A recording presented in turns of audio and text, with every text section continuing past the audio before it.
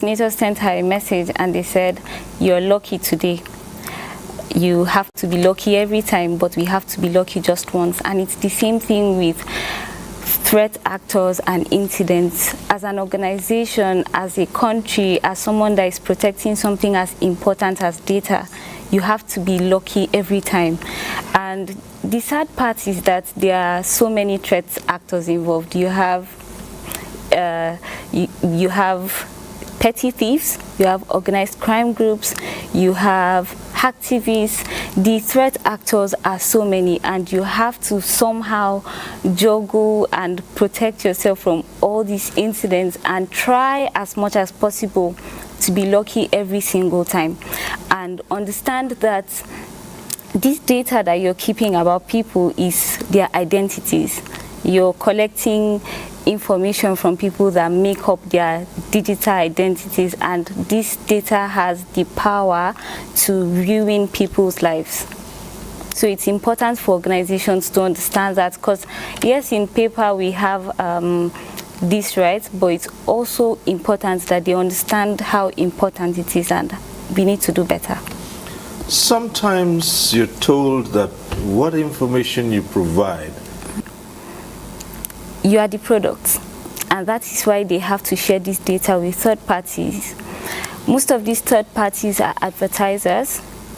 So let me use an example that I don't want to mention any particular company, but there are companies that have over 250 digital products. One maybe is for location, right? You're using their maps, and it's collecting all this data. It knows where you're going to. It has another product that knows all your contact details, who you're talking to. And about a decade ago, they had this policy in place where share what's going on with their lives, and all of this little data, it might not make sense to intent. These are really important data. Something as little as sharing your child's picture with a school uniform. Someone has seen the school your child is attending. Little things like that, they are data people that are collecting on the internet. So it's important that we're aware the internet is not safe. Just as in the real world, there are places that you won't go to. There are people that you won't talk to. The internet doesn't have that filter. So whatever you're sharing to the entire world, including those people. So it takes us to another level. With the fintech companies, when you do transactions online, you save passwords, your bank statements, such things are bother about remembering or getting in trouble forgetting. So you just use it across. That's it. And it's a core principle for cyber threat actors. Hack one, you hack all. True. So it's very important. Personally, I've known this for a very long time. So the password I use for my email accounts is totally different from the password I use for other accounts. It's very important. So there's also the issue of people not remembering their password, so they want to use one particular password. Yeah. But now you have certain functions in mobile devices, even laptops, that allows you to, create random passwords. And then when the password is created, it is saved in a password keychain. For those of us who use iPhones, it's there. For those of us who use Samsung, in ensuring that you can actually, address, the situation. But prevention is always better than cure. And like it has been, as I mentioned, I think what is really very important is to try as much as possible, to adopt a multi-factor authentication. So as what that means is that you don't just rely on your Amazon password, okay? So you can rely on other level or other factors of authentication.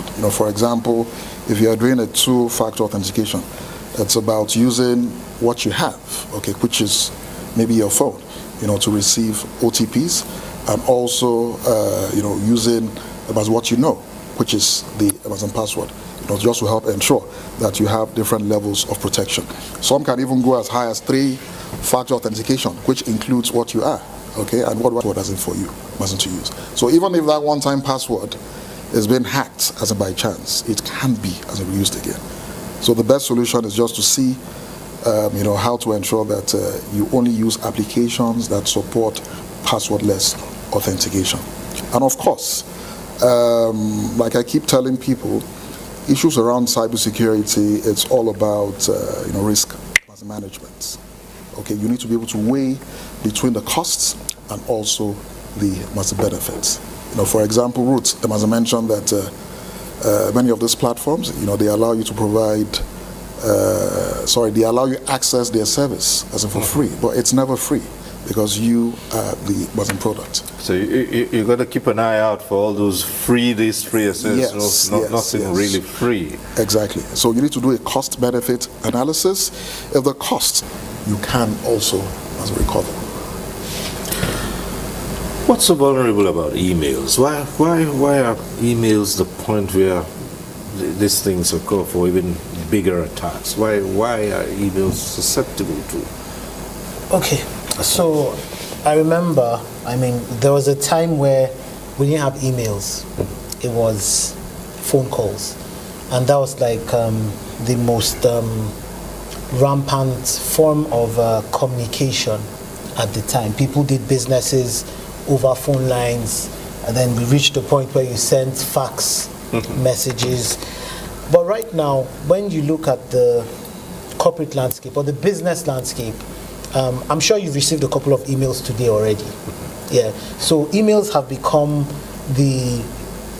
what you'd have gone to the post office to put in an envelope and sent, and it will take 3 days, 5 days. At the click of a button, it's gotten to the other end. And so transactions have become so speedy via emails, and every kind of transaction is being done. I'll give an instance.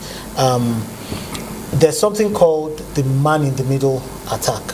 So, client is talking to, say, supplier, and this guy now hacks into the supplier's email, hijacks the correspondence, and then the client thinks he's still talking to the supplier, and it gets to the point of payment. He receives the payment, they don't get their products, and then maybe 2 weeks later, they now put a call and say...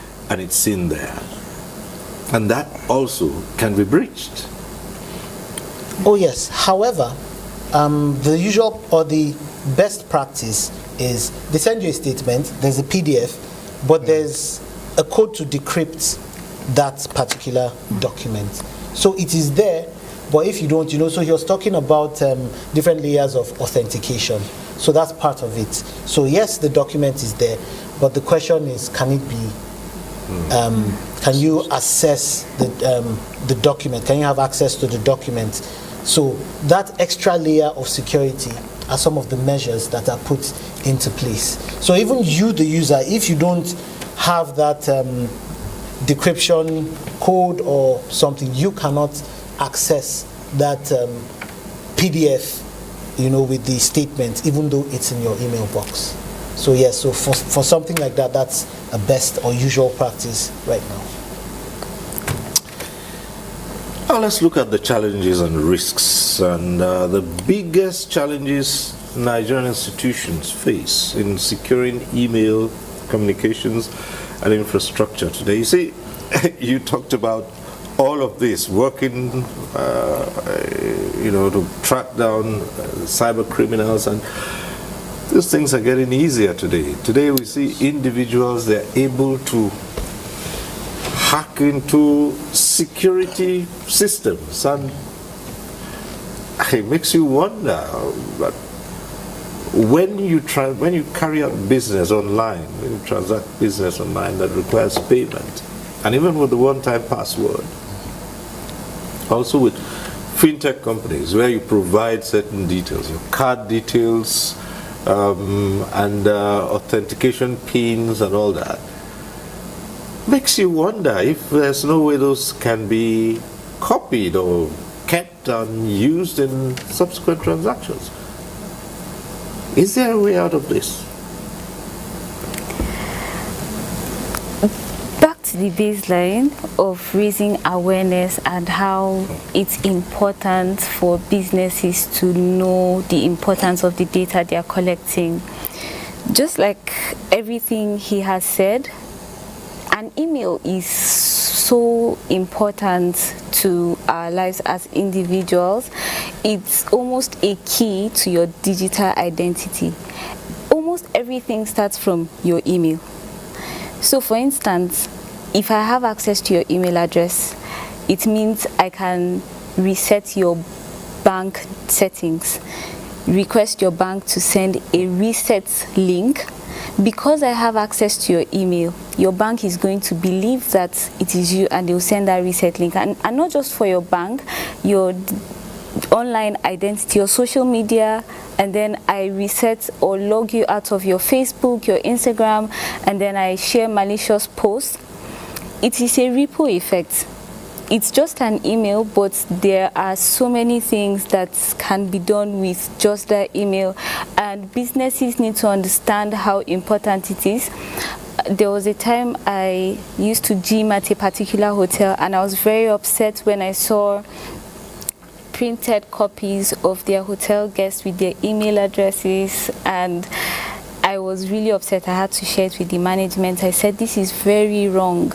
You can't print. And I feel it's because businesses do not understand how important it is. Someone comes to your organization, even if I'm ordering a food or I'm making payments for outfits online, you need to understand the importance of whatever information I am giving you.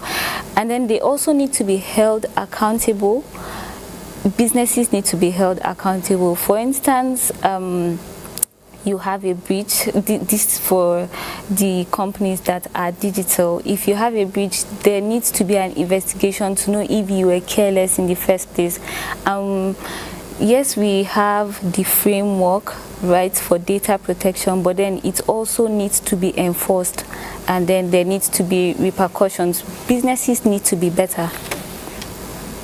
What risks are in this scenario? People walk into cyber cafes, emails, they open their emails in some hotel, in some, using multiple devices to open their emails, transact businesses. From what we're seeing, you live in your digital footprints everywhere.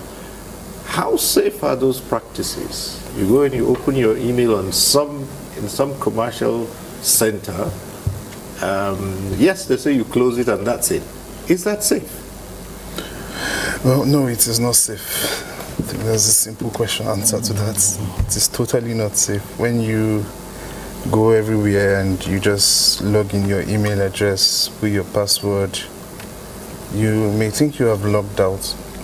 But then again, in cybersecurity, there is what we call spywares. You understand? These are malicious softwares that is downloaded into a system, probably by malicious actors, or even you, because sometimes the major cause of these cyber incidents is human error, which is associated with negligence. So you go to a free website, you download a movie, you download free Microsoft Word, and then those malware just get infested into your system. So when these individuals go into, let us say, cyber cafes, in which is already being compromised by threat actors, and then you put your information there, your email and password, you're done, you didn't save the password, you just logged out. You are going, you think you are safe, but you are not, because it could have been infiltrated by spywares. And when this is done, it takes record of your email address, it takes record of your password, it literally takes record of everything you did within that time frame. And then when you leave, you think it's all good, but it's not. You've already been compromised. So the best thing is to restrict all these to just your own device. Yes. I really don't even advise anybody to use public Wi-Fi, as you said. Right. There's also the issue of man in the middle attack. Yeah, but you see, public Wi-Fi, airports, everywhere. It's not safe. It's not safe. And if you have to use them, for instance, sometimes I understand you can't be stranded when traveling. You should beware of what activities you carry out on your phone. For instance, you can't make a transaction or log into sensitive password when you're connected to a public Wi-Fi. Or if you need to send a message to certain people, you shouldn't do that with public Wi-Fi. At this point, we'll take a short break. When we return, there'll be more on the concerns, the implications, and just how to protect yourself. Stay with us at NTA Tuesday Live. We'll be back shortly. The counsel of our fathers. I will urge and advise our younger generation to use talent and brain to sort out problems, not arms. Nigerian youth, let's build our nation. My advice to these young people is please do not take us back to those harrowing days. You probably do not know what it is. I believe we have fought one civil war too many in this country. So those who experienced it will run away from it. Nigerian youths, let's build our nation together.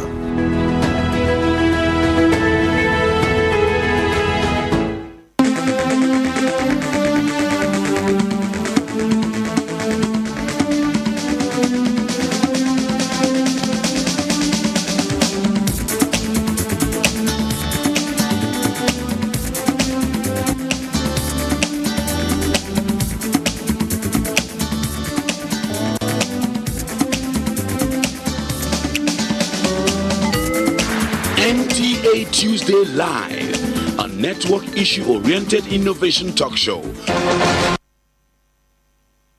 Thanks for staying with us, and this is the segment where the phone lines are open and you can join in the conversation in the studio. The numbers to call will be on your screen. You can take advantage of those numbers, and as we say every Tuesday, if you call it in and your call gets through to the studio, do us a favor, turn down the volume of your TV set. That's the way to avoid the hurlback or the echo. And we also advise that you do not spend too much time on greetings. Just a simple hello would do.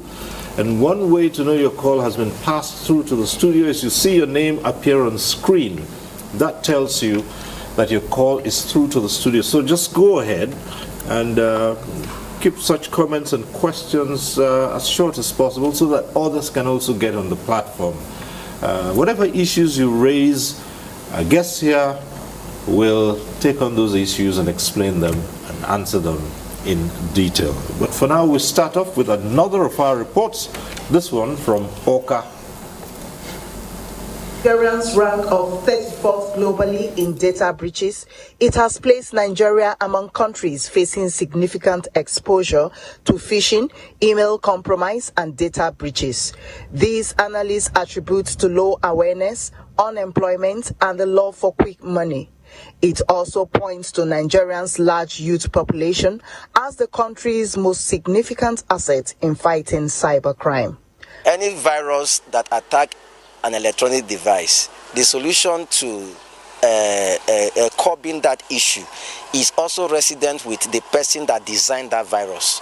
So human capital, those people today that are causing us pain can become the network defenders. These guys can be then debriefed of the criminality, and then they become very useful too to helping us. They work with security operatives like EFCC, DSS, with the knowledge they already have about the internet and how things work there. It will help Nigeria solve lots of security problems. Still to be very intelligent for you to do such cybercrime. So I think the government should employ them. The reason why they are doing this is because of money. You and I know, money. And the government cannot pay them that much. So come out, help teachers, lecturers to educate younger ones on how to know everything about this cybercrime, how to hack system, and put it into good use so that we'll have a better country. Analysts said Nigeria has the human capacity to build a hub for cybersecurity by creating structures and opportunity for the teeming youth.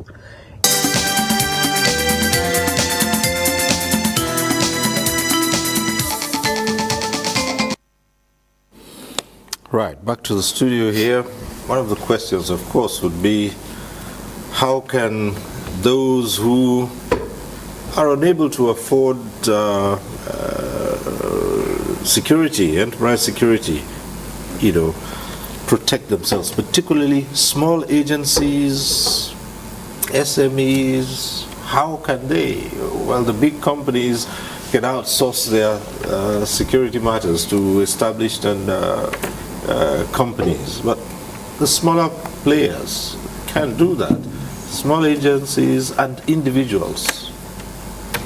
Okay, so I'll start by saying that cybersecurity is actually a very expensive as a venture, but that does not mean that implemented measures, cannot be done at a lower level. Like we've all alluded to, I think what is really very important is to ensure that these target entities, have the right awareness. So it is very important for smaller organizations to invest a lot in awareness, and awareness even starts with having a security policy.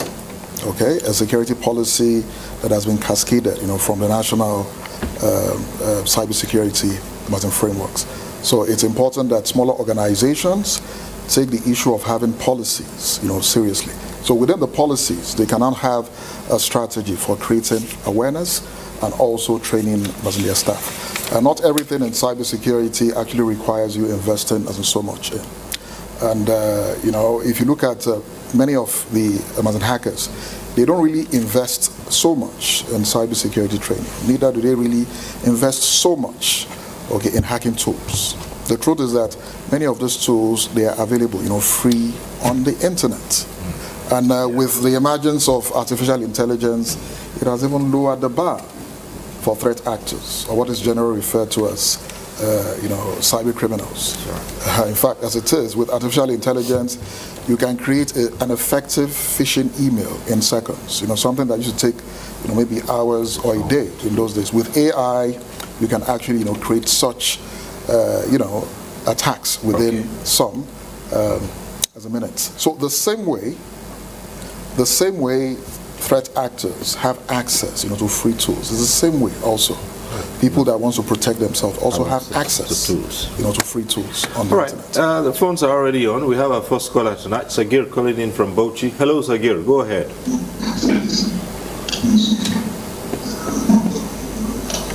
Sagir from Bauchi. Hello. Good evening.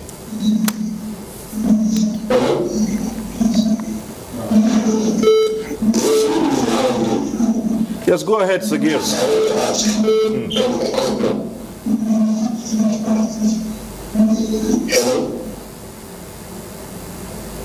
Yes, Sagir, go ahead with your question. Well, I'll say this again. Once your name appears on screen, it means your call has been passed through. So just go ahead. So we hope Sagir can call back. And for others who are calling in the same way, once your call gets through to the studio, you see your name on screen, and once you see that, you're on. Turn down the volume of your TV set. There wouldn't be the echo. We could hear all that hurlback from Sagir's TV. Okay, back here in the studio. Okay, another caller. We have another caller, Soji, is it? Soji from Abuja. Hello, Soji. Okay, so my name is Soji from Abuja. I want to ask, there's the project that's ongoing at the moment with the Nigerian Identity Management Commission. It's a project sponsored by the World Bank, IT body. It has to do with data collection and, of course, creating digital identity for Nigerians. Of course, we know how difficult and tough and complex it was as cybersecurity needs, especially what's going on in Africa at the moment. So, what do you think the federal government can do, of course, federal government will see, to also build a more robust system for the Nigerian system, because the project is sponsored by World Bank, and how do you be confident in having a project sponsored by World Bank for Nigerians? Because, of course, there are different parties to the other data that's been captured. So what kind of system government and other key stakeholders need? Are they competitive landscape, legal landscape in Nigeria to protect Nigeria, also build our own local data centers and prevent people from having access to some of this information at free will. Thank you. All right. Thank you very much. So, thank you very much for that question. I may not be competent enough, to speak on behalf of Amazon NIMC. Well, what I can say is that government is doing a lot in helping Nigeria improve its cybersecurity posture. So one thing that is also very important to know that national cybersecurity is implemented in a federated manner, which means that you have different government organizations implementing different aspects of cybersecurity, but with a common focus. And at the helm of the coordination, you have the National Cybersecurity Coordination Center under the Office of the National Security Advisor. And under NCCC, you have the likes of NIDDA that has been designated as the Computer Emergency Response and Readiness Team for government organization. You also have the likes of Nigerian Data Protection as in commission to also help manage issues around data as in protection and as in privacy. So we are all working together at different levels. Like I mentioned earlier, at the strategic level, we've ensured that the necessary frameworks at the national level are in place. And to also attest to the fact that Nigeria has one of the best cybersecurity frameworks in the world is if you look at the Global Cybersecurity Index, which has about 5 pillars. Under the policy pillar, you see that Nigeria scored, I think, about 19.52 over 20, which is about 100%. So which shows that in terms of the relevant framework, we have everything, that it takes. Then also at the operational level, government is doing a lot. I can speak for NIDDA. I can tell you that we've conducted trainings, for thousands and thousands of Nigerians. We've provided physical training. We've also provided online training on cybersecurity in collaboration with online e-learning providers, just to help ensure that we have the necessary pool of cybersecurity experts, to help, protect the country. Then also in terms of infrastructure, the government has done a lot, by helping to ensure that we also encourage the local cybersecurity industry to also provide tools that can be accessible, to either individuals or MSMEs, to help ensure that they can also protect themselves. Then also in the area of data sovereignty, because it's really very important that for effective national cybersecurity, we must also pay attention to data and sovereignty. So data sovereignty is all about ensuring that you have both physical and also legal control on your national data. And the government has done a lot, especially NIDDA, in helping to ensure that we encourage local data centers, to build more infrastructure that can help ensure that our data nationally, are being protected. Okay, we have another call from Gombe. The caller can just give you a name and.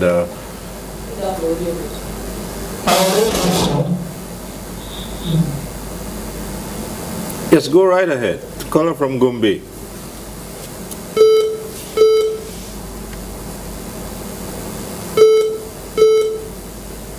Yes, hello.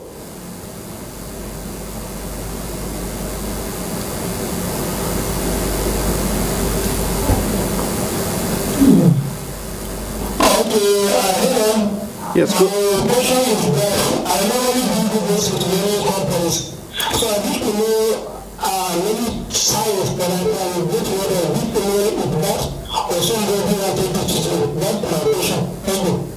Sorry, that wasn't very clear. You do business with a number of companies. You want to know what exactly? We didn't get that. That wasn't very clear. Could you repeat your question? Oh, well, we didn't quite get that, except if anyone did. I didn't. That was very fast. Unfortunately. Yes, you have a good framework in place. But there are still concerns, aren't there? data, biometrics are still flying around in this country. Not one I mean, the harmonization was supposed to have taken place. That hasn't. As far as we know, there are still multiple agencies keeping data, biometrics of Nigerians. How safe is that? Okay, so the best thing to do is to do it in a concerted manner. It's good we have different agencies. So he spoke about the NCCC. The police has their own cybersecurity center too. Same with certain other agencies. Great idea. However, we need to come to a point of convergence. And until we come to that point of convergence, if we don't work towards convergence, then that means we cannot even harmonize data. So, and it makes it quicker. We're in an era where online security affects offline security and vice versa. You need to get information on person A, person B, or person C. And maybe someone has 70% of this kind of database, another person has 15% of that database. And maybe the guy with the 15% wants some information that he probably has to request from, the guy with the 75%. But if there's a concerted pool, yes, of course, there'll be different levels of accessibility. But with the concerted pool of data, I think it makes it even better. And that's why we need to leverage on, like he spoke about the response team, which is one of the things he manages. The idea of that is that even as an organization, I should be able to plug into their feeds. So they're telling us, these are the recent attacks, in this period of time. And if I even witness anyone or experience anyone, I should be able to update the sets to say, we have witnessed this, so that they can update their own database of cyber threats too, and then to be beneficial to everybody. Okay, it looks like Sagir, who called in earlier, is back on the line from Bauchi. Hello, Sagir. If you're there, go ahead. Sagir, are you back? Go ahead. Right, go ahead. Yes, I can hear you. Please, I have a question. Can someone use contact to an opportunity to put outward into his own companies? Because even my drink, the someone attached some 592 time from my bank, which they have the password of my email address already. Now that I'm able to Zara. Yeah, did you get the... Sagir, could you repeat the question? Sagir, are you there? Oh dear. Sagir. Can somebody put education?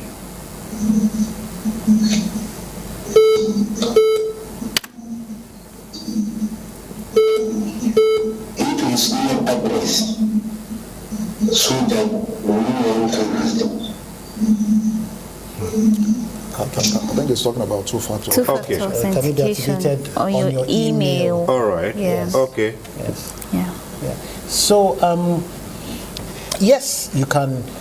So there are different things that can happen. So, for instance, if someone is trying to log into my email from, say, some remote device, apart from the fact that I'll get a notification, I have to authorize it. I have to authorize it. If I do not authorize it from my end, from my device, or as we had spoken, you have authenticators. If I don't authenticate it from my end, it wouldn't. They won't be able to log in. So if he's having issues, then you should probably go and activate that security feature. Google, for instance, will tell you maybe you log in another device and you see, let's say, 23, and it would flash on my phone, and I would have to press the same number that is displaying on the device that is trying to log in. So that means I am authorizing the login. And when I do that, then the person can log in. If I didn't request for that, when I see a pop-up like that, then I know that someone is trying to maliciously log into my email, so I wouldn't give access. Okay. Now let's get this call through from James, calling in from Abuja. Hello, James. Go ahead, James.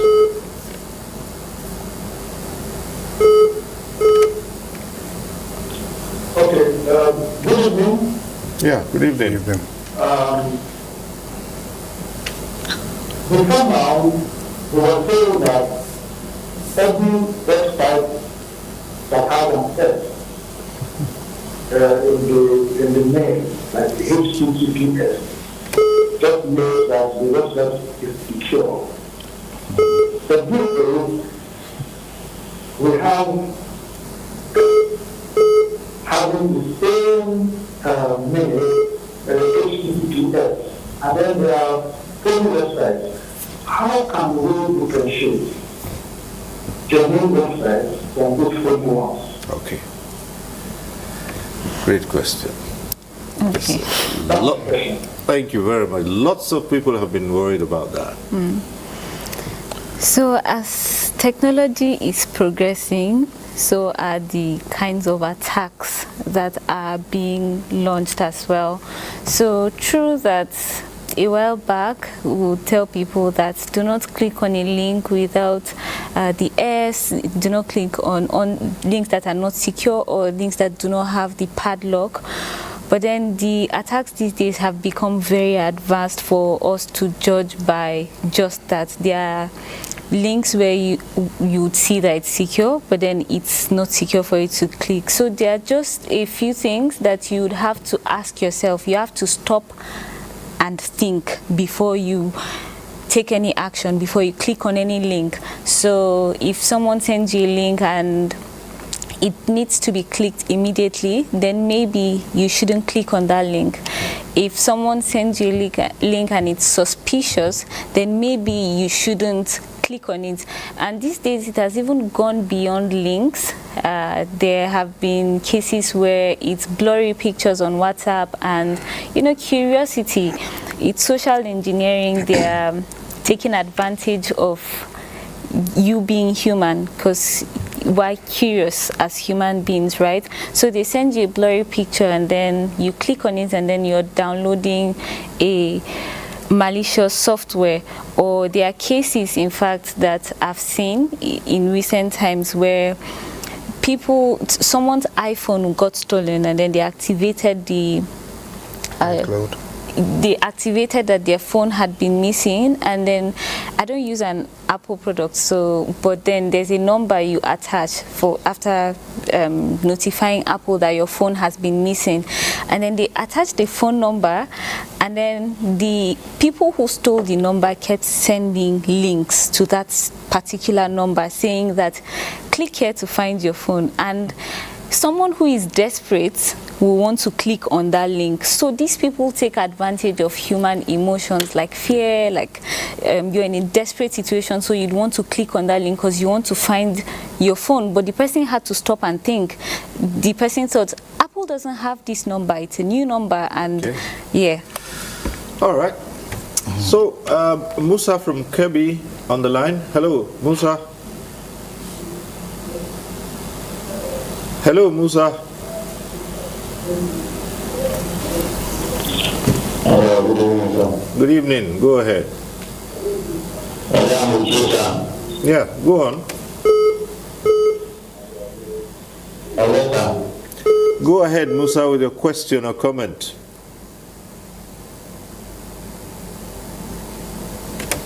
All right.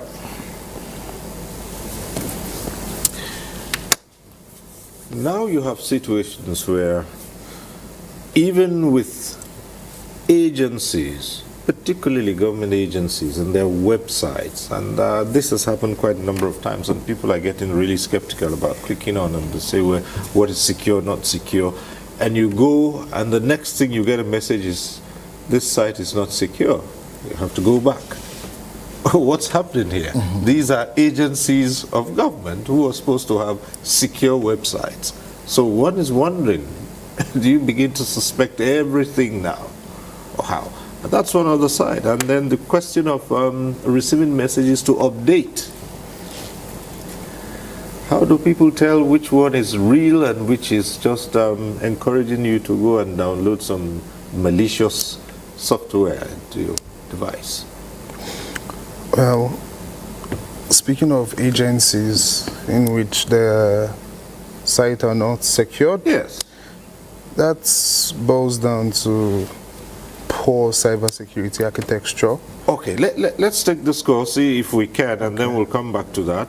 Stephen calling in from Delta. Stephen from Delta, go ahead.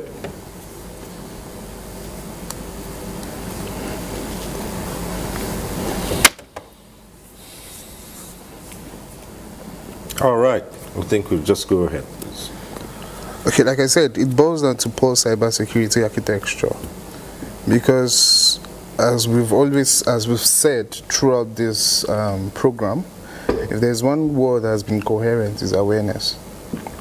And you find out that a lot of government agencies or even private organizations are not really aware of the importance of cybersecurity. So probably the funds for those sites to be secured may have been allocated, but they don't just see the necessity. Because we have this notion, not just in Nigeria, globally, that if something works, don't spoil it. If it works, just leave it alone. So that's how they tend to, become, what's the word? Become, somebody help me. They become vulnerable to these attacks. Now, when we talk about updates, we have the software updates as it relates to mobile phones or computer or application, as the case may be. You may get messages, but if you want to update any software, the ideal thing to do is to go to the Play Store, the App Store, whichever operating system you use to do your updates. If it's the laptop, the same applies. Now, a lot of organizations do not do this. Like I said, if something is not broken, don't touch it. I'll give us an example of the NHS attack, cyber attack in 2015 in the UK that claimed a lot of systems. In the UK, they have a centralized healthcare system that the government pays for everything. So citizens and permanent residents in the country do not have to pay for healthcare. So those systems were attacked. Now what happened? They were using an outdated software. That was the Windows 7 software. Imagine using Windows 7 in 2015. So because it was working, they didn't see the need to update it. And you can be certain that Windows would have been sending them updates, update your system, but they didn't. And then it was subject to a ransomware attack. And it didn't just affect systems in the UK, it affected systems globally in Asia, in the US, globally. So it is not just okay to just see an update and refuse to do it, probably because you feel the data required is too much. It's necessary because these individuals, companies or these software providers may have seen vulnerabilities in such systems, and then they fix those bugs, and then they send you the update so that you can enjoy from the latest patch of update. Right. It's quite necessary to always update, and if you are scared of whether or not the message for update is coming from a legitimate source, then be rest assured you can just go to the provider and see it. Okay. You see this software needs to be updated, this operating system needs to be updated, and then you just update it. All right. We have a call coming through from Mina, Niger State. Caller from Mina.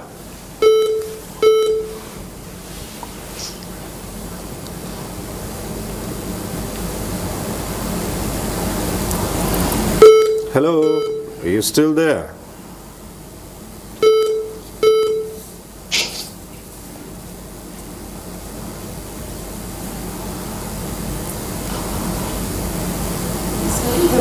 Well, I don't think that call is through. Hello. Yeah, hello. Good evening. Yes, good evening. I'm calling from Niger. Okay.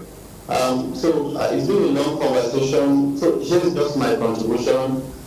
Cybersecurity has evolved and has left protecting systems to protect lives. What do I mean? Cybersecurity, we've seen people who died from experience of cyber attacks. We've seen people lives being so it's very critical that we make cybersecurity awareness very, very important.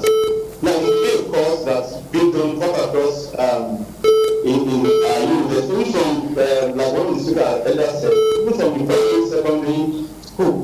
And like many people say, a good man is a inheritance for his children's children. I think cybersecurity culture should be something that should be left, that should be incorporated in part of the things we discuss. Even when we go to church, when we go to mosque, they should talk about cybersecurity because we've seen people who know their entire life after retirement to cyber crimes, to cyber incidents. Then we should also encourage a lot of movies, like we used to say movies, then they say if you do fetish thing, you can get into trouble, you can die. We should see movies that discourages cyber crime and encourages cyber safety. I think this awareness can really go a long way beyond, what we would like. The chairman for Session chapter, where Abuja chapter earlier said, it's something that is awareness can never be emphasized. In fact, it can be done every day, like day in day. I was talking about cyber security awareness. Thank you very much. My name is Bruce, my Bishop. I'm also a cyber security specialist. Thank you. Okay, thank you very much. Great mind from Mina. Well, Francis, comments there about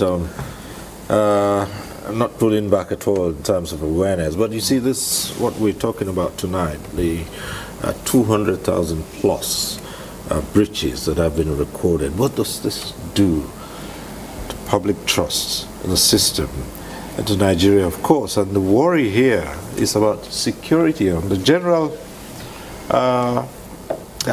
national security. I mean, most people are at their wits' end with what's going on now regarding the insecurity in the land, and with these breaches, there's something to worry about. I mean, it's known all over the place that individuals now can hack into. In fact, there's a celebrated case going on of allegations of an individual having hacked or cut into the telephone conversation of the NSA himself. Yeah, so I completely agree with you. That's a concern. And like we've all alluded to, awareness is really very important. And we are doing that, as government, to help ensure that the citizens are aware of their roles and responsibility. Okay, just like I mentioned earlier, NIDA has invested a lot in training. We've also tried as much as possible, to provide awareness through our flagship TV program, called NIDA Impact, which airs on notable TV stations, including NTA, to provide the necessary awareness on cybersecurity and how they can protect themselves.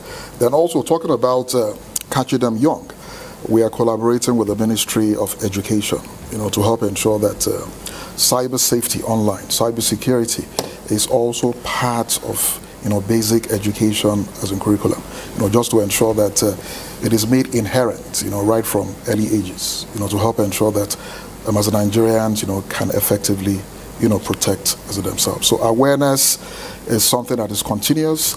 Awareness is not a one-time thing. Cybersecurity is not a destination. Cybersecurity is a journey. And with each emerging as a threat, we must, invest in continuous improvement. And that is what, the government has been, doing all the while. Yes, attacks will always come. No doubt about it. And like I mentioned earlier, it's a good sign that Nigeria is really advancing as far as its digital economy is concerned. Because if you look at 10, 15 years ago, we're not talking about this because there was really nothing as an attack. So now that we're having all these systems, we're having more adoption, of online digitals and platforms. We have over 160 million Nigerians on the internet. You should expect such to happen. And that is why it is very important for there to be effective and collaboration. It's not just about the government. There must be effective collaboration between government, the industry, the media, civil society for accountability, academia, because we also need research, from the academia on emerging threats and also controls to be put in place. And also our international partners, because they are the originators of most of this digital lesson platform. So that effective collaboration should be there, because if you look at cybersecurity, it is borderless, it is sectorless, but it affects every one of us the same way. And as such, it requires a collective solution as in today. So while government is trying its best, it will be something that has to be done continuously. The awareness is being carried out, and we'll still continue to ensure that as Nigerians are aware of their responsibility and also the risks they are exposed to as far as the cyberspace is concerned. Well, speaking of the academia and research, I think it was one of the few calls we had through where the caller was talking about growing indigenous platforms so that we reduce to the barest minimum the reliance on foreign providers. What do you say to that? Okay, so we actually have indigenous platforms, indigenous trainers, but don't forget that the rate at which cybersecurity is growing, we can barely even keep up. When you look at the statistics, I think in America, for instance, ISC2 did a research some time ago, and there were about 3.5 million jobs that were not filled, and it's cascading because we're having more opportunities right now, and then needs are different. So one size doesn't fit all. The kind of training I need at that time could be maybe delivered locally, and there are some trainings that at this time may not be delivered locally. But yes, we have a lot of indigenous platforms, which of course we cannot mention, here, but you can probably use a search engine or something. But we have a lot of indigenous training going on, both government and non-government organizations and individuals. So yes, so the thing again, and this what awareness is part of, is actually asking the right questions and looking in the right places. When you do, you'd get the right answers.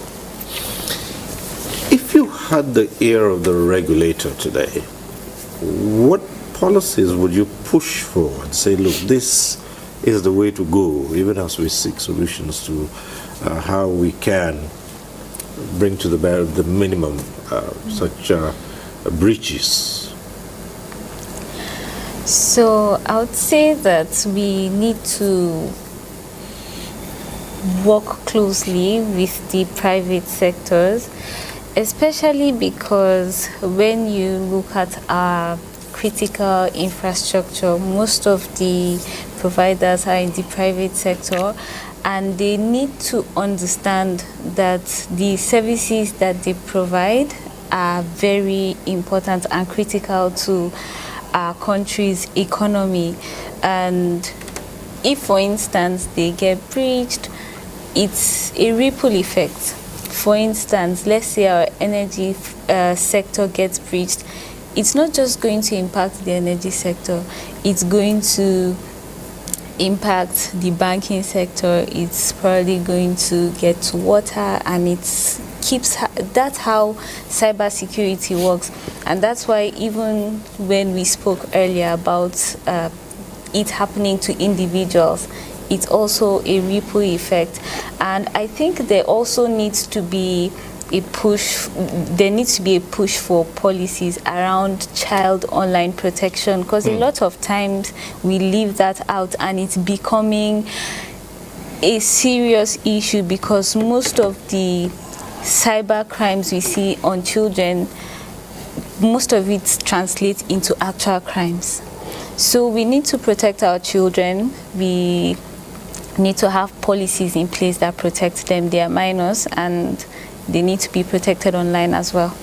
So you know that some countries are putting in restrictions for underage users, and it doesn't look as if are we looking in that direction here? Because you see a lot of kids have access to all of this, and most of the time unsupervised, and they just go in there and things are happening. So it's also important, just like Dr. Bakari mentioned, we need to work with the Ministry of Education as well. Children need to know from a very young age. If we're giving them access to the internet, we need to teach them how to protect themselves on the internet, how to protect themselves from predators. And how do predators sound? How will a predator, if we're teaching adults how to predict who a scammer is and what are the tactics a scammer uses, then that's the least we owe our children. Well, Dr. Bakari has described Nigeria's cybersecurity framework as robust, one of the best in the world. However, having the framework is one thing. Let's look at the area of enforcement. You raised concerns about that we need to do much more than is being done now in the area of enforcement. And unfortunately, we lost the links with the head of legal services of the Nigeria Data Protection Commission. We lost that link because this was something we had wanted to put across to him. What are your thoughts on that? Well, yes, as robust as the frameworks are, as it has to do with cybersecurity, data protection, and what have you, enforcement is a very important factor in ensuring that this is actually a reality. And how do we achieve this enforcement? It largely has to do with awareness and also inter-agency collaborations. As he said, he mentioned that some of these agencies have different data. Some have 75%, some have 15%, but there is no form of integration. I feel if these agencies, law enforcement agencies come together to ensure these enforcement by bringing together resources, I feel the robust framework should be enough to tackle cybercrime. Well, let's look at the future. Oh, except you wanted to respond to what he has just raised here. Okay, so I think I'll speak to what Ruth, as I mentioned, in terms of advice of other framework, the government can also put into place. And she talked about something on child online protection. Yes. So I want to let you know that, there's a bill already with the National Assembly on child online access protection. So, in fact, that goes beyond just having a subsidiary as a regulation. It will come as a full legal as a framework, come as an act, to help ensure that strategy, measures are in place, to protect as a minors whenever they are online. Then also, in terms of the implementation, of the extant frameworks, on national cybersecurity, yes, government is doing a lot, but like they say, the biggest room in the world is room for improvement, and that is why we are trying as much as possible, to improve, collaboration, especially with the industry, to help see how this framework, can be effectively enforced. And when I talk about enforcement, I'm not just referring to using the as a stick approach. It has to be, the stick and carrot approach. Which means that part of the strategy should also include intensified engagement, providing training, providing subsidy, as in, for example, on cybersecurity as in tools. So I believe as once we have this kind of, intensified collaboration, it will help ensure that the extant frameworks, don't just remain as extant frameworks, but they are implementable, they are enforceable, and we can also, track the Muslim performance. But like I keep saying, government is doing a lot. It's a work in progress, and eventually we will continue to try as much as possible to address, because I don't want to use, I don't want to say that, we will completely address it, because cyber threats keep emerging. But we'll try as much as possible to keep pace by ensuring that the necessary measures are in place to protect Nigerian citizens. Then also, I think she also mentioned issues around critical national information infrastructure. So I also want to provide you information on that. Like I mentioned earlier, when it comes to national cybersecurity, the National Cybersecurity Coordination Center is in charge of coordination. and it's oversighted by the Office of the National Security Advisor. So they currently have a framework on critical national information infrastructure protection. And there's a framework to help ensure that critical national information infrastructure within Nigeria are identified, the regulators are identified, the operators are also identified, and strategies are put into place to help identify risks that can befall this infrastructure and the necessary protection as measures for the critical national information infrastructure. So I thought it's very important that I also put that as in there so that we know that this framework doesn't exist. Let me borrow the words, I think it was you said, there is really, looking at it, no privacy in the internet. And that's just it, because now in the era of AI, everything about you is out there. As long as you use this, you're leaving your footprints everywhere. And speaking of the role of advertisers too, and what we click on sites we go to that provide free services, they're able to tell just what you want. You receive messages, many times you receive messages suggesting that from your history, this is what would interest you, and advertisers are taking advantage of those. However, other people say there should be something in place not to let them do that. Yeah. Yes, what do you think about that? So I like that you mentioned earlier how easily we accept when these services are offered to us, the terms of use and the privacy policies, and then we accept. That's a legal binding document. So you can't really complain once you accept, because when you take it to the court recognizes that acceptance, the fact that you accept. And sometimes they make it very long and bulky with jargons because they know a lot of people will not read it. So it's hard really, but if you don't have to use a service, then don't use it. I know of certain editing platforms that people have refused to use because within their terms of use and their updated privacy policy, they said they had the right to use whatever image you're editing on their application. And then a lot of people started migrating to a different platform. So we need to see more of actions like that. And if you don't read the terms of service or the privacy policy, then you won't even know what you're giving them access to. It boils down to little things as giving access to your microphone, right? We like ease, we like comfort, so we connect our lives so much to the internet. So because I feel lazy to get off my bed and put off the lights, it's easier to connect to Siri or to my Google Assistant and say use your voice prompt. And then when we give access, we don't turn it off.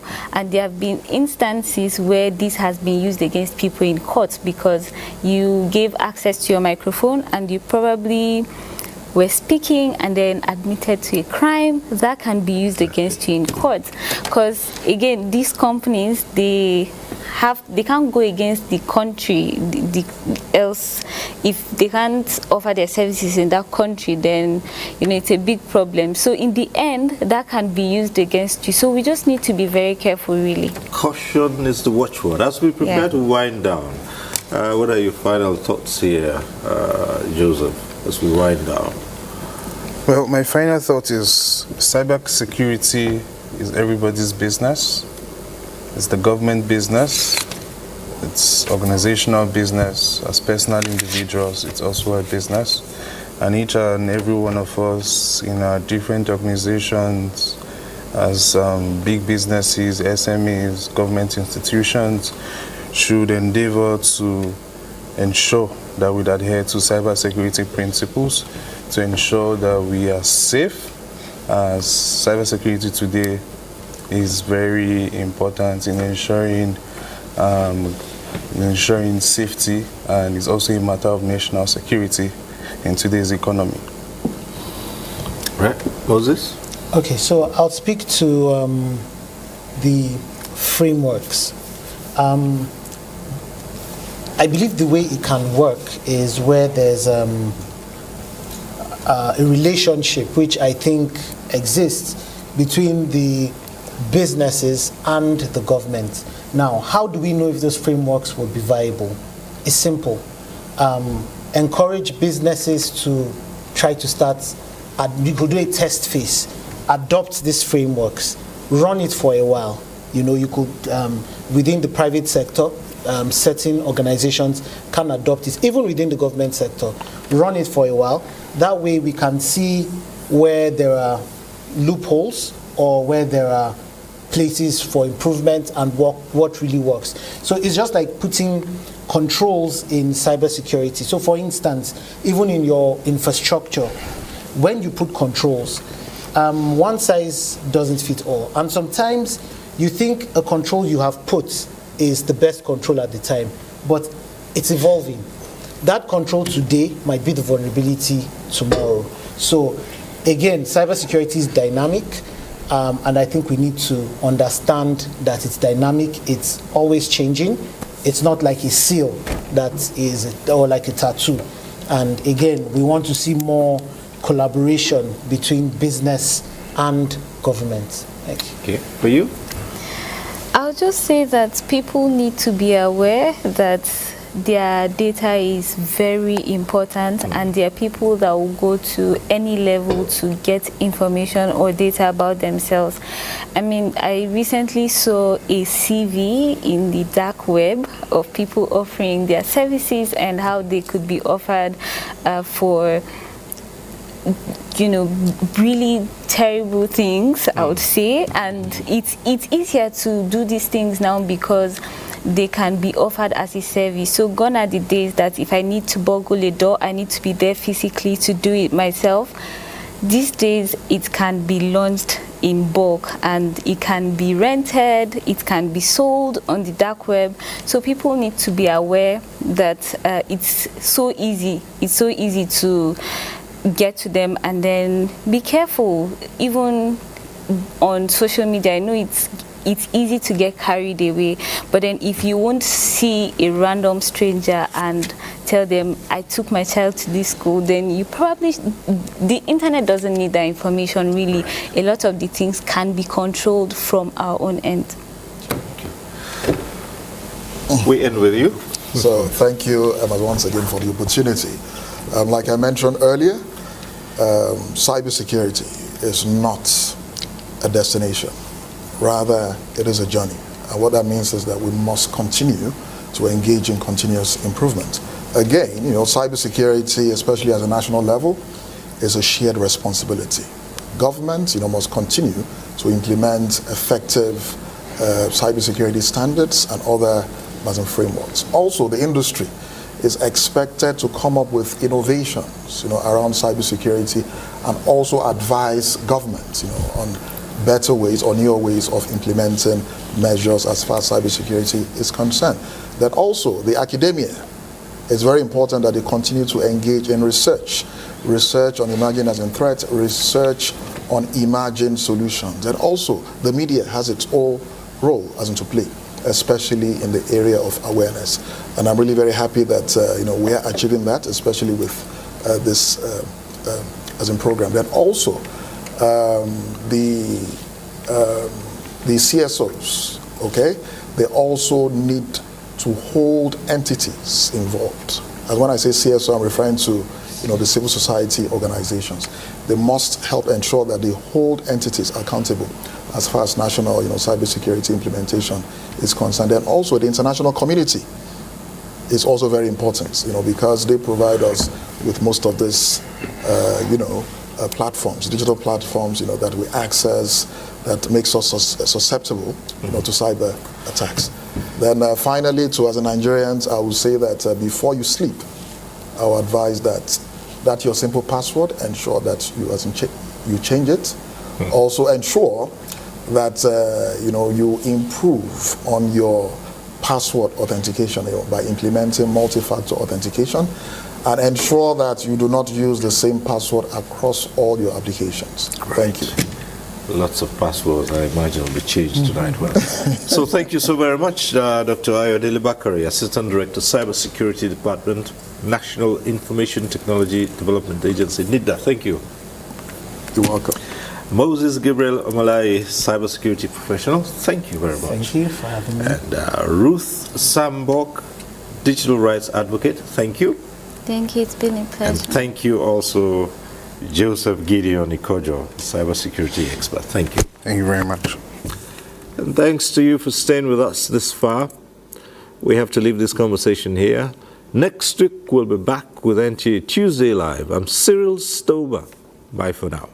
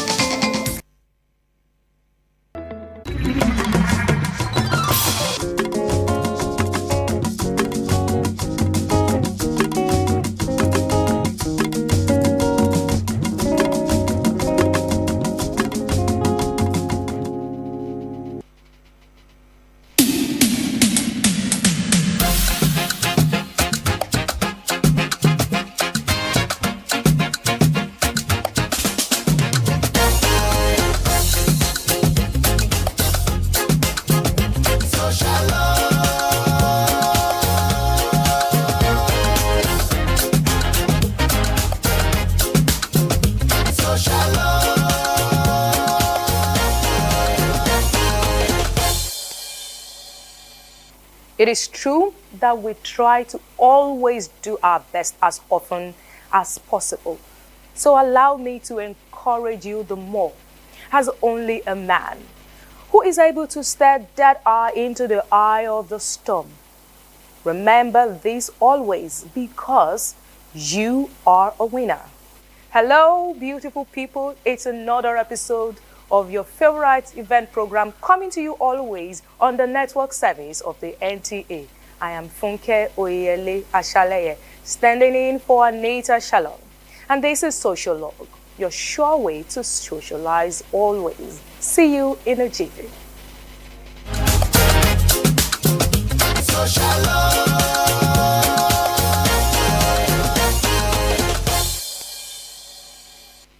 Great moments are not only created in the classrooms, but in the bond that stand the test of time. Now, our first series celebrate friendship, legacy, and the spirit of togetherness. As old classmates of University of Benin alumni reconnect to relive old memories and inspire new dreams.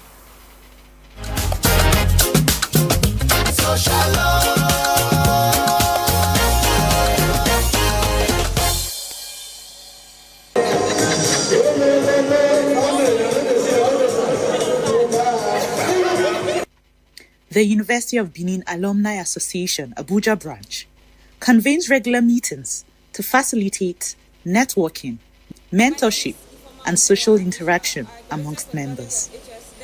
Recently, an action-packed reunion highlighted the gains of networking and partnerships. A former president of the Worldwide Alumni detailed the journey of the association. Susie Agidu, a former two-time chairman, focused on mentorship in career advancement and business growth. To know that it's not a case of looking up for people to. The people up there are also looking for people to bring up. And start with accident for God, because we tell you that I don't know you. So we have appealing to our members, if someone has job opportunity, definitely they will take it advantage. Are you here? So, but your primary objective as a member of the association is to be dedicated to serving the association. Consistency matters. People are seeing what you are doing. There's a whole lot going on here. There's growth for members. Today we just had a crucial discussion around even mentorship. So I think we're getting there. Platform is amazing. Like everybody connects. Like there is no age difference here. When you are here, we're just one family. You see, I was able to connect with people who even graduated in 1985, and their vibe is still like our Gen Z vibe. So it was amazing. It was awesome. I'm so glad I came. The session facilitated direct interaction between experienced professionals and members seeking guidance or opportunities. The spirit of Univen that binds us together with love and peace. That's what we are. That is what we preach here. That is why we come together to say ourselves network. Like I normally say, the meeting is classless. It's a leveler where the big meet the small, where the mighty meet the weak. We try to complement each other, help each other, and talk with ourselves, that we build ourselves together in one love. Mentorship, the first thing we tell them is you humble yourself in every situation. When you humble yourself, you don't know who will pick you up, because it's your presentation that will make somebody be attracted to. I say, no, this person is very humble.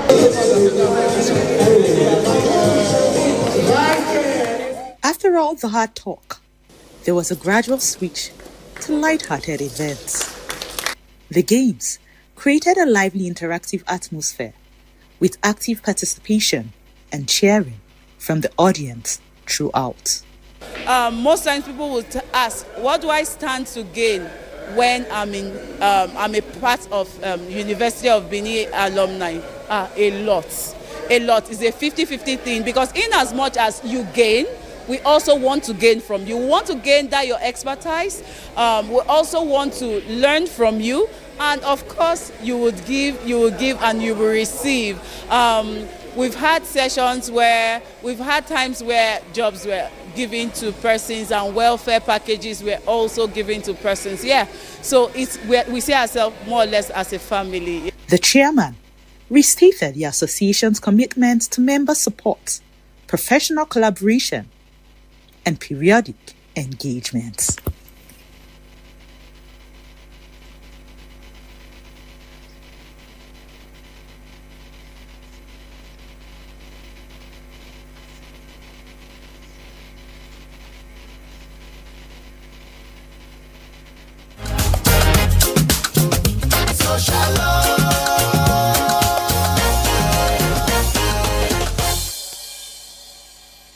From reconnecting with old classmates and reliving memorable moments, now the spotlight now shifts to the world of drama and creativity, where storytelling comes alive.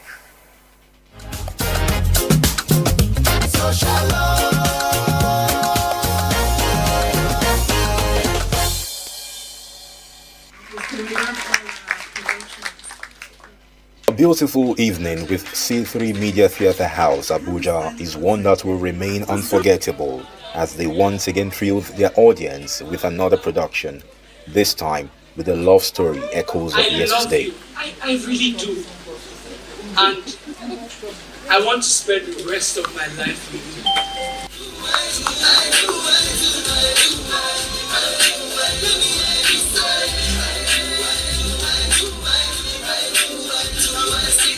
It's different.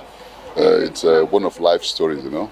Story of love, passion, youth, and of course growing old, you know, and understanding each other. There's a take for everyone, a lesson of life for everybody.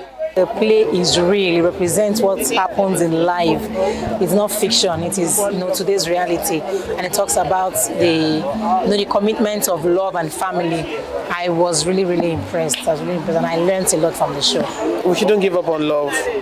It's quite a long journey, and it's ups and downs. So there's so many lessons to be taken into. I enjoyed every bit.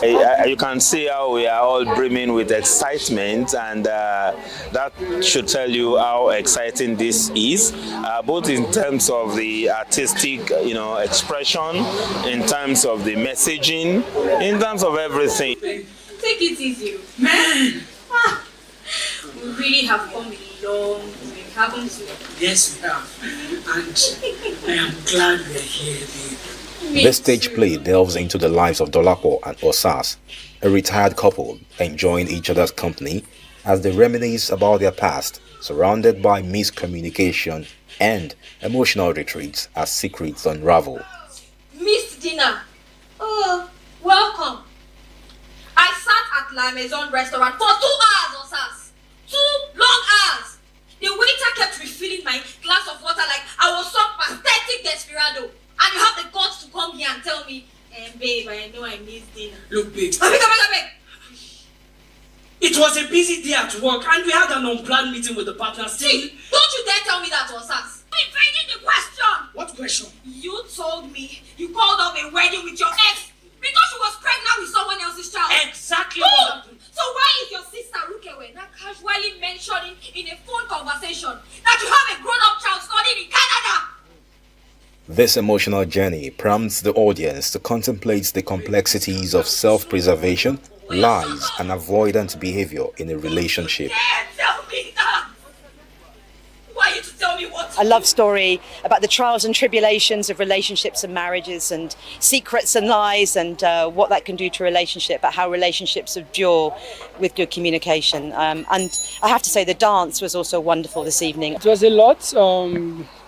Being that I had to be physically, emotionally, and spiritually intertwined with the character I was playing, and being that I had to love, it's romance and all that. It was very challenging because of the rush of emotions, the switch of emotions as well, and also having to show or build a level of intimacy with someone that you're not really intimate with, and so that the audience can be able to connect with what we are trying to put out there. So I would say that has been the most challenging part. I've been lying to you, Sas. What do you mean? I didn't work in a mental health facility. I was admitted there as a patient. As with every production of C3 Media Theatre House, the performance incorporated dance as a vital element to enhance the emotional depth of this captivating narrative. Keep me grounded, I know the vocal only keep me humble. They've always had this medley of drama and music, very hard musical shows, imbibed in the drama, and that for me is therapeutic. I would say the play itself informed every choice of music because it has to connect. We can't go out and just pick any song and then use. It has to connect, so the song has to connect with the dance as well as the play, and then the acting, of course, that comes up next should flow all together. That's what happened.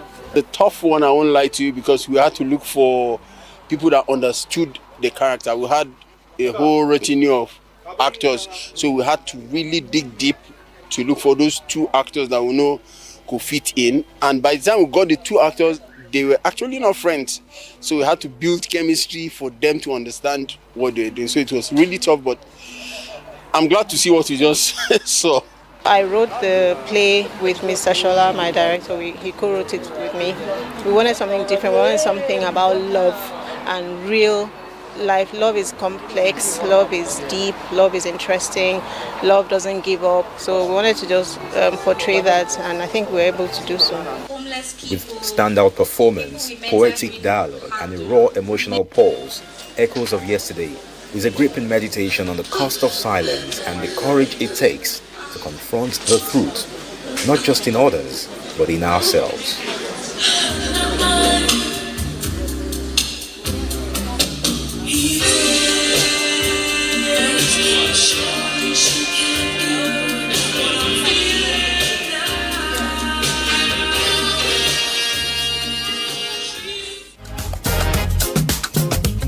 Shalom.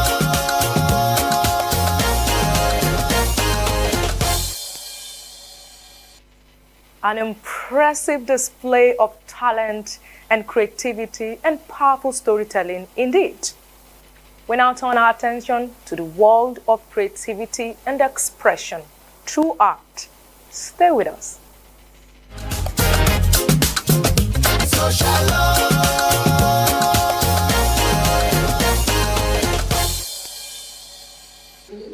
just wanted to share my works. Nelly Idagba stands at a unique crossroads between the courtroom and the canvas. A trained lawyer whose heart beats for justice, she turned to visual art as another medium for advocacy, one that doesn't argue but reveals. The theme of this exhibition is called In Her Eyes, so it's just my own way of expressing emotions, different kinds, different forms or form of emotions women go through, and so that's the inspiration behind it. Through the eye of a woman, you can tell a lot.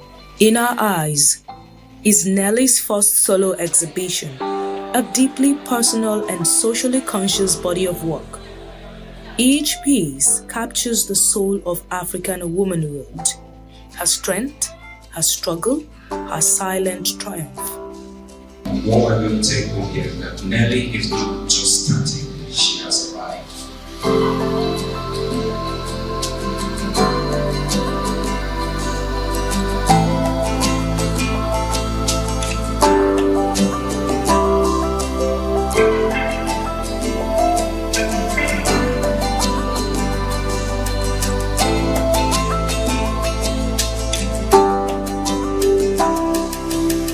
This piece is called The Widow. Some of the cultures in Nigeria, when a woman loses her husband, she has to cut off her hair, she has to, go through a lot of rigorous, styles and ways to prove that she's not behind her husband's death and all of that. I mean, that caught my eye in one of these cultures I saw, one of these traditions I saw. So I thought I should put it down in my piece because it was really emotional. And obviously, as you can see, I am an emotional painter, so I had to express myself through that. So this title is called The Widow. I found her art most intriguing because there's many female portraits, and they all come with a very intriguing looks. So these portraits interrogate you a lot, and they seem to have lots of layers to uncover, also about the condition, the living condition of women in this country. And these paintings don't quite give away the mystery at first glance, and you really need to take some time to unpeel those mysteries. In a world that often demands women to be seen but not heard, Nelly paints a different truth, that silence does not mean weakness, and struggle does not steal elegance. Her work honors the millions of women whose stories live in the details, in folded hands, tired shoulders, and eyes that have seen too much but say very little. Nelly decided to stay away from legal practice or from everything about law, but don't forget, law is into everything.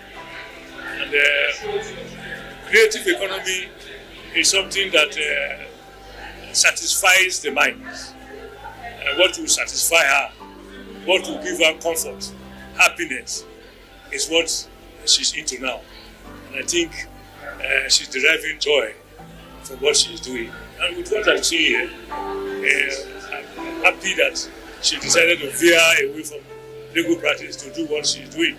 So long as there's happiness, she's deriving from it.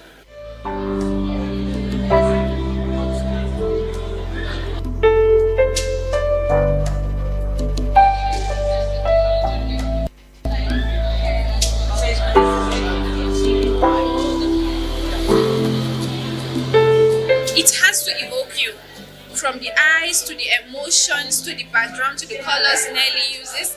It really has to evoke something in you, as I said, especially being a woman, and she makes emphasis on girl child. Like, we all want the best for a girl child. It's very important for us to educate our girls, for us to advocate against human child trafficking and all that. And Nelly's paintings captures all of this. It shows the beauty of a woman, it shows the royalty of a woman, it shows her prestige, it shows her power and strength. Everything Nelly's works are is communicating that to the society. The title of the painting is called Nsime. That again is a young girl You can see the expressionlessness in her face or on her face. You can see how lost she looks, but you can still see the beauty, the green shows growth in her and all of that. That piece is a great piece. In our eyes, we see ourselves, our mothers, our daughters. In our hands, the brush becomes a compass, guiding us through wounds towards wisdom. Nelly Idawa is not just painting women, she's preserving them, their truth, their beauty, their becoming.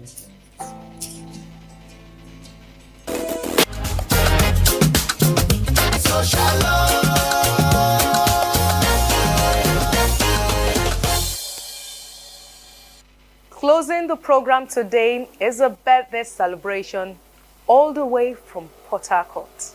Let's say it.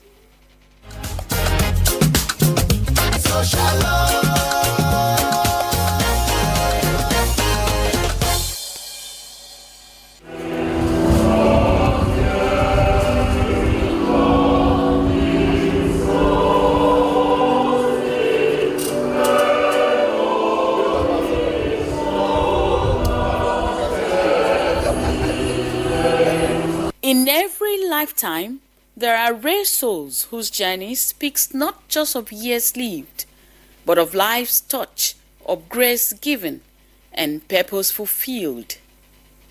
Today, we celebrate one of such souls, a woman of strength, warmth, and unwavering faith, Mrs. Boma Gogo Ogan.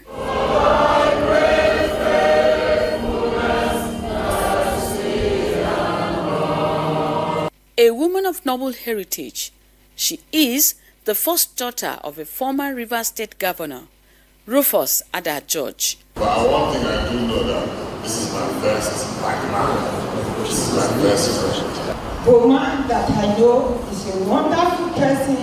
Most of what I do is spawned from the time I spent with you. The lessons you know, it's His grace all the time.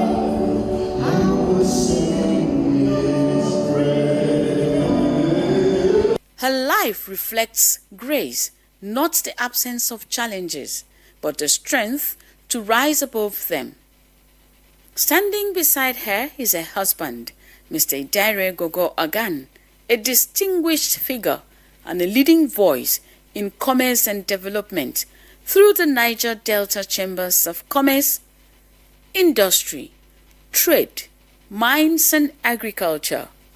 Boma is a very special lady to me. I love her dearly. I pray that this new decade, God will introduce new blessings into your life. I wish you 60 more and even longer. At 60, her heart overflows, not with pride, but with gratitude. A life surrendered to God, a journey guided by divine grace. Today, we gather in thanksgiving. It's more than a celebration of age. It is a celebration of life well lived. Every song, every prayer, a reflection of a journey sustained by grace.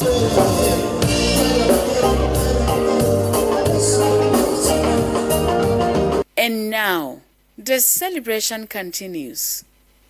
Welcome to a reception filled with love.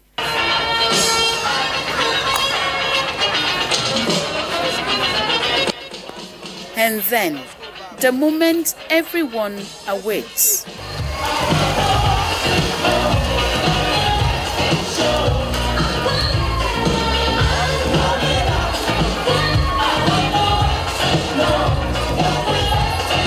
If we are celebrating anything, it is not just the 60th birthday, but 31 years of giving our all. She's the best. I wish her long life, peace, and prosperity. Our appreciation of her is stemmed to the fact that she has given all the support the husband needs to chair the Niger Delta Chambers of Commerce. From the dance floor to heartfelt embraces, every moment echoes one message: a life like hers is worth celebrating loudly and joyfully.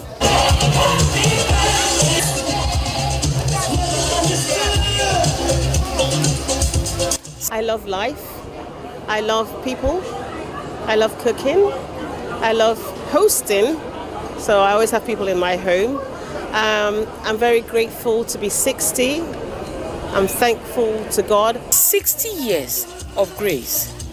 60 years of resilience. Happy 60th birthday, Mrs. Boma Ogan. Your story is still being beautifully written.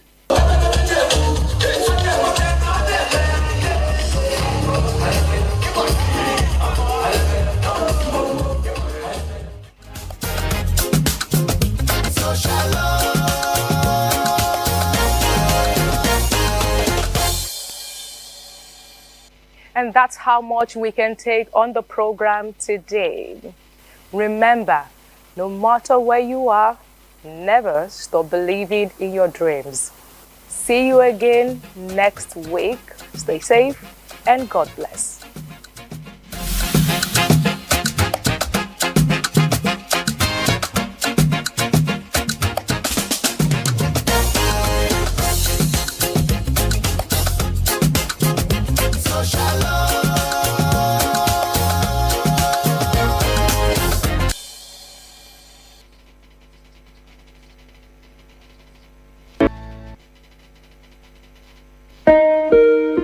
A vast and geographically varied continent, Africa is home to a great many cultures and to 1,000 of languages.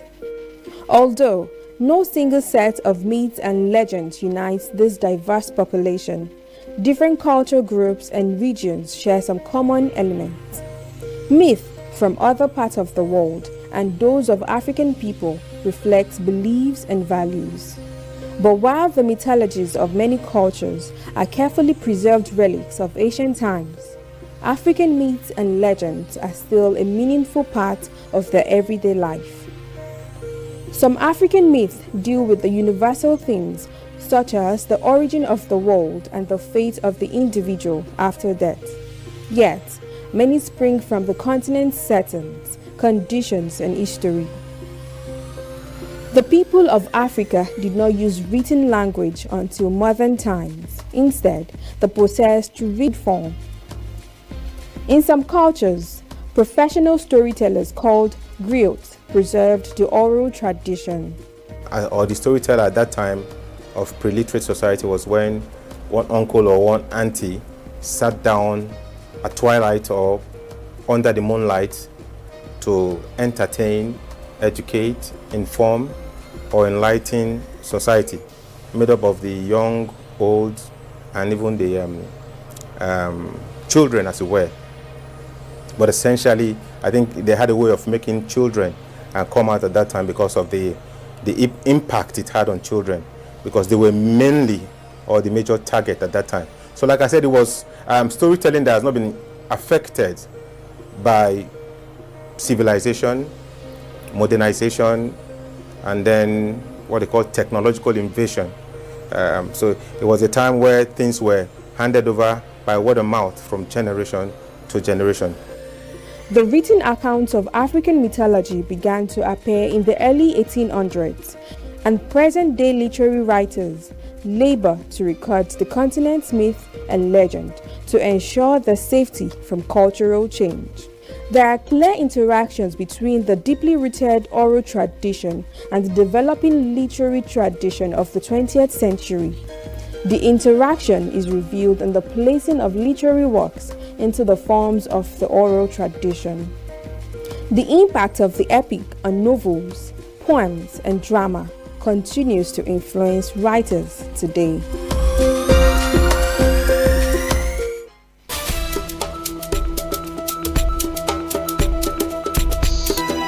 Well, hello. It is great to be back with you again on Lens on Africa. Let's zoom our lens on its political history at this moment. Algeria did not have a centralized political structure prior to its colonization by France.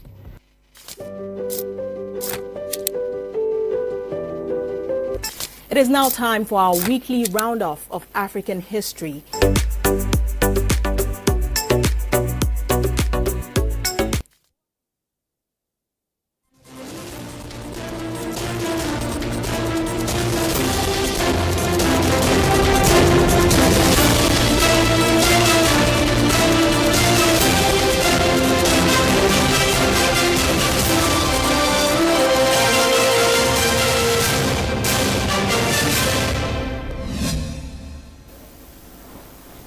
Hello and welcome to the News on NT International. I am Elizabeth Omori. The headlines. Kenyan transport strike over fuel price hike paused for 1 week to allow for negotiations. Togo abolishes visa requirement for African nationals to boost continental trade and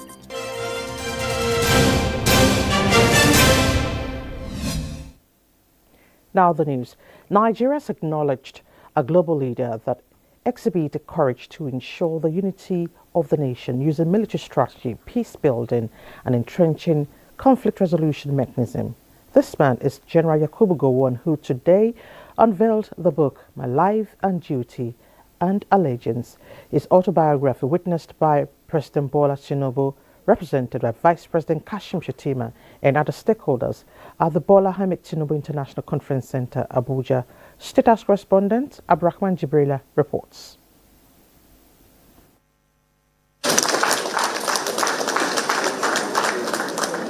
A book with 850 pages with 36 chapters goes beyond record keeping, but an important national document that offers guidance for Nigeria's future, regional cooperation, and the preservation of national unity.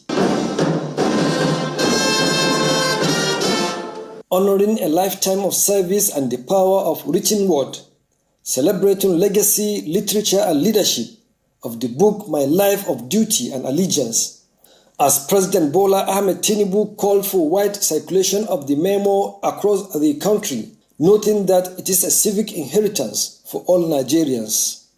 That is one of the reasons General Gowon's story remains indispensable. He understood that unity cannot be sustained by speeches alone. Unity must be given institutions. It must be given rituals of encounter. It must be given roads, schools, service, federal balance, and shared experiences that persuade citizens to see one another as partners in destiny. The National Youth Service Corps, for instance, stands in that tradition. For generations, young Nigerians have crossed the rivers of language, faith, and culture through that program. Many discovered sometimes the truth, not join issues with anyone or sit in judgment over what is right or wrong. The book is not a celebration of me. Rather, as I wrote, it is my modest attempt at expressing gratitude for the opportunity to serve Nigeria and to dream alongside individuals and groups that share a boundless faith in our nation's future. Though many of them are no longer with us today. The years of the Civil War from 1967 to 1970 remain among the most painful chapters of our national experience. Yet, history also records its commitment to the preservation of national unity, and perhaps most importantly, its magnanimity at the end of this conflict, embodied in the enduring declaration of no victor, no vanquish.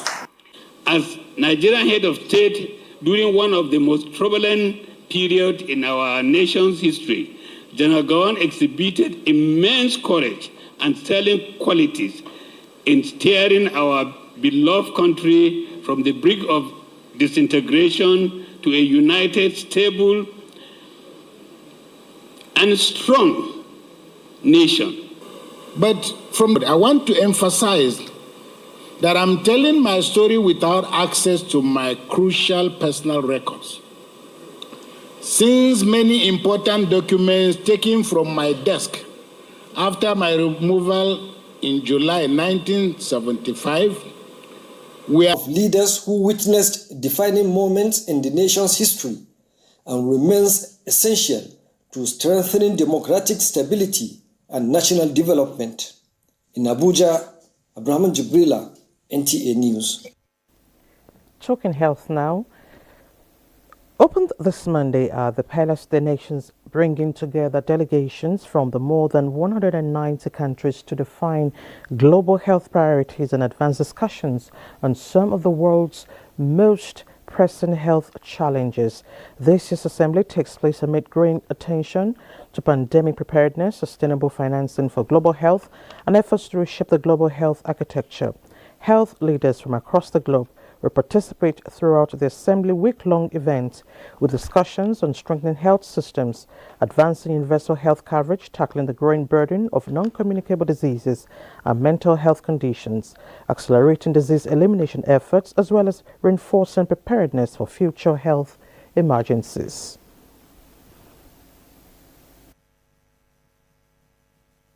Today is really to reflect on the lessons primarily out of COVID, but also broadly out of all the health emergencies that we have learned, we have gone through, and try and shape how we will evolve into the future collectively. Just wanted to make a couple of points before I reflect on this. And the first is the word of intelligence, right? So we've seen this incredibly rapid acceleration of available data and information. So we've really seen an explosion of that. But we've also seen how rapidly outbreaks, when not detected and responded to, can develop and infectious diseases spread. And then we've seen the rise of dis and misinformation in our politics, but also in public health, amplified by social media. And the strengthening of preparedness and response to emergencies. The opening of WHA 79 also comes amid ongoing global concern over emerging and re-emerging outbreaks, reinforcing calls for stronger international cooperation, surveillance and response capacities. Member states will also review a proposed renewed efforts to accelerate progress towards malaria elimination and a draft strategy on the economics of health for all 2026 to 2030. Concern over the outbreak of Ebola in the DRC and Uganda. At the same time, we're continuing to respond to the outbreak of hantavirus among passengers and crew on the cruise ship, the MV, on news. Of countermeasure management, when no one knew the word countermeasures, we were working with MSF, UNICEF and Red Cross on managing global stockpiles of vaccine and distributing them free of charge to countries within 48 hours. That was happening in 1996 in response to the great meningitis outbreaks. But it was small, it was weak, it was unpredictable, it was unsustainable. What's happening now with the countermeasures programme is much more systematic, and John Arney will speak to that global collaboration as well. Additional agenda items under discussion include strengthening primary health care, advancing mental health and non-communicable disease response, expanding immunization coverage, accelerating progress on tuberculosis and neglected traction, and advancing governance frameworks for digital health. Now, most countries still lack a roadmap to build the systems needed to bring it into benefit in full scale. That's a key finding at the 79th meeting of the World Health Assembly, where vital strategies launched an updated report targeted foundations and futures, reimaging public health in the artificial intelligence era across the global south. Speakers noted that AI has the potential to reshape public health systems and improve population health. The new report provides answers to how projects in AI-ready systems improve public health, stating country-level examples from Rwanda, India, Brazil to illustrate what becomes possible when foundations and use cases align. Reimaging public health in the artificial intelligence era across the global South shows a readiness scan of 83 countries across Africa, South and Southeast Asia, Latin America, Middle East against availability and digital health framework capacity. Futures and foundations draw inputs from ministers of health, intergovernmental organizations and global thought leaders across Africa, Asia and Latin America, as well as publicly available data from sources including the International Communication Union, the WHO Score Framework, and the Global Digital Health Monitor. With the use of foundations and features, every country in the Global South can now find out where they stand on AI readiness, learn from peers who have solved similar problems, and make deliberate choices about which use cases are right for their context. The future of AI in health will not be determined by technical innovation alone. It will be determined by how well countries prepare their local systems and institutions to integrate AI, and the work starts now. Meanwhile, the World Health Organization has sent medical supplies and dispatched experts to Bunia's airport in Ituri province in DR Congo to address Ebola outbreak in that country. Francis Odojo brings us details. WHO official says more than 5 tons of emergency medical supplies, including personal protective devices, tents and hospitalization beds, as well as several medical experts, arrived to support the response to the outbreak of Ebola in the African country.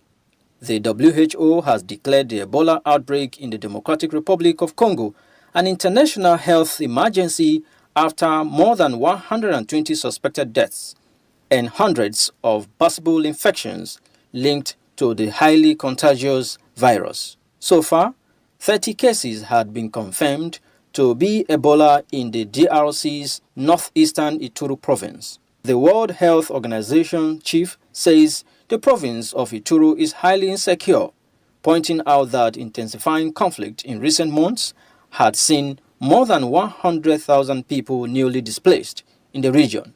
Information revealed that the total number of confirmed and suspected cases will change as field operations are scaling up, including strengthening surveillance, contact tracing, and laboratory testing. Francis Dojo, NT News. In other news, a Kenyan transport strike over fuel price hike driven by the Middle East war has been paused for 1 week to allow for negotiations. 4 people were killed and more than 30 injured nationwide, while over 700 people have been arrested during the violent protests. As a result, the strike has been suspended for a period of 1 week to provide an avenue for consultations and negotiations between the government and stakeholders. Alba Karakasha, the president of Matatu Owners Association, confirmed the suspension, although other representatives warned they would protest again if the negotiations were not serious. Now, concerns over access to basic needs such as clean water, housing, healthcare, education and employment came into focus at the release of the multidimensional poverty report by the Ghana Statistics Service.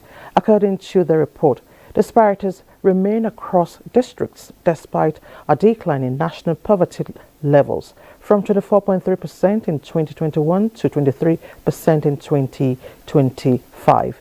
The findings are expected to guide targeted policy interventions and development planning.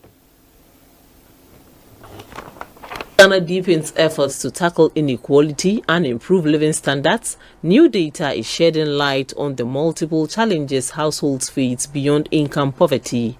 The Ghana Statistical Service has launched its national, regional and district-level multidimensional poverty report, measuring deprivation across 13 indicators including health, education, housing, water, sanitation and employment factors that directly impact 17 Sustainable Development Goals. The government statistician Dr. Alhassan Idrisu says the report provides a more comprehensive understanding of poverty, noting that individuals can experience multiple forms of deprivation at the same time, even when earning an income.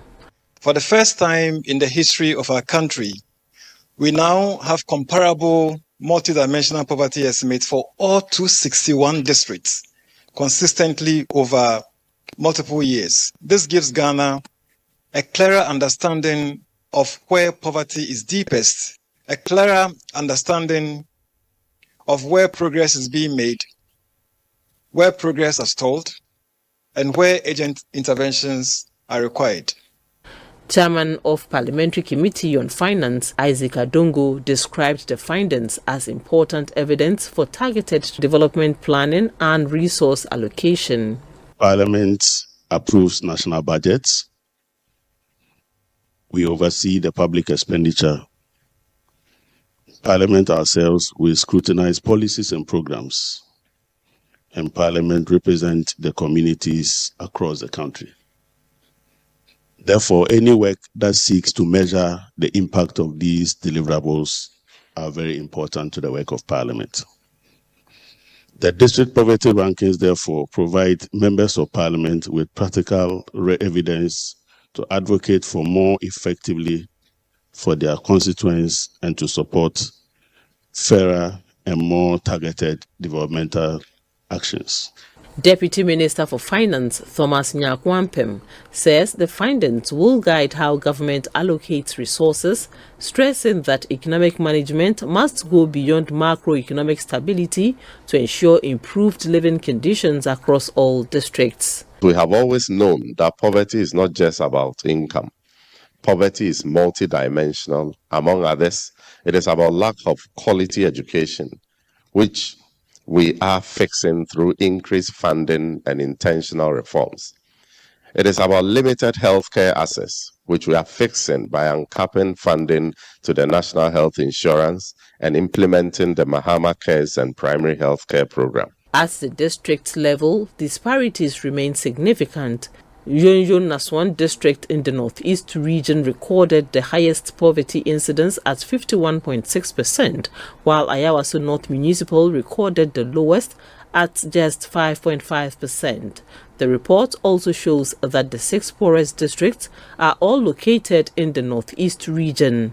The Ghana Statistical Service is urging that metropolitan, municipal and district assemblies must integrate the findings into their development plans to improve targeting, strengthening accountability and drive inclusive growth.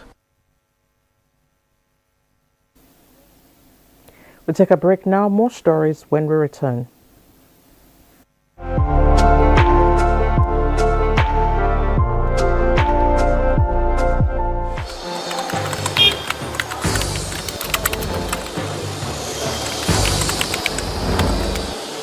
You have no better friend and partner than Nigeria. Let this unveiling today be a call to conscience. Let our practitioners hold the line of truth. To the media, please inform with integrity and with a deep sense of patriotism. To our public officers, communicate with transparency. To citizens, please let us speak with empathy. Let us come together to become the voice of responsibility, the voice of the world that heals division, that inspires hope and drives development.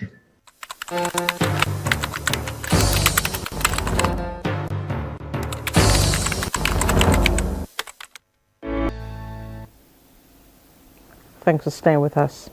Nigeria and China have again demonstrated their shared commitment towards an enhanced media cooperation to further engender the realization of both nations' people-to-people and cultural diplomacy. This was at the signing of a memorandum of understanding between the Voice of Nigeria, VON, and the Chinese Embassy in Nigeria to launch Chinese language and cultural teaching programs on VON platforms. Chukwunoso Nwabweze completes the story. The signing of the Memorandum of Understanding, which follows a similar engagement with the News Agency of China, not only marks another important milestone in strengthening the enduring friendship between Nigeria and China, but also provides a veritable platform for cultural exchanges, enhanced media cooperation, and mutual understanding between the two nations. The program, titled Nigeria-China Bridge, Director General Voice of Nigeria, Jibril Babandache, says, will equip Nigerians, especially media professionals and youths, with the skill to engage more meaningfully with their Chinese counterparts in sharing richer and informed narratives about its people and culture. Your Excellency, today is indeed a remarkable day as we gather to witness the signing of this MOU which will bring Chinese language and culture closer to the homes of our listeners and audience in Nigeria and across African continent. Our vision is anchored on 3 P's: people, platform, and partnership. This initiative today reflects that vision, which is building understanding through languages, learning, and cultural exchange. The Chinese ambassador to Nigeria, Yu Junhai, described the initiative as timely and strategic in view of the flourishing collaboration between Nigeria and China. The Chinese language teaching program, Nigeria-China Bridge, is a testament and an important driving force of the deepening cooperation, the coordination between China and Nigeria. The program is emerged at the right time. Since the successful convening of the Beijing summit of the Forum on China-Africa Cooperation in September 2024. Ambassador Yu, while lauding the vision of Vaughan's leadership in initiating the program, which he emphasized will provide the bridge for people in Nigeria and other African countries to share the benefits of China-Africa cooperation, as well as lend more vigor to China-Nigeria joint modernization advancement. Chukunonsonwa Bweze, NTN News. Now, the Nigerian ambassador designate to China, Abdurrahman Bello Dambazao, has reiterated President Bola Tinubu's support of the One China policy to promote human capital development in the area of security, infrastructure, health, education, and agriculture. Speaking with the chairman, Nigerian Diaspora Commission, Abike Dabiri Erwa, the ambassador opined that working in close relationship with the Commission will further boost economic growth, as it hopes to maximize the benefits of the relationship between China and Nigeria. Taken seriously.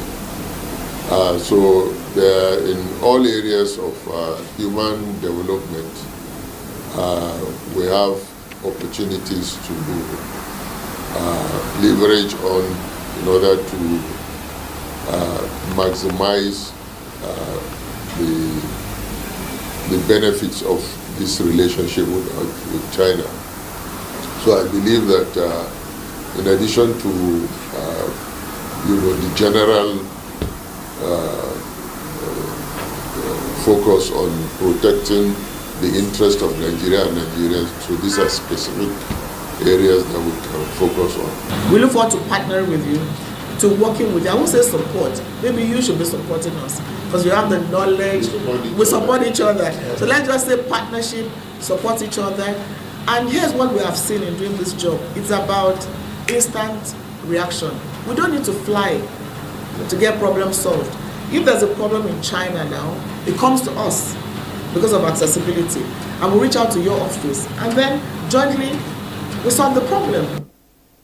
Chairman Nidcom noted that while a lot of Nigerians are involved in trade and commerce, the ambassador should help curtail cases of immigration, crime and criminology to help sustain the bond between both countries.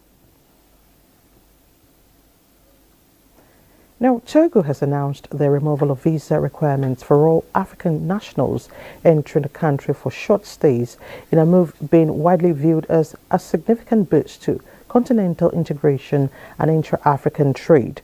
Under the new policy, citizens of all African countries holding a valid national passport may now enter Togo without a visa for up to 30 days. Travelers will, however, still be required to complete an online travel declaration at least 24 hours before arrival in order to obtain a mandatory travel slip. The Togolese government described the reform as part of a broader vision to position the country as a hub for mobility, commerce and cooperation in Africa. The decision comes amid growing momentum across Africa to ease travel restrictions between African states, a long-standing objective of the African Union and its Agenda 2063 framework for deeper regional integration.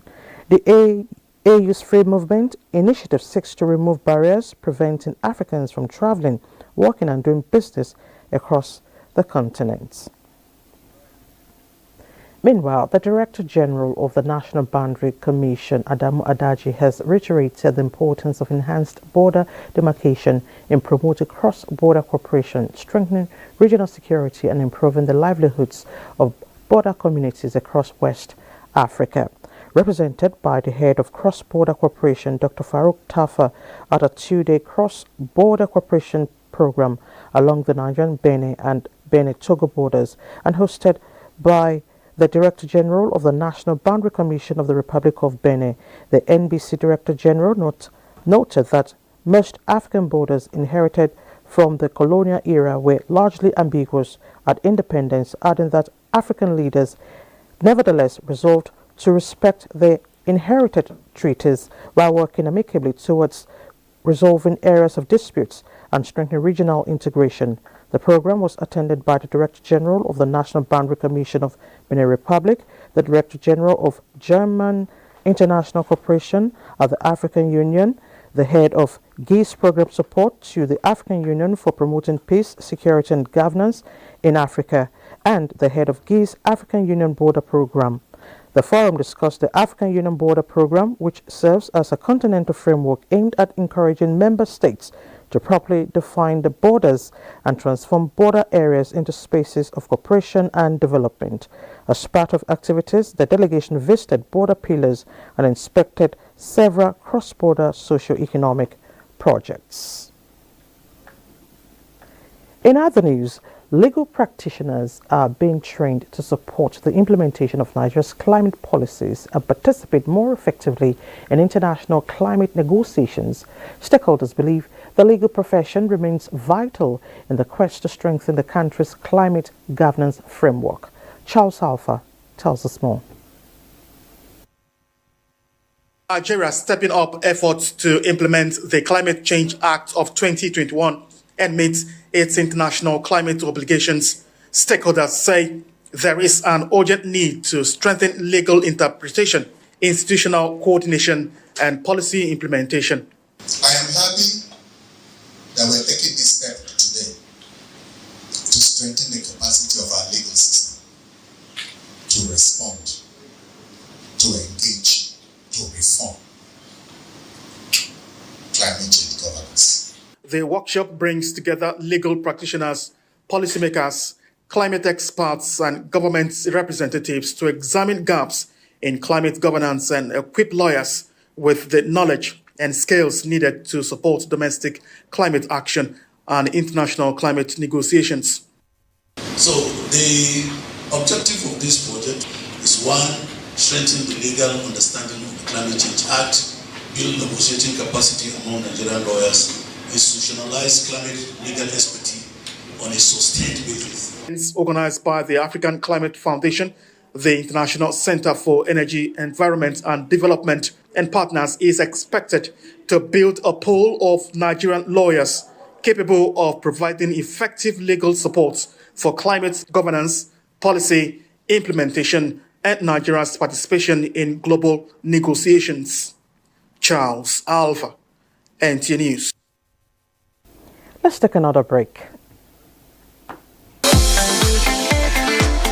From dusk to dawn, 24 hours a day, NTA International is with you in your living room, office, everywhere and anywhere. We provide the company you desire in terms of balanced and up-to-date news, programs and the best of entertainment. Tune in to DSTV channel 251, GoTV channel.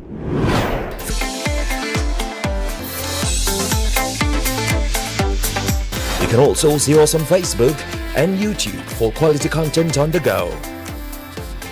NTA International, Africa's window to the world.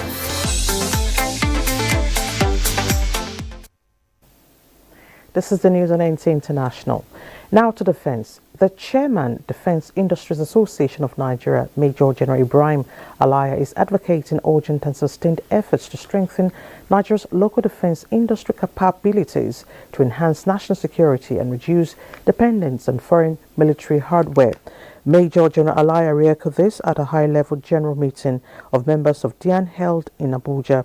In a statement, the General Secretary of DIAN, Engineer Kola Balogun, says the defense manufacturing sector is reviewing ongoing reforms and strategies aimed at accelerating the full implementation of the DICON Act 2023 and strengthening Nigeria's emerging military-industrial complex, stressing that developing indigenous capacity in defense production is a strategic necessity for Nigeria's security architecture. The statement notes that a strong local defense industry will improve operational readiness of the armed forces of Nigeria, ensure timely availability of critical military equipment, and enhance supply chain resilience in support of ongoing security operations nationwide. Major General Ibrahim Alaya, who also serves as Director General of the Defense Industries Corporation of Nigeria, DICON, reiterates that the effective implementation of the DICON Act 2023 remains central to achieving a self-reliant defense industrial base. Now, through the judiciary, Omoyele Sowore has failed to enter defense in his ongoing trial before a federal high court in Abuja on cyberbullying-related offenses. Sowore is being prosecuted by the Department of State Services, DSS, for allegedly making false claims against the person of President Bola Tinubu by referring to him as a criminal in a post he made on his X and Facebook accounts. Correspondent Austin Aebe reports. During proceedings, the prosecution played a 43-minute interview granted by El-Rufai on Arise Television, where he allegedly stated that someone had wiretapped a conversation involving the National Security Advisor and forwarded it to him. In the interview, El-Rufai was also said to have defended the act by arguing that governments routinely monitor communication. The prosecution witness told the court that following the broadcast, investigators interviewed the National Security Advisor, who verbally confirmed that the conversation referenced by El-Rufai had indeed taken place between him and the chairman of the ICPC. According to the witness, the ICPC chairman also confirmed having such a discussion with the NSA after portions of the interview were played to him. The witness further testified that the anchor of the program, Charles Anagolu, alongside activist lawyer Deji Adeyanju and a cameraman were invited for questioning. The prosecution tendered statements obtained from Charles and Adeyanju, which were admitted by the court as exhibits.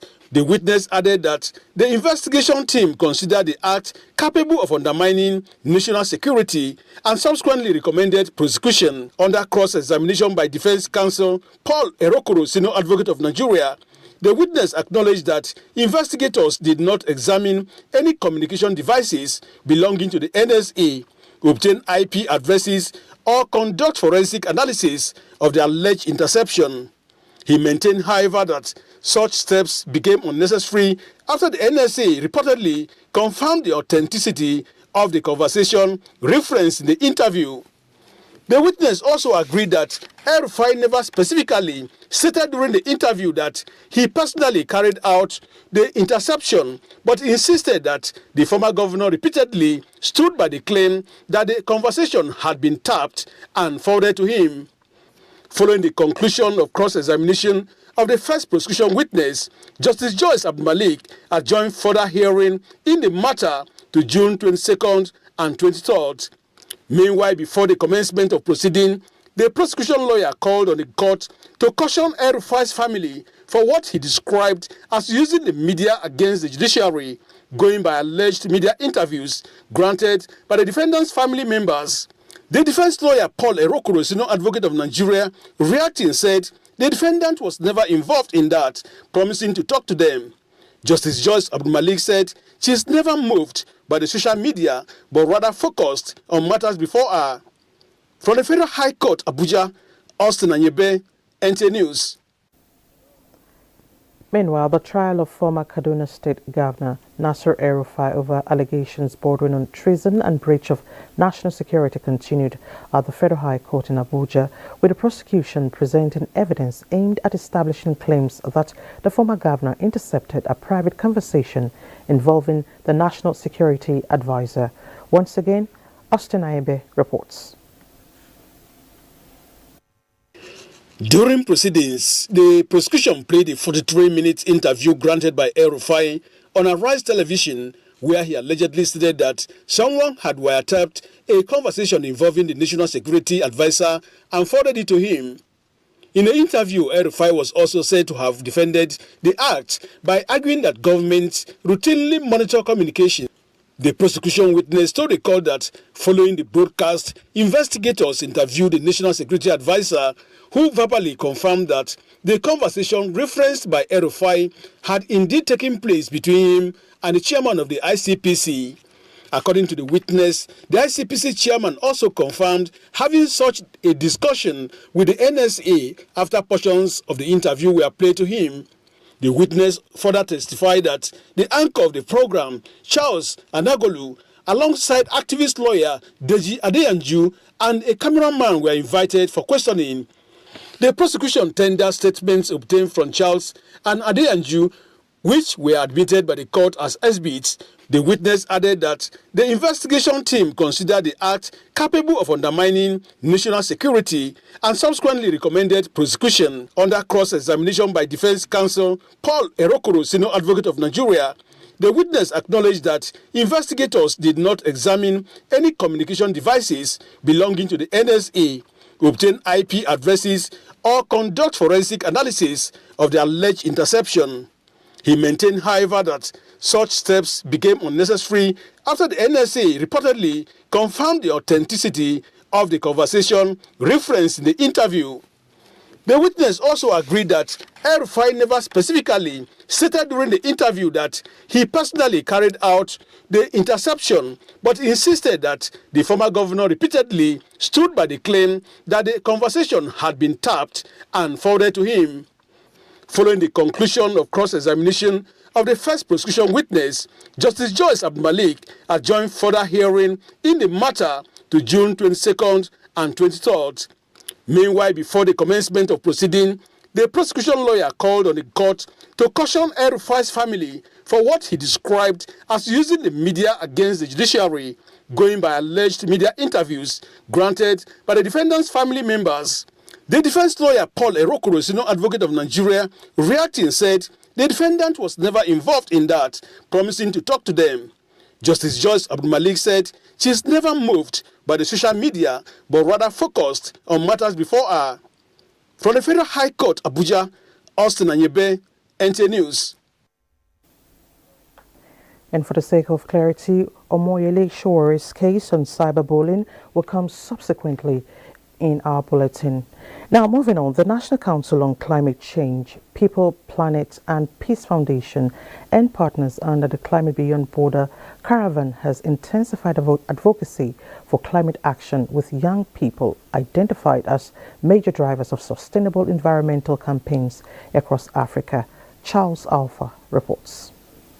The caravan, which brings together different climate advocates groups, is focused on touring 17 African countries to source local strategies and innovations capable of addressing climate challenges while meeting global standards.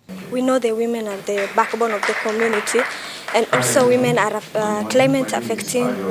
mostly affecting women. So I'm here to make awareness to all the Africans. A very robust experience that goes beyond just storing, but having a database of local solutions. Today we are here to talk about climate action, especially how to drive youth participation across all different pillars of climate. And for me, one of the key things we need to pay attention to is advocacy. We expect the youth to be well equipped concerning climate-related issues. The initiative is aimed at encouraging homegrown climate solutions through youth participation, innovation, and community engagement. The cost, we're destroying the environment, and some of us who understands this decided to take on an assignment to keep advocating for the environment. As this caravan journeys across Africa, it sends a powerful message that young Africans are not waiting for others to solve our problems. These programs arrive at a critical moment when our world cries for informed, courageous, and innovative climate action. They also emphasize the need for greater support for individuals and organizations involved in recycling, renewable energy, and other environmentally friendly ventures, with attention on advocacy, commercialization of climate action, government policies, and utilization of local resources to ensure climate initiatives become sustainable and beneficial to communities across the continent. Charles Alpha, NTA News. Convergence of diverse criminal actors operating across interconnected illicit markets are mainly responsible for instability in Nigeria. This is the submission of a roundtable on the crime conflict link, key trends in illicit markets and instability in Nigeria, organized by the Institute for Peace and Conflict Resolution. The roundtable identified international arms and drugs trafficking, kidnapping, cattle rustling and illicit gold trade as some of the key trends fueling instability in Nigeria and across Africa.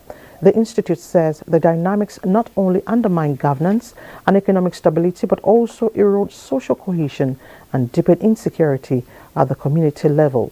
The insights from the roundtable are therefore intended to guide policymakers and law enforcement stakeholders in tackling instability in Nigeria. Crime management, they all go hand in hand. And that is why the appeal for good governance at local level, is very high, because that is where the people are. And that is where governance needs to take place. But as we speak, it's still very weak, across the nooks and crannies of Nigeria. And that is why the vulnerability, towards crime is a bit on the high side. Nigerian authorities need to pay attention to is the interlink between crime and conflict. And addressing conflicts and instability requires understanding its link with criminality, because most conflict actors actually draw revenue from criminal markets. And to address conflict, you also have to first of all, address criminality by disrupting the criminal markets that these actors draw revenue and resources from. Global initiative against transnational organized crime. Improving digital innovations and cooperative collaboration approach have been suggested for consideration by housing experts as the most possible means to massive delivery of affordable housing in Nigeria. This was at a two-day Africa Cooperative Housing Summit holding in Abuja. Housing correspondent Francis Udojo has more. The presence of high-caliber policymakers, including the Minister of Agriculture for State, representatives of the Ministers of Housing, that of Finance, as well as the Director General of NTA, portrays determination towards reducing housing deficit in Nigeria and in Africa. The Housing Summit, with the theme, Catalyzing Adequate Housing Through Cooperative, aims at promoting and strengthening cooperatives as a veritable innovation for decent, affordable housing in scale for low-income earners across Africa. Digital innovative housing solutions also formed part of discussions at the event. Across several countries, housing cooperatives have become strategic instruments for urban renewal, affordable home ownerships, and inclusive economic participation. Africa must now deepen its commitment to cooperative housing as a strategic development priority. As a ministry, we understand clearly that government alone cannot solve the housing challenge. Strong partnership with the private sector, financial institutions, corporate societies, developers, and development partners are essential if we must achieve meaningful progress. As stakeholders, we must preference, therefore, affordable housing financing mechanisms for cooperative societies, strong policy and regulatory frameworks that support cooperative housing development, public-private partnerships, adoption of modern building technologies and local materials to reduce construction costs. It is our belief that the discussions, partnerships, and recommendations emerging from this summit will contribute significantly towards strengthening cooperative housing systems and expanding affordable housing opportunities across the continent. Chairman, Cooperative Housing Summit Africa, CHOSA, speaks on cooperative benefits. The benefits derivable from cooperative housing include access to inclusive and affordable housing finance, increased buyers' bargaining power with stakeholders, group savings, robust social capital, bulk discounts from developers and building materials manufacturers, and the attraction of equity and impact investors. If we must achieve housing for all, then we must take partnership very, very key. Leveraging on public-private people partnerships models were part of recommendations for cooperative operative framework. Francis Udojo, NTA News. Let's take a last break.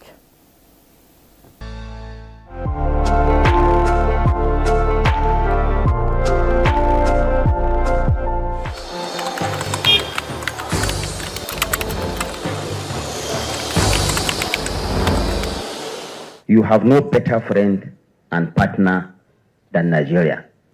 Let this unveiling today be a call to conscience. Let our practitioners hold the line of truth. To the media, please inform with integrity and with a deep sense of patriotism. To our public officers, communicate with transparency. To citizens, please let us speak with empathy. Let us come together to become the voice of responsibility, the voice of the world that heals division, that inspires hope and drives development.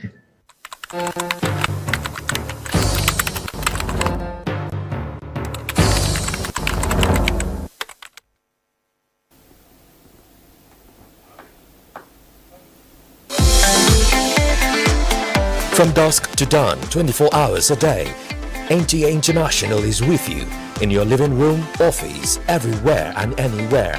We provide the company you desire in terms of balanced and up-to-date news, programs and the best of entertainment. Tune in to DSTV channel 251, GoTV channel.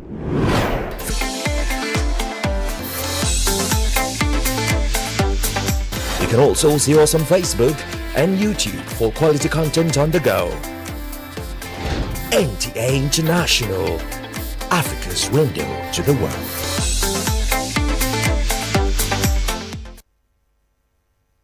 Welcome back.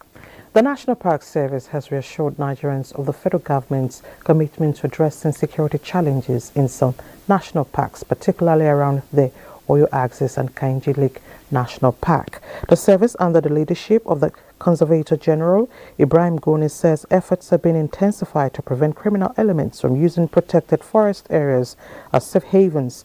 It also says, with support of the federal government, the service is strengthening collaboration with security agencies through improved surveillance, intelligence gathering, and operational response in vulnerable locations. A concerned group, the Unity Advocacy, praised frontline park rangers and security personnel for their sacrifices in protecting Nigeria's ecological assets, saying that the National Park Service remains resolute in safeguarding the country's protected areas, while urging communities around national parks to support security agencies with useful information. And in other news, the Trade Union Congress of Nigeria has expelled 11 of its members and suspended 14 members from different state councils over disciplinary issues. The cases include flagrant disobedience by members, officers, or affiliates who have disregarded the resolutions and decisions of NEC.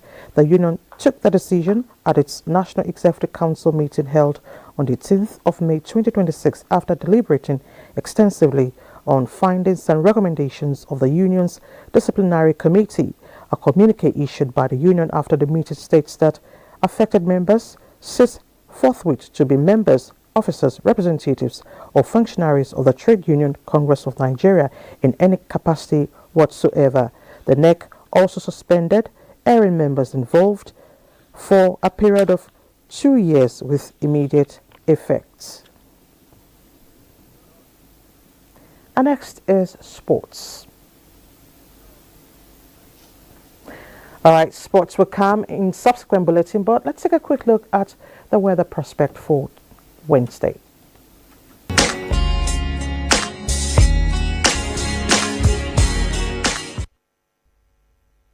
And that's the news. Thank you for your time.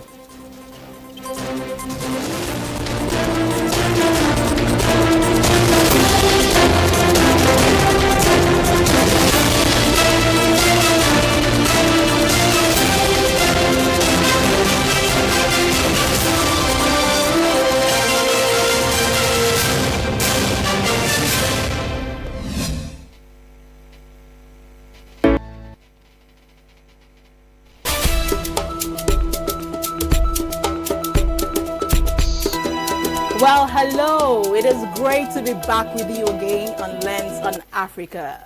Let's zoom our lens on its political history at this moment. Algeria did not have a centralized political structure prior to its colonization by France.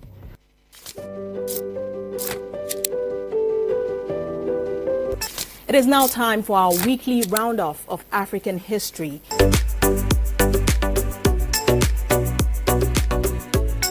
Welcome to the interview segment on Lens on Africa. Examines its relevance, the pathways to achieving it. To sustain productivity, there must be continuity. Where the winds whisper secret, to the sands lies the forgotten kingdom of Damat.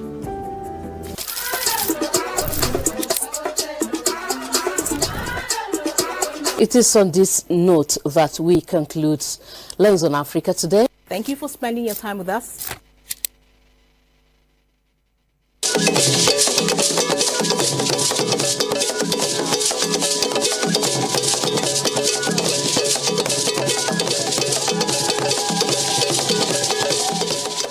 The title of the job is Ogie, a Benin language, Ogie, meaning in English, festival.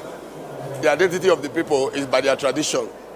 So if you look at this very work, you see from the up here, you see on the hand, right hand, Eben is an object of honor, to honor the king. So this is, if you look at the man now, he has a particular hairdo, which is a chief. A Benin chief have this kind of dressing. This is the attire of a Benin chief. The special chiefs in the palace and the Odionwere, they are the ones that have this particular haircut. It's just a symbol of identity that differentiates them from other chiefs because of their special roles in the kingdom. So, and in the process of celebration, as the festival is going on, the chief dances with the Eben to honor the king. Then the women will dance along and behind because it's a celebration period, just like the Igwe festival and all other festivals in Benin. So that's what it represents.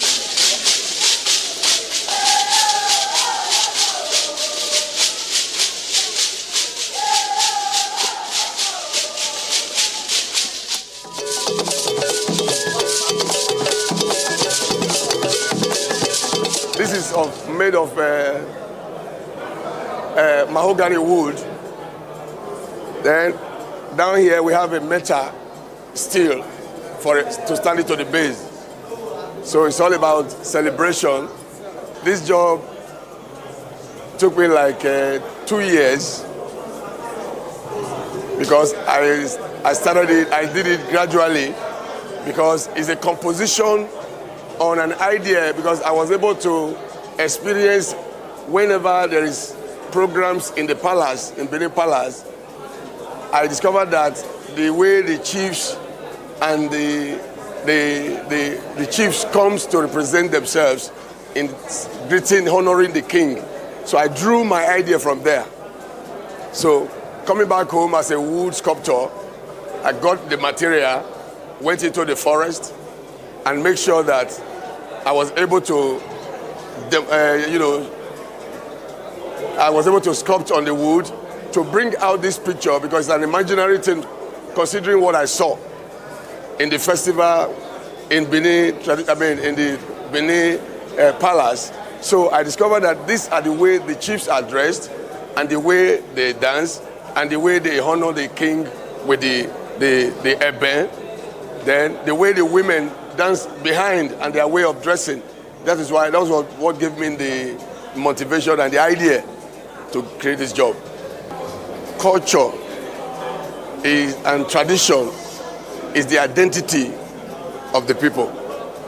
So in Benin, the way of dressing, the chief way of dressing, the way they barb their hair, the kind of the way they present themselves, actually make them what they are. The uniqueness of their positions in the palace. So why it's very important is because this is a documentation. Art is not only for beautification, it's also for documentation, to create an awareness that this is how a Benin chief dances and honors the king with a bell. So to a typical Benin man, once they see this very job statue, they will understand what it means.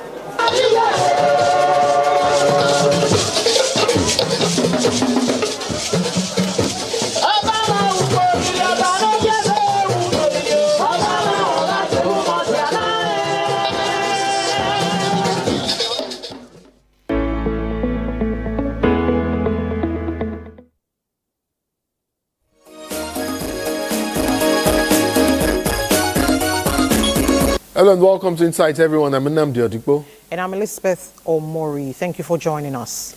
This week we review how political parties are conducting their primaries in line with the 2026 Electoral Act and INEC's timeline. Hamza Aliu, Executive Director, Initiative for Grassroots Advancement in Nigeria, INGRA, is on hand to discuss how the law intersects with the reality. And we'll also examine the Renewed Hope initiative hinged on pillars and how it is translating to individual and national growth. And Dr. Rufus Ibegba, Grand Patron, Team Senator Oluremi for Tinubu 2027, will speak to us. Whatever the issues are, the National Assembly is constitutionally empowered to scrutinize, however complex or intricate. We have involved all the academia, the members of the academia. We have involved the academies. Be it government policies or in fact any issue of public concern. Our job is to help you gain clarity and make sense of it all. This is not really healthy for our democracy. There's a lot of agreements in terms of who has been in power longest and who becomes the governor of the state. It's also in the quality of food being consumed. After all, perception is insight. And gaining understanding is also getting insight.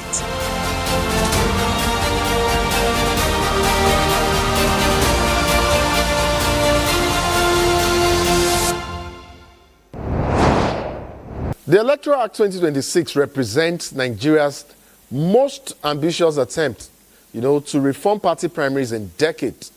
By abolishing indirect primaries and mandating either direct primaries or genuine consensus, the Electoral Act 2026 seeks to democratize candidate selection and reduce the influence of money in politics. Yet, there are unfolding issues, especially this primary election season. And we're saying that it is not Uhuru yet. And this is in terms of internal party democracy in Nigeria. Of course, going by claims and talks of imposition and all sorts that we're hearing, within and from political parties, even now, as they walk around the issue of consensus in selecting preferred candidates ahead of the 2027 elections. Let me bring in my guest, Hamza Aliu, Executive Director, Initiative for Grassroots Advancement in Nigeria, INGRA. Hamza is our regular customer. Hamza, good to have you on Insight as always. Good to see you once again. Thank you for having me again, Nnamdi. Good to be here again. Fantastic. So we currently have a well-intentioned reform, and that's speaking about the Electoral Act 2026. And you and I know it may not be the perfect piece of legislation, but it appears to have shown the shift, some positive shift, towards where we should be headed to as a country, and that's democratically. But drawing from some of the early experiences that we're gleaning from the field, from some of the primaries being held so far, and I'm not referring to any of the parties, I'm saying generically, whether it's SDP or APC or whichever party has held its primaries, we're hearing just about the same thing. We're seeing progress, genuine progress, like I've talked about, yet we appear to be seeing some of those challenges that we seem to have carried over from the 2022 Electoral Act. Hamza, you know, since our focus is basically on restructuring of the party nomination processes, I would like your thoughts. First and foremost, so now you think this whole reform process for party primaries positively intersects with our attempt as a country, you know, as a democracy to engender internal democracy within parties, or, you know, generally in Nigeria, politically, of course? Well, thank you, Nnamdi, for that question.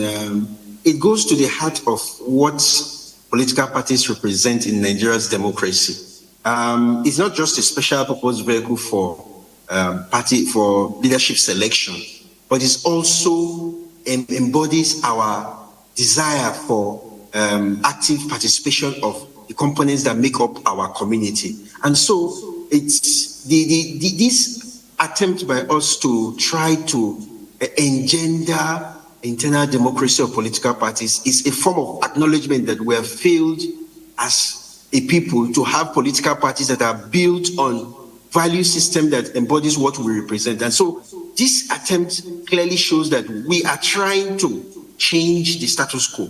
Yes, we wanted to look at how can we engender internal party democracy, internal participation, internal acceptance by people that make up the political parties, because political parties are made up of people, not of animals or non-humans. They are humans. And so it is important that if these special purpose vehicles that we are going to use for elections, for selecting our leaders, is going to be participatory, we want to see it begin within the political parties. And yes, like we said, our changing of the electoral law to ensure that what we have now, which is a consensus agreement or a direct primaries where members of the political party take part in selecting who becomes the candidate, because at the end of the day, it is the candidates that we, the electorate, are left with to choose during elections, because we are actually electing political parties and not the candidates themselves. So whoever stands on the platform of the political party automatically gets our vote. And so we need the political parties to be able to select the best amongst the aspirants and provide and bring them to the election day. And so that is why you're seeing this attempt. But like you said, we're looking at deja vu all over again. We're still seeing the same issues, the same challenges we were running away from. That is godfatherism, big political money bags. Are they still there? The answer is we're beginning to hear the same cries we heard before the changes came up are still being there. Imposition of candidates. People are still being felt, people are still feeling that they are being marginalized out of the system. It is because the parties, the way they are structured, are not meant to be participatory in nature.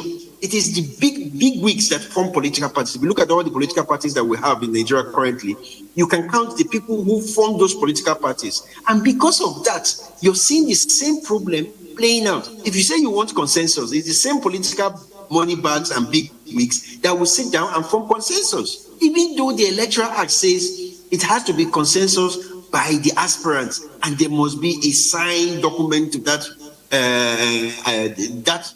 arrangement. But you're not seeing it play out.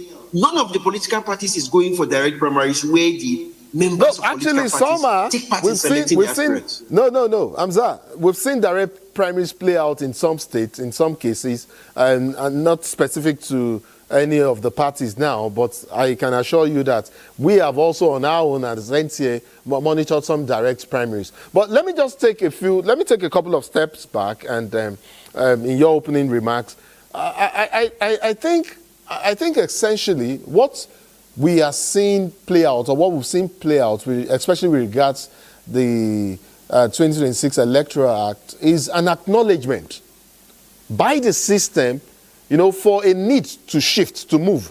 That is the system acknowledging that, look, it is not essentially the result of election that is the cross, you know, that is the all and all.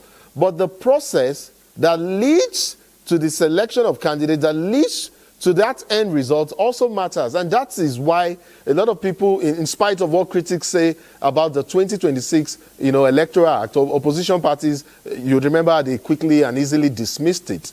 But I think generally the system in itself acknowledged that, look, there is something that we need to fix.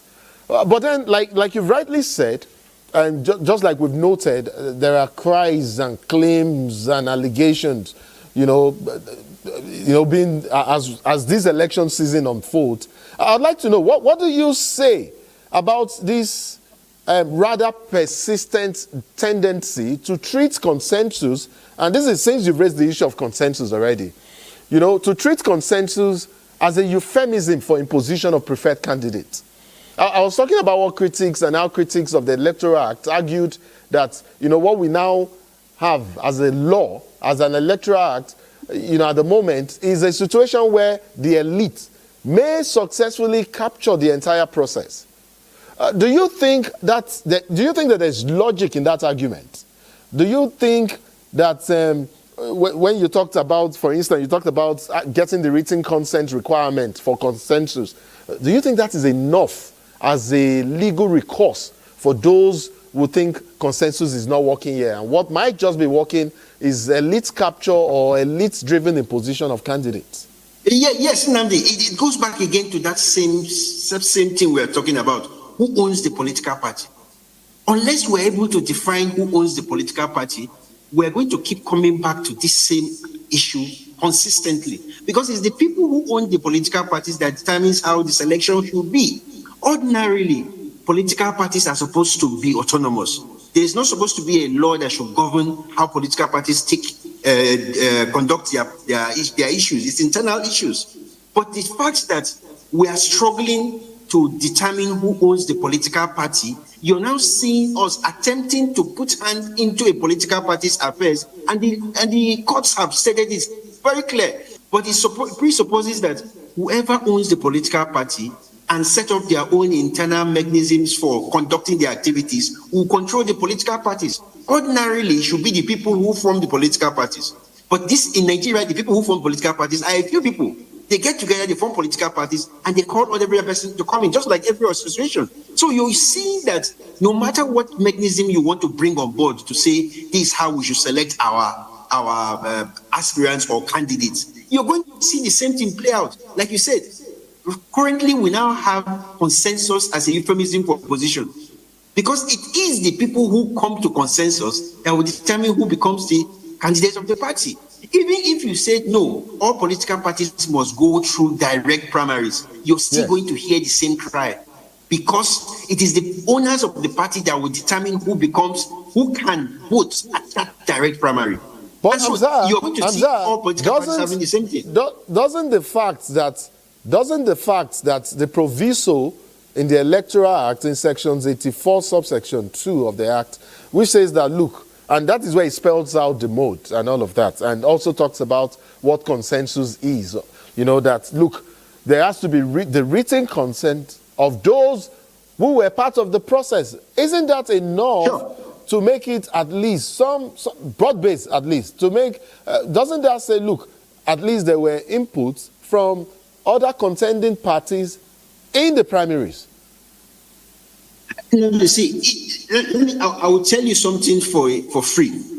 If we try to tighten what happens in political parties, we try to tighten it as much as possible, politicians will go to court to claim that you are infringing of their rights to freedom of association.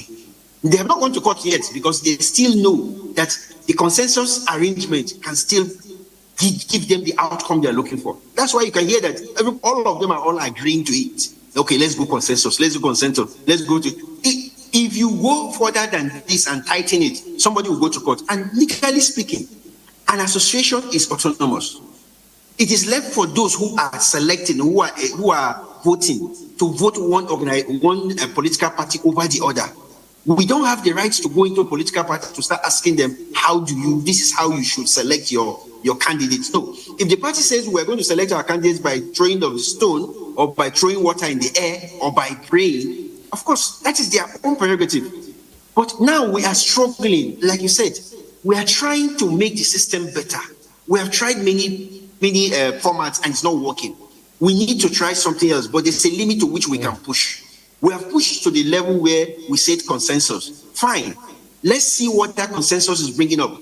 Like you said, it's still bringing up the same old challenges that were found. Where few persons but I did say I said it's showing, well, not consensus per se, but I did say that the... No, consensus is showing up the same thing. Everywhere you turn around, you hear, no, this was not a consensus. This person was not the consensus of this party. We didn't know at what point people sat down and came up with consensus. It's the same thing. That's been there since political parties have been doing election in 1960. We have always gone through this process. How do we select the candidates of political parties? And unless they get it right, we can't get our democracy right. And that is the battle that we are fighting. And it's almost like a losing battle because the human beings that make up these political parties are not genuine in their request for true democracy, for true participation. People want to impose their opinions on others, and they want you to take that opinion as fact, as legal. And that is why they have now they've imputed it into our electoral system to say it says by consensus. And so once that consensus is reached, you can't go to court to say it was not consensus anymore. You can see where is the catch 50-50 issue that we have right now. Unless we're able to find a way around the people who make up these political parties, to get them to understand that whatever they do in their party affects the outcome of our elections. Unless we're able to do that, we'll keep coming back to this. It's a vicious circle. And it's a sad narrative for our democracy that we seem not to be able to go around or come out of this quagmire we found ourselves in. You know, but the point is to break out of this chain, break out of this circle and make progress. And I think that's essentially the hope and expectations of many when we had, public hearings on the 2026 Electoral Act. And I think it is right to assume that shift, the shift to direct primaries would ordinarily or invariably require political parties to develop genuine grassroots structures. Since now, they on their own have to maintain an up-to-date membership register, which of course they must submit to INEC 21 days before they hold any primaries. I wonder what you think, what promise that holds for the general elections in terms of grassroots participation in our democracy. Because this is something we've always wanted to have, more people participating in the democratic process. Well, like you said, this is what we wanted to have. So this is the ideal situation we wanted our democracy to look like. People are participating, determining what happens in political parties. From there, people will participate to determine who becomes the leader of political leadership across all governments. That is the ideal situation. But because we have missed one key ingredient, we're forgetting that it's people that govern these spaces. Unless we get the character of the people correct, get the process correct. People that form these political parties are not, lack of a better phrase, they are not there to do justice to democracy. They are there for their own personal interest. And so unless we begin to reorientate our people that whatever we do in our small spheres, in our small areas, in this political dispensation that we are practicing, we're able to get the mindset of the people who go to political parties and the democratic space. Unless we've gotten them to that level where they understand that whatever they do has a repercussion for our electoral process, we're still going to be going around in circles. Like you said, political parties are supposed to have brought in or sent in their voter or their membership list. Digital membership list. As we speak, many political, Digital membership list, 21 days before they hold any primaries. Yes. Can you hear me now? Clearly, please go ahead. Yes. So I say, as we speak, many of them have not been their members. And huge repercussion. You're going to see that a lot of the elections, electoral process in 2027 will end up in the courts. Because INEC will say, you had a time frame for you to submit ABC. Did you do it within the time frame? Many political parties are struggling to even have their primaries conducted. They are struggling within themselves to even follow their own laid down rules. Why is that so? Is it that something that govern our people? We make rules for us and we don't keep it. So my fear is that going forward towards the election, we're going to hear a lot of litigations around internal democracies of political parties. Primaries, all the things that we try to stop getting to the election day issue will now become a thing of problem for us when we get into the election itself. I'm not seeing us really coming out of this in a good way. It's going to be more problematic for us as we move forward.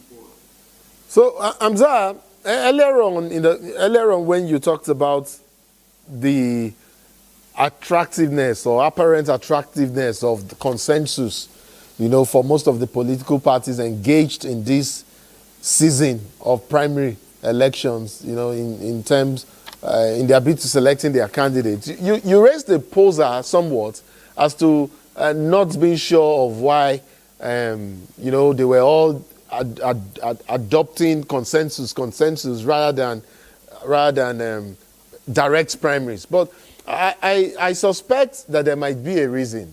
And I'm not speaking for the parties, but I know that direct primaries, for instance, which is supposed to expand the franchise within political parties, noble in itself. But, I don't know if that is easily achievable. I think we all get that, yes.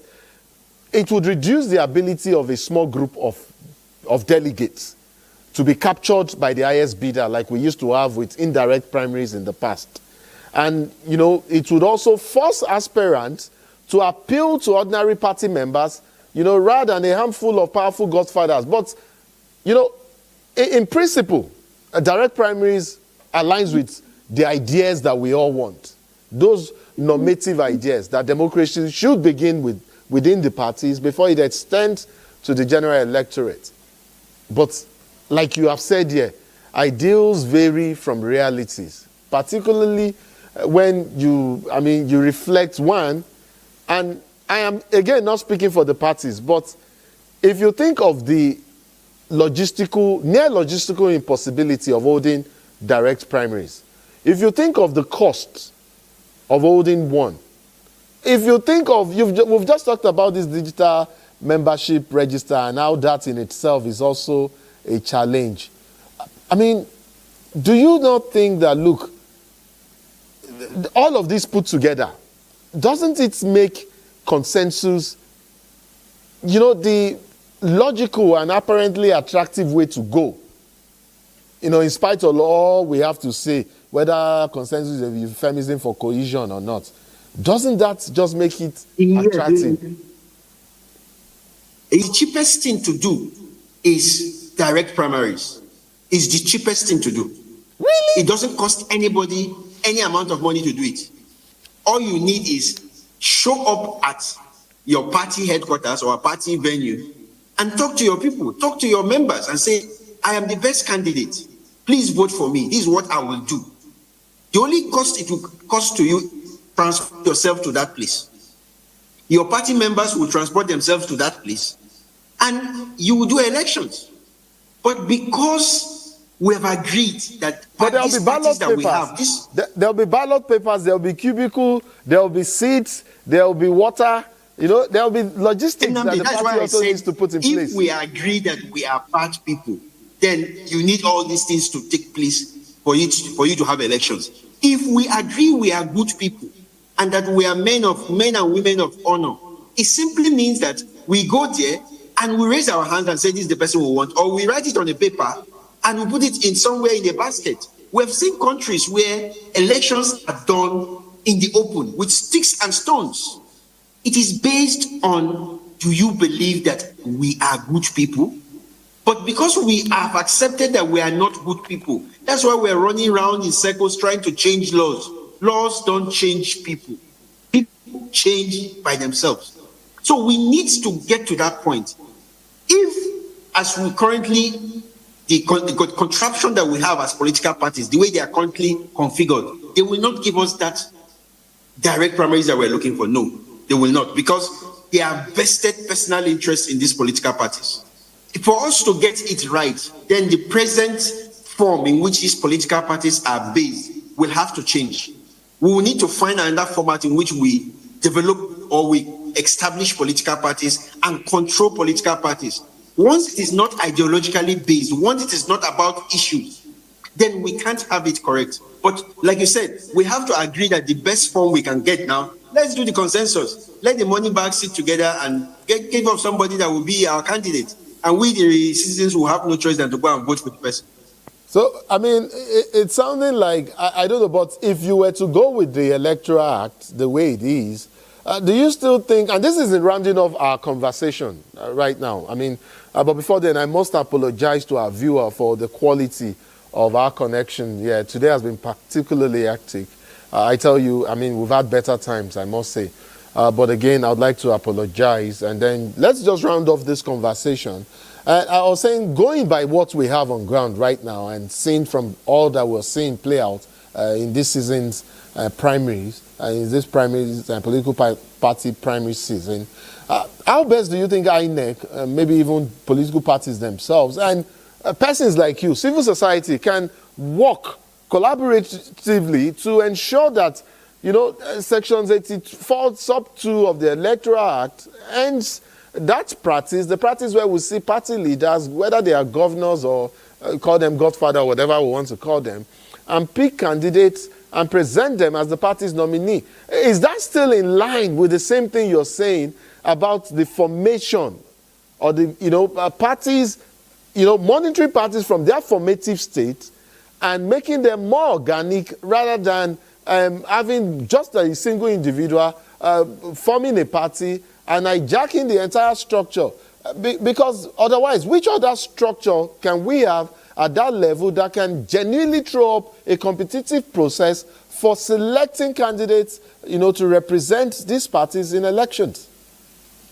Well, Nnamdi, on that particular note, we have seen there are consequences for political parties that do not follow these guidelines, whether it is their internal policies or the Electoral Act. We've seen severally these political parties that lose out completely in the electoral process.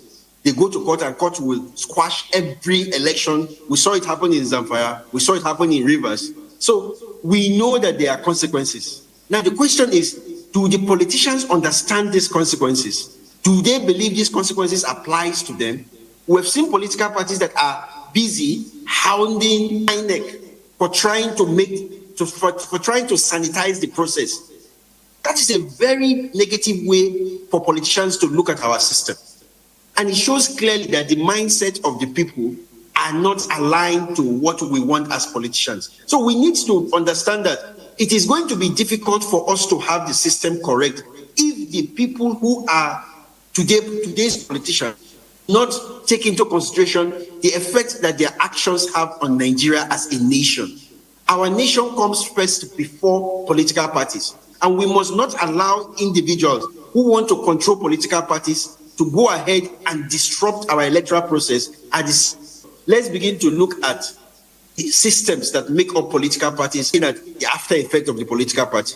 I think this is a good place to end our conversation because our connections has not been fantastic, I must say. At all.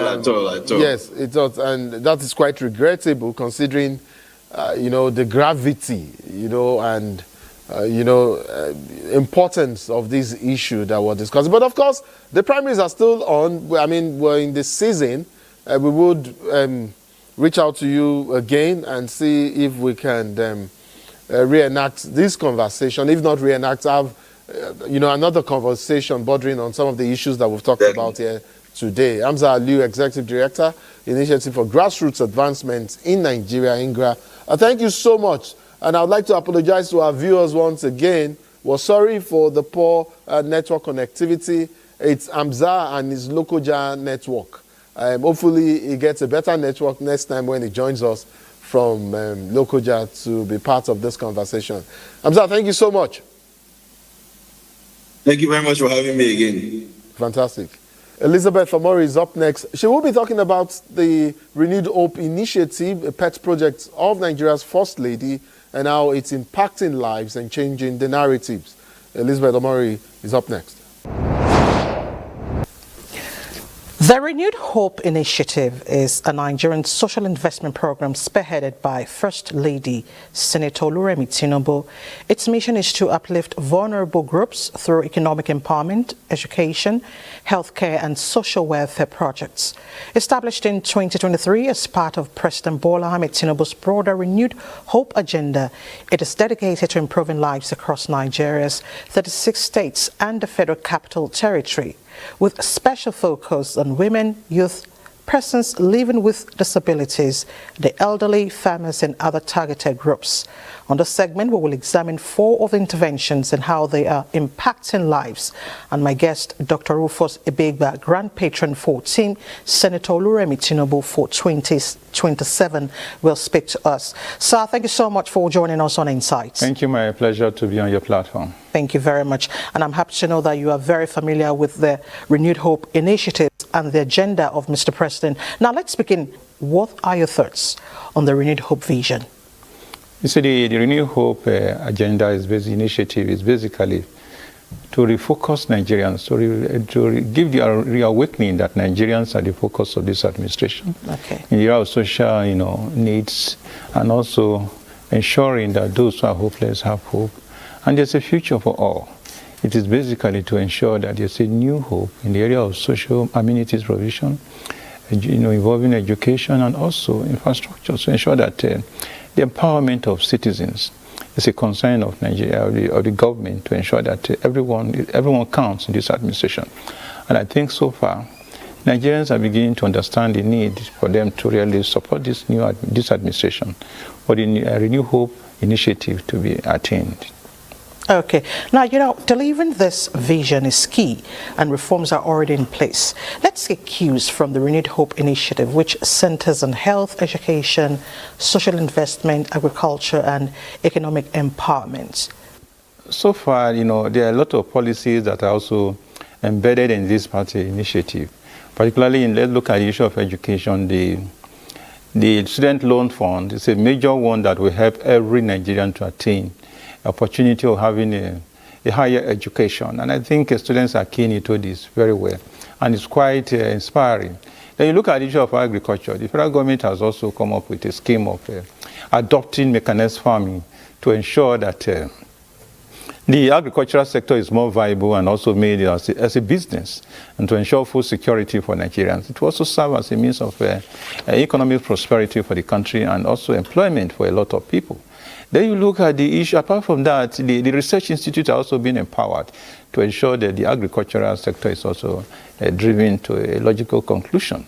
Then you look at the issue of the less privileged in our society, women and the vulnerable groups, those who are not properly, have some health challenge or the other. There are other initiatives towards ensuring that they are seen as part of the citizens so that everyone will count in the Nigerian state. Then the issue of security is key. And the federal government recently appointed a special advisor on homeland security. This is a very novel initiative that will ensure that internal security is assured. And apart from that, if you look at the service chiefs, have also been given so much opportunity to encourage them to see that the war against terrorism and other vices is brought to a logical conclusion. Then you usually look at the issue of infrastructure, which also contributes to economic system. And I think government is not doing badly. The issue of road, you have the road from Calabar to Lagos, which the government is saying going to be another major economic boost. And also the loans that the federal government is also obtaining is to ensure that these loans are also used legitimately in a way to enhance economy and to provide social services and economic services in the system that will boost the economy in the long run. So the issue of loan that has been talked about, I'm not here to defend that, but I think obtaining loan really is to expand the economy and for investment and also to cater for very serious and important sectors of the nation. Okay. In all of this, which would you say is more important? So I can say the most important, I will look at the issue of security, okay, the issue of health, And education, they are also very, very critical. And also the issue of food security in the agricultural sector, because we must combine all this together. We cannot say we just need only security. If there is security, people will be able to farm in the areas that are currently being dislodged. Farmers will now go back to the farm. And apart from that, everybody can invest and be sure that, look, my investment is secured and I can also move freely, my life is safe. And people will also, the productivity will also be enhanced because there's enough security for people to go to work and to do what they need to do. So security is very important, health is very important, education is very important, agriculture is also important. I also want to address the issue of infrastructure, not just the road alone. We also look at the issue of power. It's very critical to the economy. Power must be addressed because the issue of power is very critical to all sectors. Of course. Now, how do we leverage these interventions for stability and sustained progress? Yes, the leverage on this is, consistency. It's very important that these various initiatives are sustained. How do you sustain this? The people must be involved. It must be people-driven and people-accepted programs. So if the people have accepted this program, you must also key them into the system to monitor, to ensure that what they have been assigned to do, they are done. So it's very, very important. Also monitoring and the evaluation of this process is very key. Okay. Now, talking about continuity, your platform for the First Lady, how do you intend to drive grassroots support mobilization for these interventions to thrive? You see, the grassroots, what the grassroots need is economic sustenance. Okay. And if you look at this Renew Hope agenda, it is a lot of initiative towards, economic prosperity of the people, the grassroots. And that's what the people need, empowerment, providing them with the basic, tools for them to be able to earn their living. And with that, I think the people will feel that, look, I'm part of the beneficiary to this government program. And as such, they will be more committed and also show some level of patriotism and say, look, this government has done well for me. It has provided me a means of livelihood to be able to take care of my children, to go to school, to be able to afford medical bills. And also, the government is also looking at the issue of health insurance. And I think with this, it is not only restricted to government workers now, but it's restricted to everybody, private sector and citizens. I think these are major, steps the government is taking. And one other thing I also want to suggest that for us to really have a permanent health system, there's need to establish very high-tech medical, hospitals, high-tech hospitals in all the senatorial districts in this country. So if we're going to contract this to experts to manage for some time so that we can have this sector, it's very, very key because we cannot keep on going abroad for medical. But I think governments have such initiative already on ground, and I think those who are driving the process need to also show some level of patriotism, commitment, and also gratitude to government that they have been given opportunity to drive this sector. Okay, I'm glad you mentioned health because health is one of the pillars of the initiative. But really, if you look at the WHO target for 2030, do you see us with this initiative meeting this target before 2030? We have maternal health, we have several reducing the prevalence of HIV and AIDS, many of them ending malaria. Do you see us meeting this target before 2030 with such initiative by the First Lady?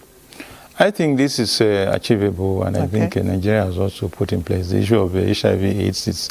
It has actually reduced drastically the issue of malaria. There's even malaria vaccines right now.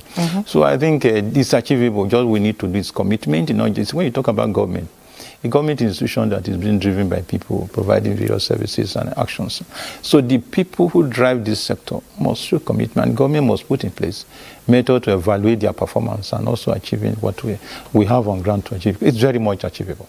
You see, over time, governments do some basic, not just basic, some very wonderful, take wonderful actions that the people are not aware of. Okay. So we have used that platform as a means of enlightening Nigerians what the government is doing and the hope that Nigerians should expect a better future. You look at the issue of, I've talked about some of the achievements that the government have put under this initiative. You look about the health sector. Look at education. Look at effort is being made in the security, even though it looks as if we are running one spot, but the issue of security, we are definitely going to achieve something. Then you also look at the issue of, the economy that's been driven. And also look at the issue of agricultural sector. We need to tell Nigerians through this platform that this is what government is doing. And we need another thing again, we need President Bola Ahmed Tinubu to also get a second term so that he will be able to complete this agenda and put a system whereby this is sustainable, remain in this country for future government to also to embrace, because government is continuing. But I think there's no doubt there are measures that have been put in place for sustainability. You see, Nigeria has been a crawling country over the years. And then every administration that comes in trying to do one or two things. And I can tell you, this administration, let me say this president has been the one that has shown some level of boldness to take some major steps in the area of, you're talking about petroleum subsidy removal. People are still saying, oh, we are not getting what we expected. But you see, the sector is interwoven. So we have to just a little bit more patient. And I think too, the boldness this government has taken in the area of trying to also stabilize the foreign exchange, the area of ensuring security, in the area of this renewed hope agenda and some other things. I think this government, I believe, the near 1 or 2 years, Nigerians will get the dividend of. And Nigerians will have a better future. They should be patient. They should believe in the president. They should believe in this government.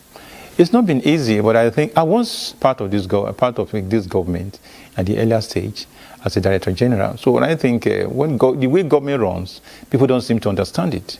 A government is not one man. It's a collection of people running an institution. The institution is the government. And I think the Nigerian workers, the Nigerian legislators, the Nigerian the executive, and also the judiciary, they all need to put hands together. The government is not just the executive. You have the judiciary, you have the legislation, and the executive. So they must work together to see that what Nigerians need is provided for Nigerians. What Nigerians need should be provided by Nigerians. Now, 2027 general elections gradually crawling in, but so much is expected of Nigerians. Civic responsibility. What will be your words? But I think the Nigerian citizens, they should look at their present and the future. The future is very critical. Their children are at stake. We are in a common basket. Okay. So everyone must work hard to see that we have good leaders, because the much of the problem we have in this country over the years is the issue of leadership failure. And I think when we now have a president that has shown that boldness and courage to say, look, we have to move from this spot to another spot. Just need to give him a chance to see. 4 years is not too long. They should be patient. And I think the ruling party is having the field day. And if anybody is saying that we are going towards a single political state, that is not true.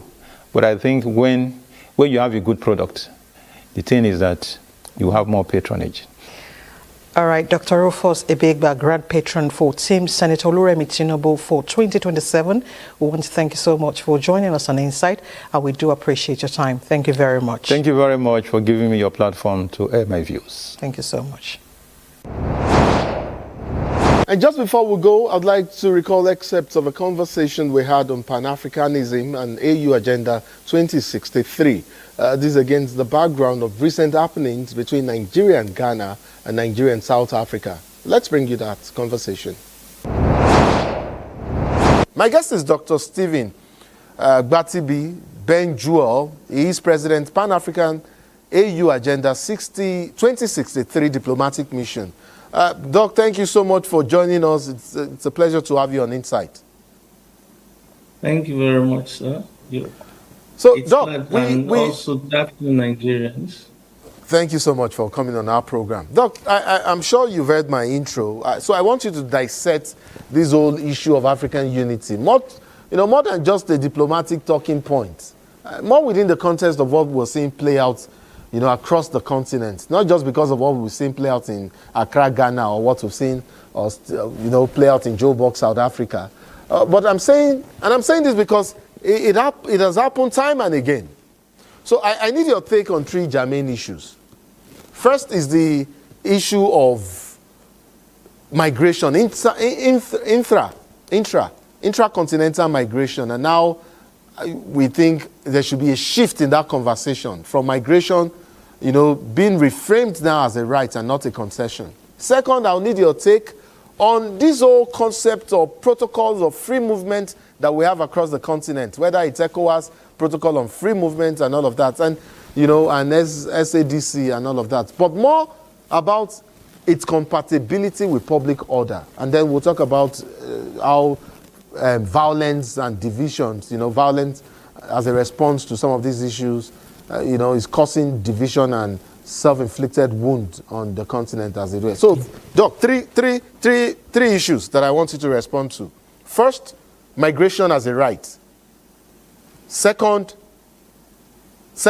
free movement protocols within the continent. And third, as a response mechanism to some of these issues. Doc, your take. All right, thank you very much for this.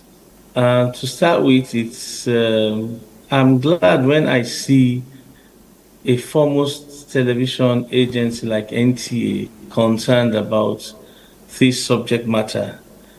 As we all know, that Africa unity has become a major subject, and unfortunately, some of the key people who pushed the agenda of Africa unity are no longer alive, like the Muammar Gaddafi, the Kwame Nkrumah, and the rest of them. If you look at it from some angles, you'll find out that somehow Africa's unity has always become a subject matter of threat to the global system, the global world, and somehow whoever tries to champion Africa's unity completely also becomes a major enemy of the global world. Let me just use it that way.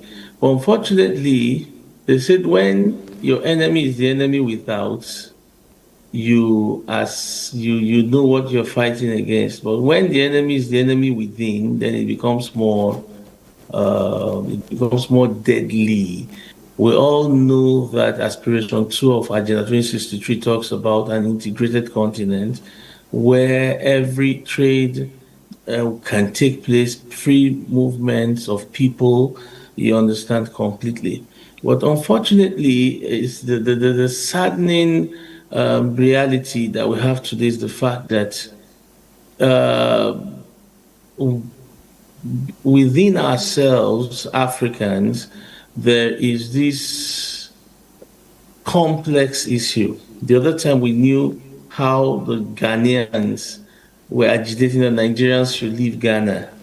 But the most troubling part of this is what is currently happening in South Africa, where the xenophobic attack, where the average South African, the native South African wants not just Nigerians, but every other Africans to leave, we all see this from different angles. It has a lot of political undertone.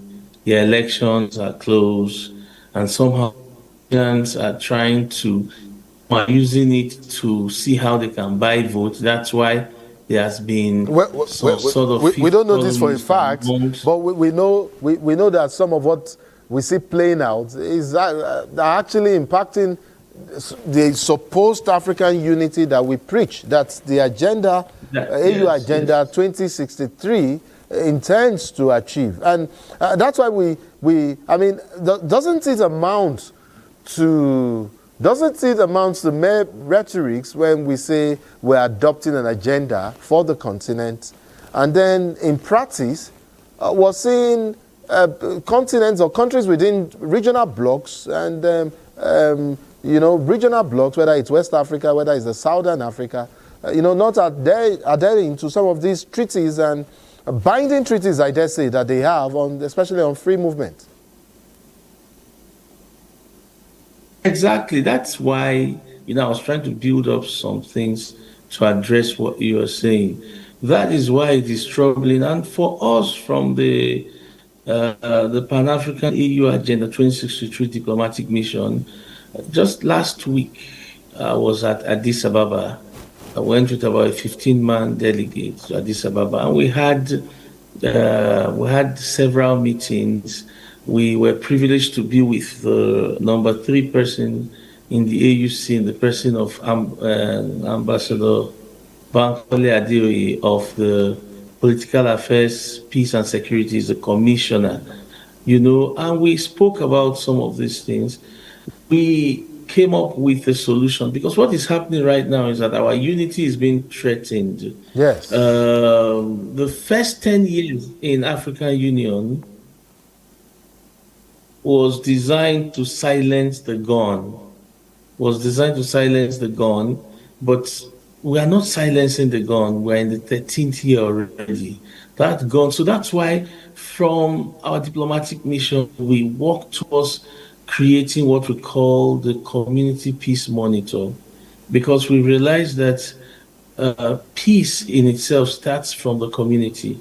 It starts from escalating matters. We have noted, because we're trying to do what we call evidence-based. What is happening within the continent right now is that several factors trying to undermine the treaty that leaders came together to keep. Political factors, some persons that will choose to make sure that things are frustrated, and so that their failure should not be seen, they instigate the populace to tell them, the foreigners amongst you. I mean, calling an African a foreigner on the African soil is even an error in itself, based on the free movement. And unfortunately, we are carrying out several activities to speak to this. We are doing a press conference in just about 2 or 3 days from now on the intra-Africa road expedition, which we are talking about free visa movement amongst Africa. All Africans should be considered as one. Africans. You understand? That is the stand of the African Union. But unfortunately, that's not what we are seeing playing out. And there are reasons. Different states. And there are reasons. As a matter of fact, there are reasons for some of what was seen play out, because ultimately, part of the reason we want to see an integrated continent are economic. Yet, there are economic grievances. Part of the reasons we're seeing some of these divisions are also economic grievances. They arise from economic grievances. So I took some time to look up the unemployment figures in South Africa, for instance, and I noticed that it exceeds over 33%, especially amongst young black South Africans. Actually, it tops 45%, as a matter of fact.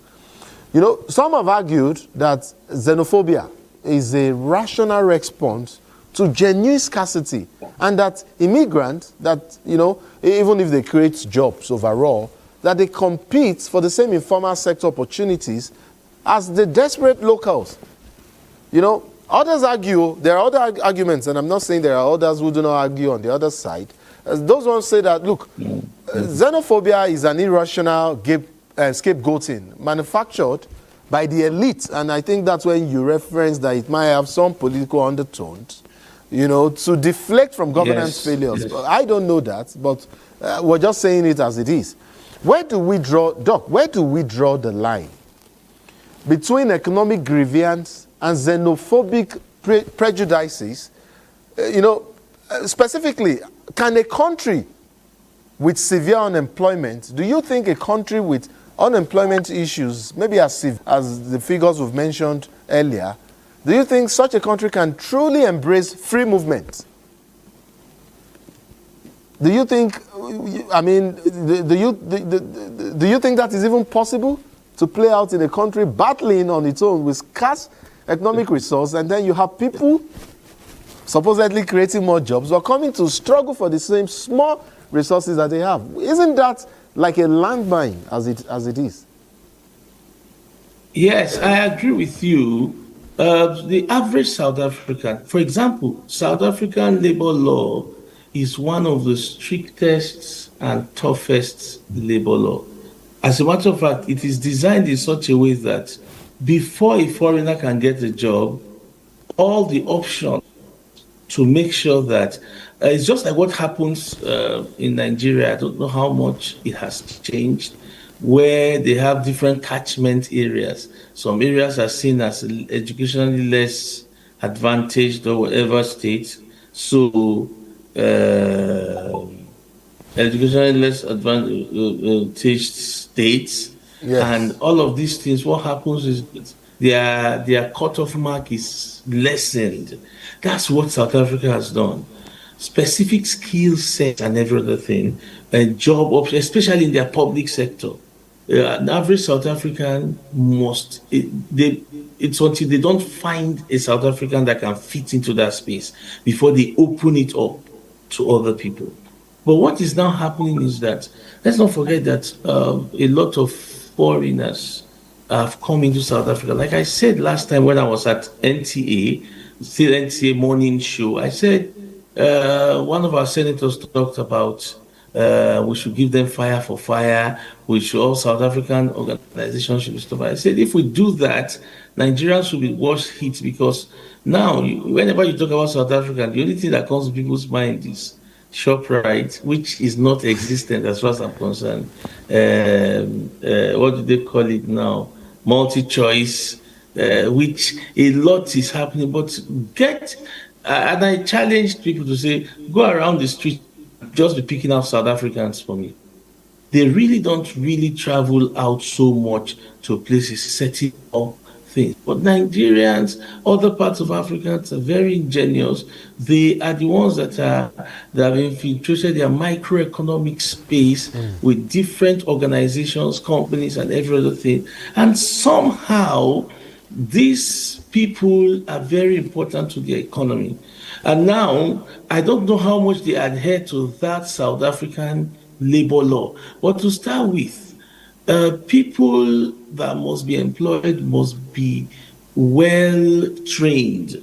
Just like we have an aspect of it in every country, including this country. Like I tell people, I'm an employer of labor. I know what I'm saying. A lot of Nigerians are not ready to work. They are not ready to. Everybody's trying to hammer. And people no longer want to learn skills anymore. And that's it on this episode of the program. Do join us same time for more on Insights. My name is Nnamdi Odiko. And I'm Elizabeth Omori. Be that change you want to see. We'll see you next week. Bye for now.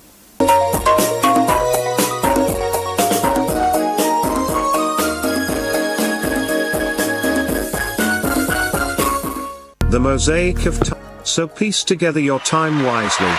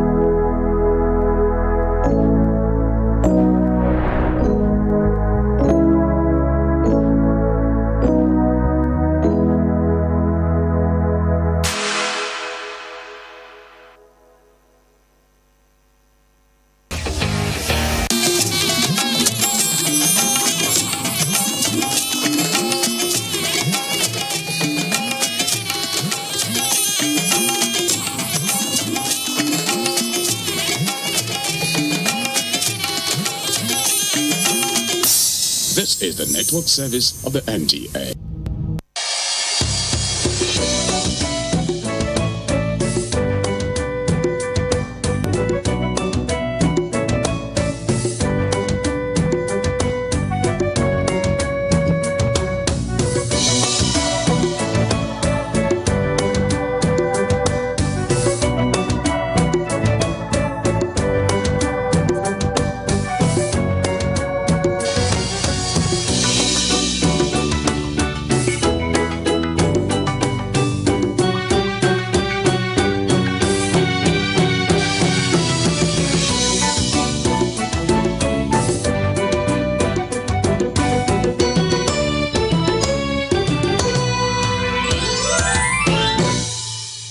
A growing environmental crisis, one that is no longer distant, but immediate and visible to everyday life. From the rapid loss of forests across communities to rising air and water pollution in urban centers, the signs are clear. On Environment Matters this week, we will be drawing attention of the National Assembly to the urgent need for the quick passage of the Environmental, Social and Health Impact Assessment Bill into law. And now for many that believe the proposed legislation is critical to addressing the growing environmental challenges facing Nigeria. I am Charles Alpha, welcoming you to this week's edition of Environment Matters.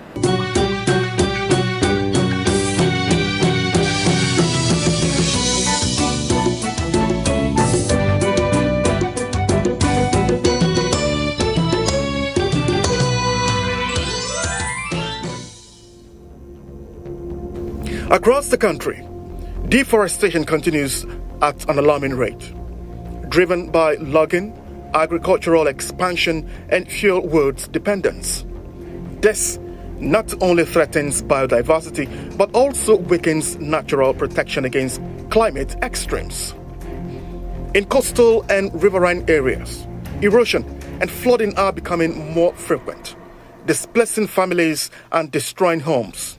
In cities, rapid urbanization without proper planning has led to mounting waste, inadequate sanitation, and overstretched infrastructure. But all these are not just environmental concerns. They are human and public health issues. Communities in Nigeria are experiencing different environmental health issues. And you cannot talk about health without first mentioning food. So our food production is compromised as a result of climate change impact, drought, and all these issues impact our food.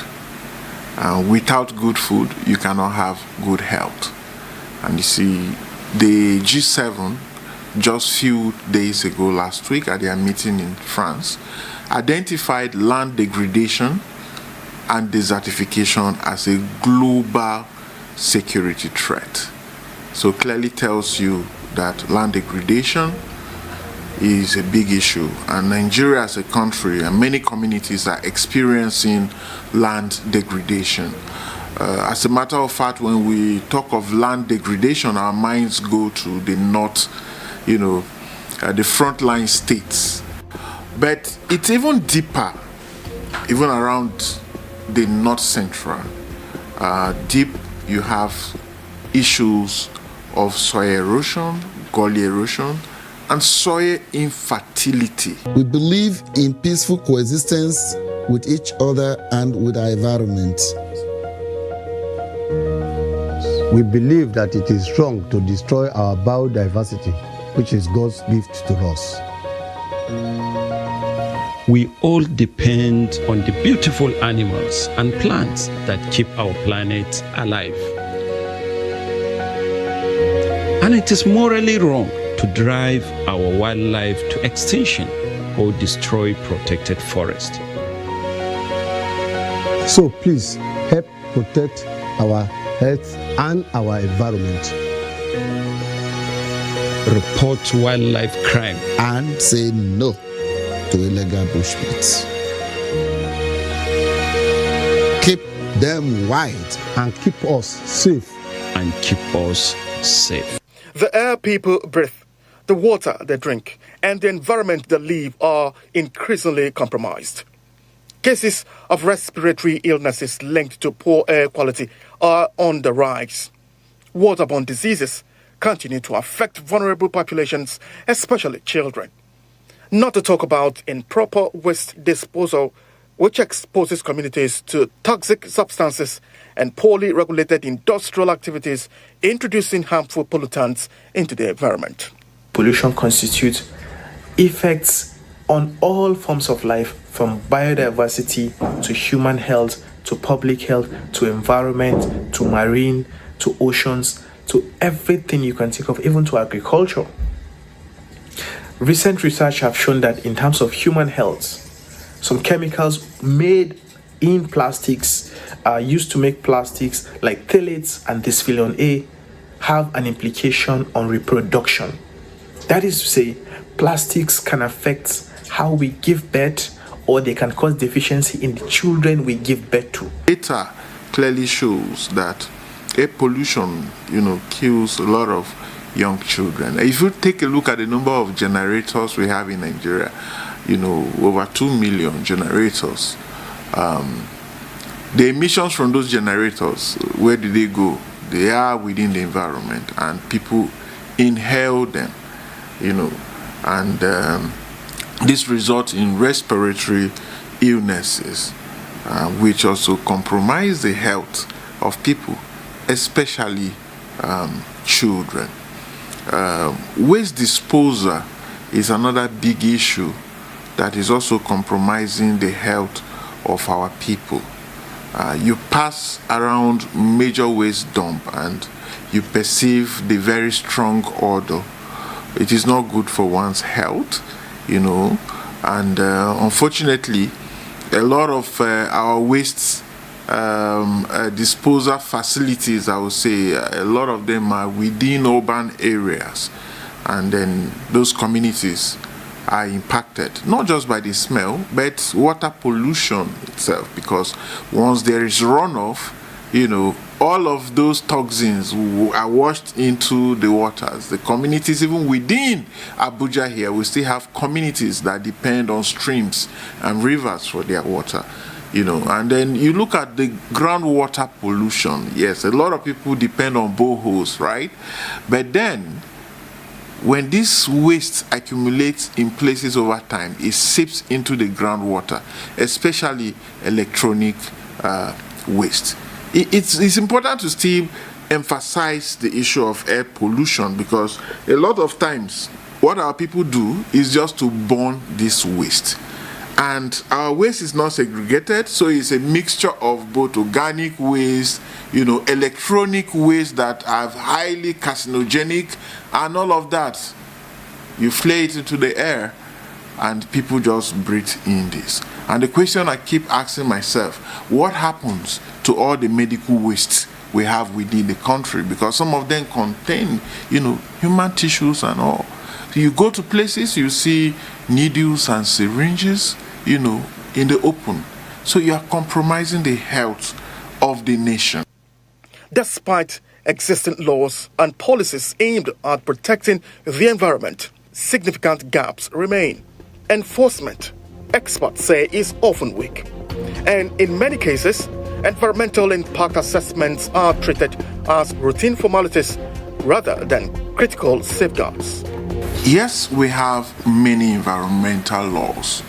Unfortunately, the enforcement have been a very big issue.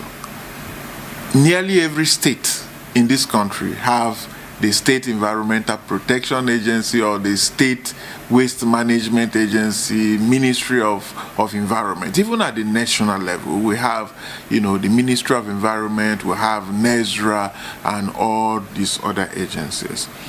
But what does it take to get an EIA, Environmental Impact Assessment, in this country? The process is as good as nothing. It's like a paper process where you just meet some, in quotes, consultants, that already have a template that they just fill and submit. People don't get to participate in this process, and that's why anyone can establish any factory anywhere, and then you see the discharge of affluents into community streams, into the community, and no one follows up. There is no monitoring, there is no follow-up, and this is the issue. And that was why some of us were very excited when the National Assembly introduced a bill called Environmental and Social and Health Impact Assessment Bill. We believe in peaceful coexistence with each other and with our environment. We believe that it is wrong to destroy our biodiversity, which is God's gift to us. We all depend on the beautiful animals and plants that keep our planet alive. And it is morally wrong to drive our wildlife to extinction or destroy protected forests. So please help protect our health and our environment. Report wildlife crime and say no to illegal bushmeats. Keep them wide and keep us safe and keep us. Fossil free now. Fossil free now. We're here to say, don't gas Africa. Yeah. We're here to say we care about our continent. We care about our children. We care about our people. And if you do not care about our people, please do not come. It is within this context that the call for a more comprehensive and modern legal framework has grown louder, an urgent call to strengthen how environmental decisions are made and implemented in Nigeria. The Environmental, Social and Health Impact Assessment Bill represents a critical step in that direction. The proposed legislation seeks to go beyond the traditional scope of environmental assessments by integrating social and health consideration into a unified framework.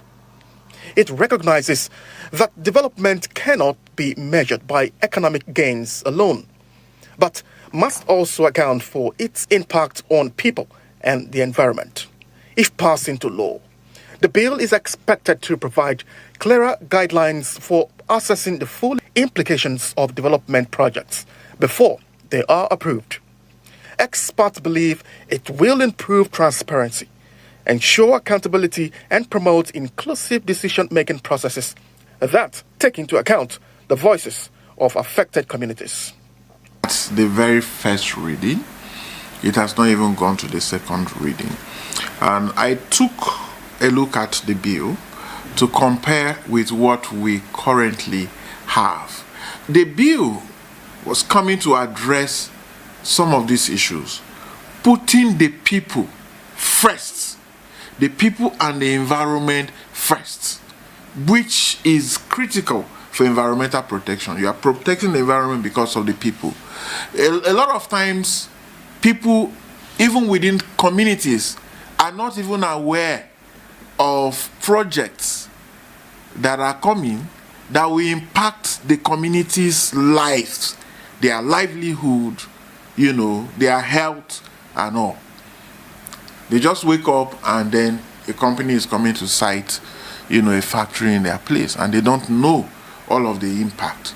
But the community must be involved in the process, which is currently lacking. You see that, yes, at the current bill, you see some adverts made in newspapers. How many communities members have access to read newspapers to even know that this is taking place? So it is about giving power to the people, because it is about their land. And why I consider this bill very important at this point is all the critical minerals Nigeria have, as we are looking at transitioning, the dash for critical minerals is high.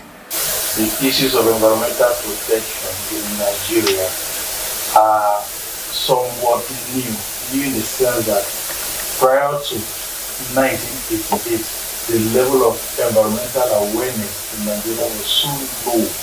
It was a cocoa incident, that's the dumping of waste by an Italian firm in a community called Cocoa in Delta State that fired Nigerian curiosity towards environmental protection.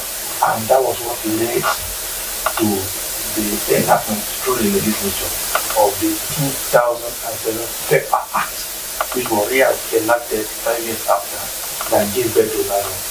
So the legislature, as an arm of government, has a foundational, the foundation that has been laid when it has to do with environmental protection. And of course, we know that globally, the issues of plastic, waste is taking a global dimension and is somewhat very, very disturbing. So, as a legislature, I think there is a role that the House is playing by trying to encourage some of these NGOs that are coming up with ways of managing the plastic waste in our society currently.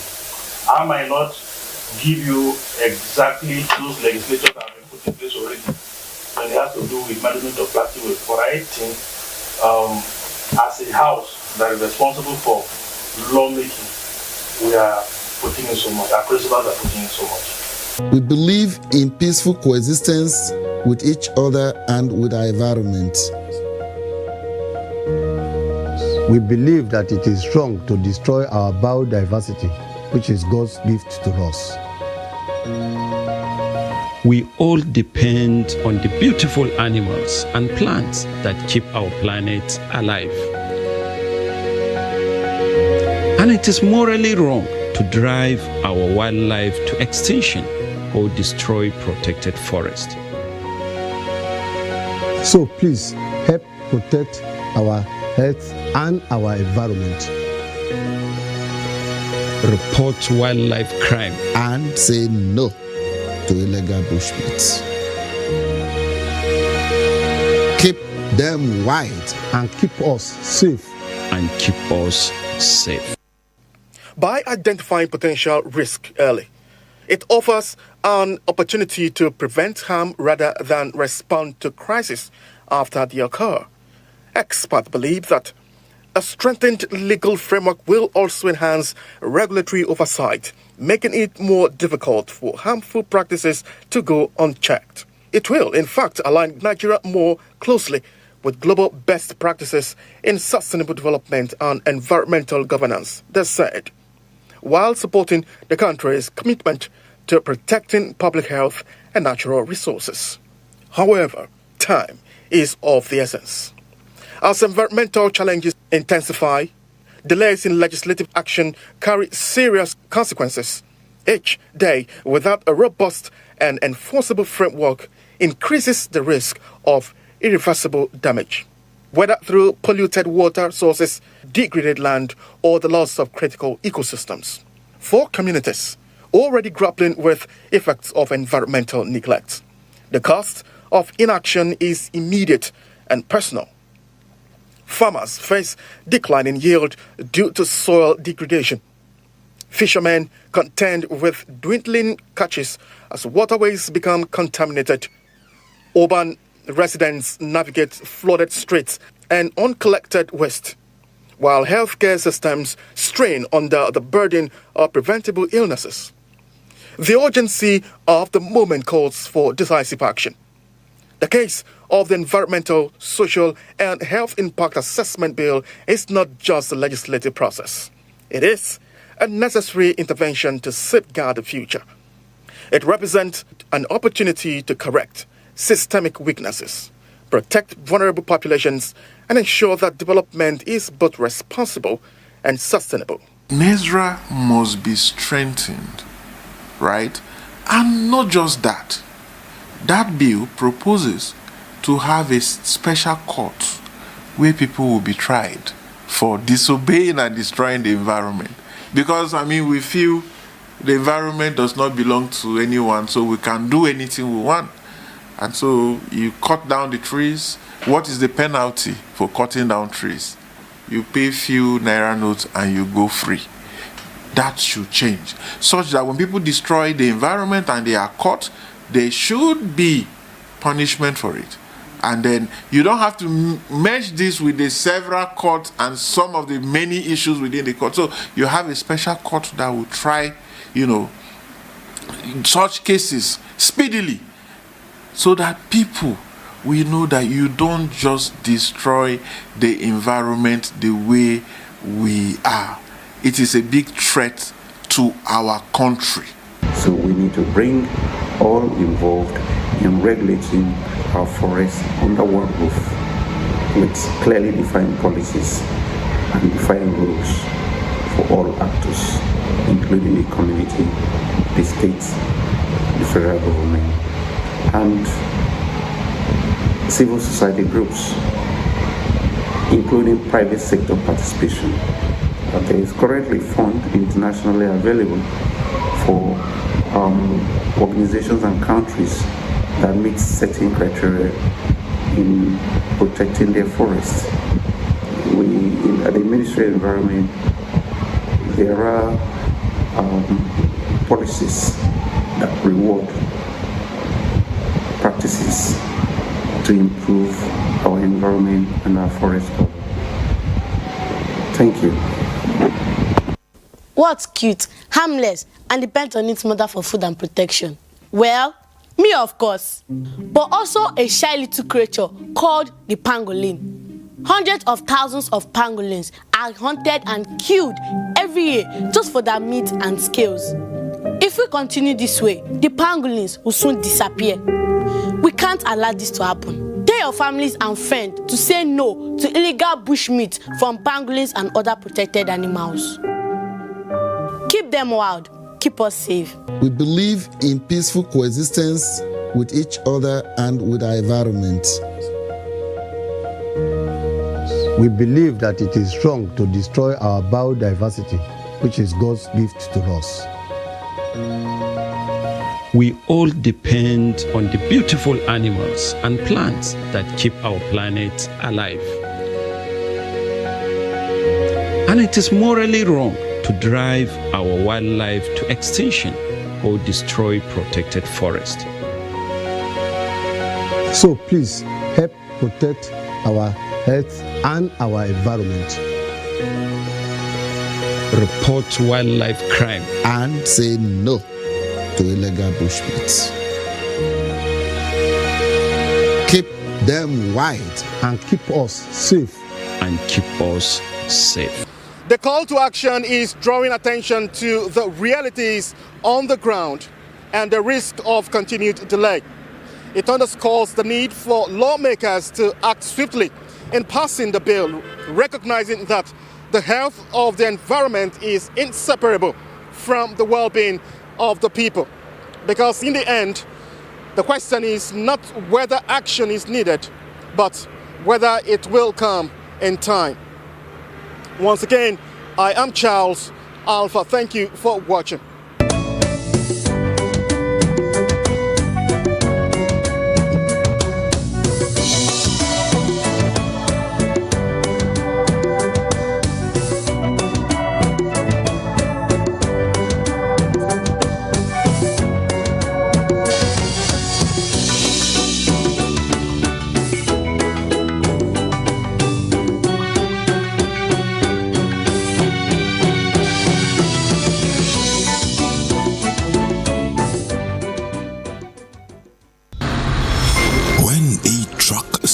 Its load when a fuel-laden tanker falls after a road accident involving valuable cargo.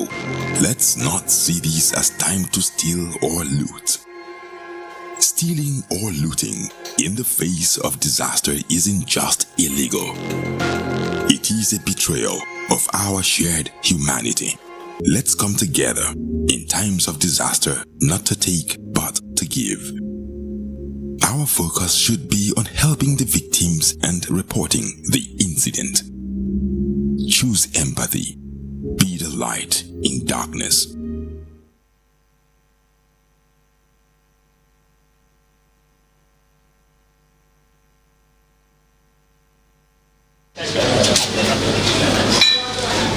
Yeah.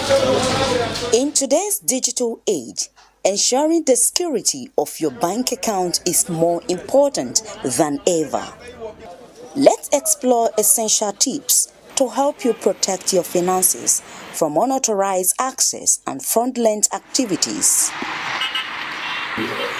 Apart from the safety angle, it's always a very important thing to have the number of the bank customer care, your account officer, and also someone that works in the bank that you know.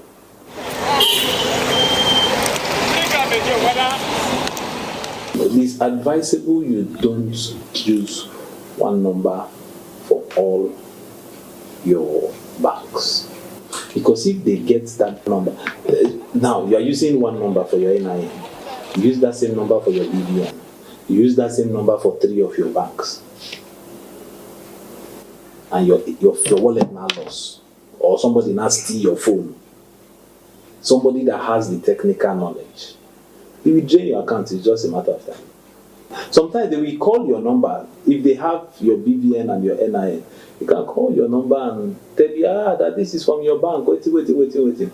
No bank will call you to ask you for OTP. That there's a code we just sent to you now. That is the biggest fraud. But a lot of people fall for it. They just call you and say, confirm this code now. And you just say, okay, 0041121. Once you just give out that code, that's the same way they hack into people's WhatsApp. Immediately you get that call your customer care and try and resolve it. If it's possible, change your ATM. If it's possible, change your ATM PIN. If you're using ATM, you also want to be looking behind you. Who is there? You just have to personally ensure that nobody has access to all these things. So if you are using multiple ATMs, you need to know the code. As a matter of fact, it's very important that you have the USSD code to do transfer, do recharge, and all of that. With that code, you can stop your ATM. It's always advisable that you have more than one bank account, 2, 3, 4 if possible, and you have ATMs. Please don't carry all those ATMs in one wallet. In fact, don't carry all those ATMs out. If you're going out, carry one of the ATM. Don't link all your bank accounts to one phone. That is like the ABC of financial safety. Because if that SIM card is gotten by a fraudulent person, one, he can just dial star something, get your NIN. He can dial star something, get your BVN. Once they have your BVN, have your NIN, and have the number that you use to register the bank, the account doesn't belong to you. So all they may need to do is just to get your full name and your date of birth, and every morning your account can go in one day. If you want to use passwords, don't use your date of birth. All these things are basic. You don't use your date of birth, because when somebody wants to guess your password, the first thing we try to put is first your phone number, then your password, your date of birth, and routinely change your password. By following these essential tips, you can secure your bank account and safeguard your finances. Stay vigilant and be proactive in protecting your financial well-being. The Mosaic. So piece together your time wisely.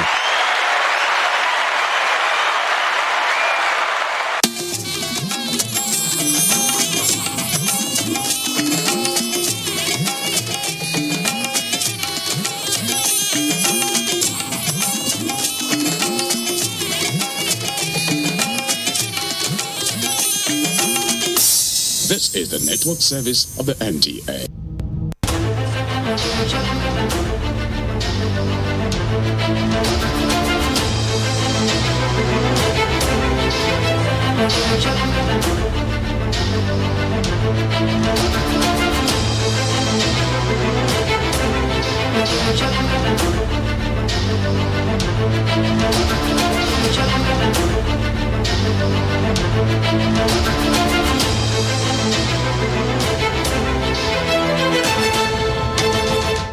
today we welcome you to a world where words are few but paintings allowed. The world of Oye, an autistic artist whose painting speaks louder than words. Creative, imaginary, and beautiful. Autism is definitely not a challenge. It's a way of expressing your feelings. Welcome to Against All Odds, the program that brings hope right to your doorstep. And on this episode, oh yes, you will see where paintings speak and speak very loud. So don't go away. We will be back shortly. My name, Dushma Pius Ikirabe.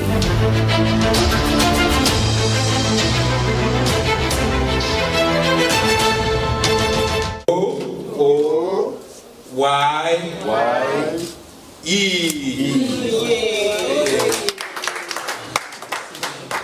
Now,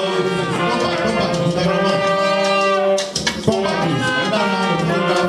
That is here. So let's take it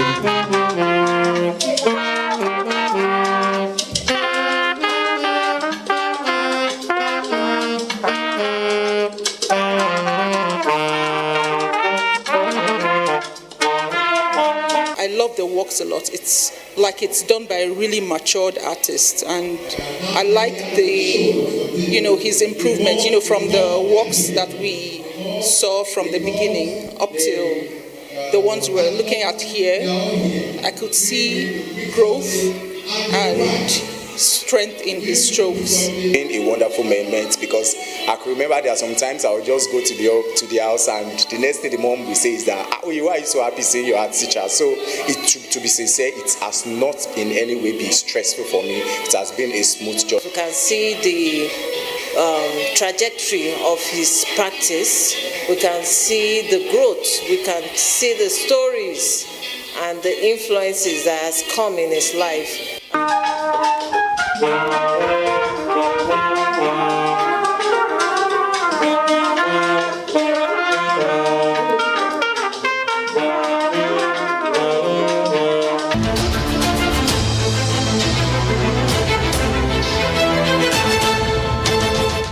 There is a rhythm to Oye's world, quiet, steady, and beautifully his own. At 14, Oye doesn't just create art, he communicates through it. Diagnosed with autism, his journey is one of patience, discovery, and expression beyond words.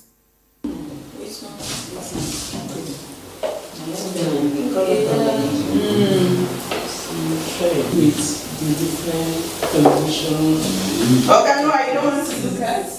Yeah, united in storm, like in the midst of it all, we're still united. Yes. See that one, they said emerging together. Wow. The program, of course, is still Against All Odds. And right here with me, Oye's parents, and Oye is here with us. Oye, how are you? How you doing? Fine. You're happy? Yeah. You're happy we're here, right? Yeah. Okay. So yes, Oye is happy that we're here. And I'm sure you're also happy that you've met him and you've met his parents. Thank you for coming on Against All Odds, ma'am. Thank you. Thank you, sir, for coming on Against All Odds. It's good to have you on our show. My pleasure. So we've seen so much beautiful paintings everywhere, and this was done by Oye. Talk to us about this. How does this journey start? Oye enrolled in St. Saviour's School at Abuja, Lagos, and after a while, the head teacher, who happened to be a white woman, called my attention to his challenge. Before then, I never knew. And from there, we left to our family doctor, from there to Lut to see Dr. Lesh, who is a neurosurgeon. And from there, we the journey started. Along the path, Oye had to leave St. Saviour's School for Patrick's speech in Ikeja. After a while, we were advised to go back to a proper school that does inclusion. And we left for Heritage School at Yaba. At Yaba, Heritage School at Yaba, we observed that Oye loved to spend extra time in art class. He doesn't really like to leave the class. So the shadow called our attention to that. At a point we needed to even pay for extra class. Wow. I had to befriend the art teacher. And that is just how the journey started about 12 years ago. And this is where we are today.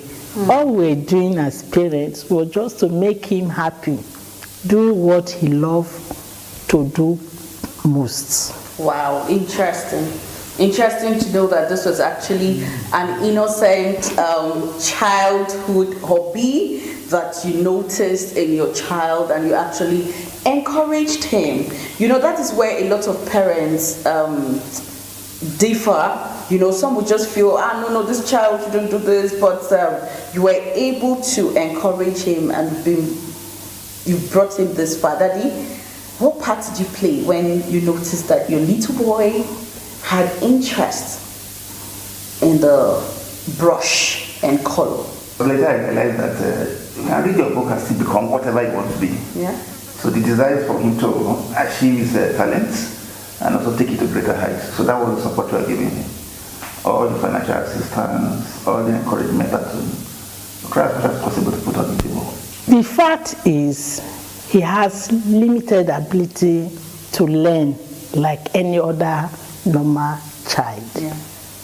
With that, at the back end, we do not see any reason why we should not encourage him to acquire more skills and do what he knows how best to do.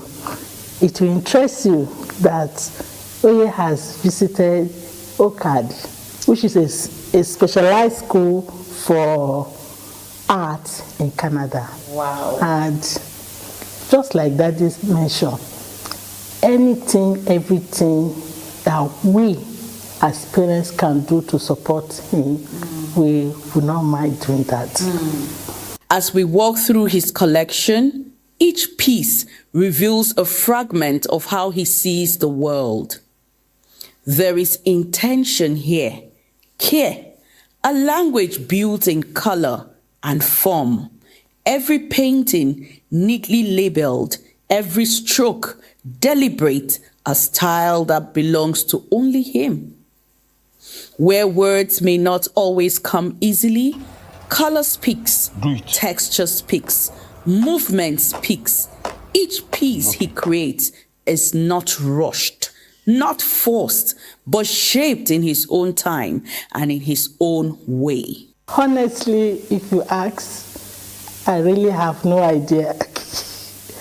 Because I cannot figure out what or interpret what he's even doing, to be sincere with you. I can't.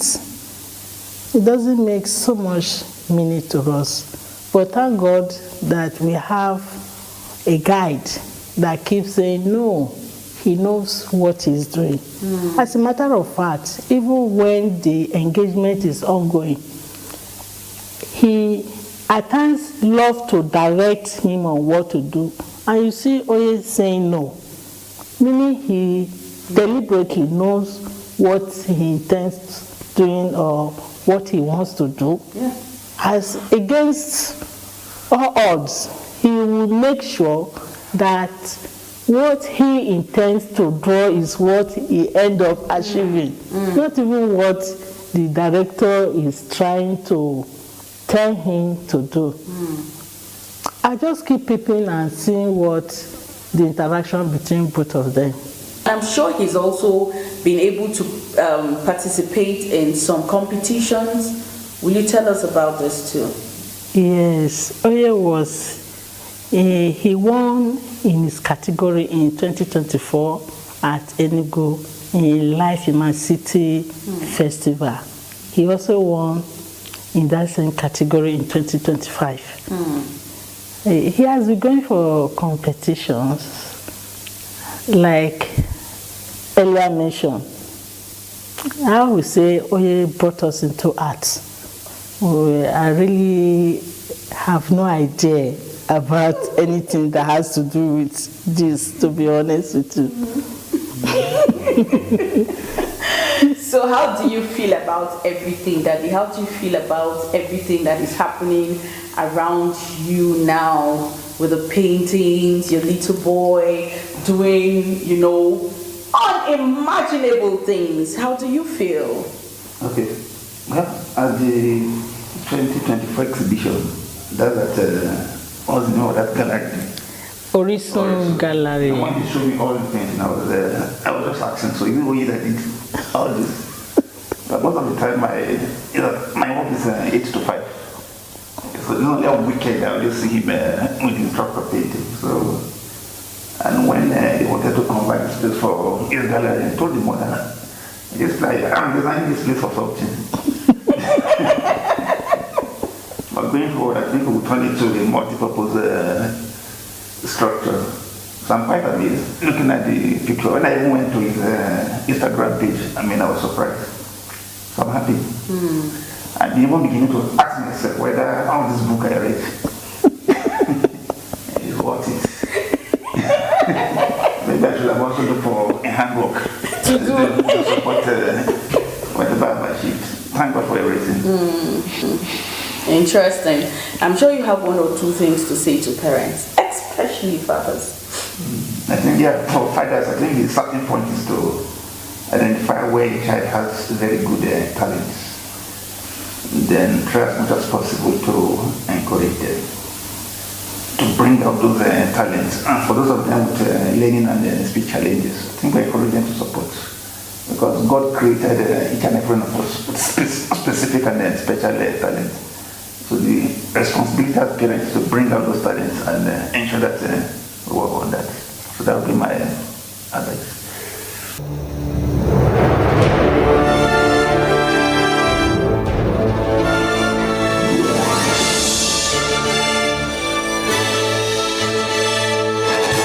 Cube is available in beef, chicken, jollof, and crayfish flavors in 50 cubes Saver Pack and 100 cubes Super Saver Pack.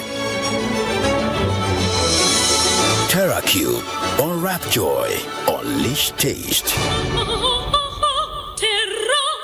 And then, in the middle of it all, he shows us something important. He rises, leaves the conversation behind, and returns to what feels most natural: his canvas, his space, his voice. Okay. What are you doing?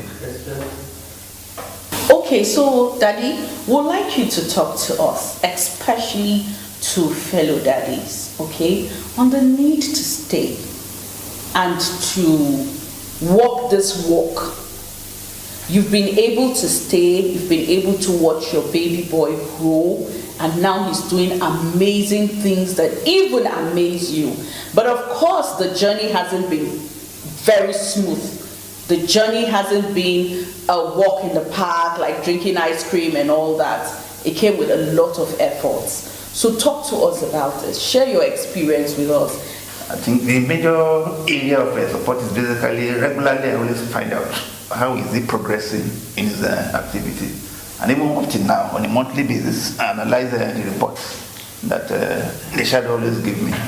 And then as time goes on, I think I even called for a meeting for us to rub mind and know what we need to do best, both at home. I think there was even a time, well, let's go to the football pitch together.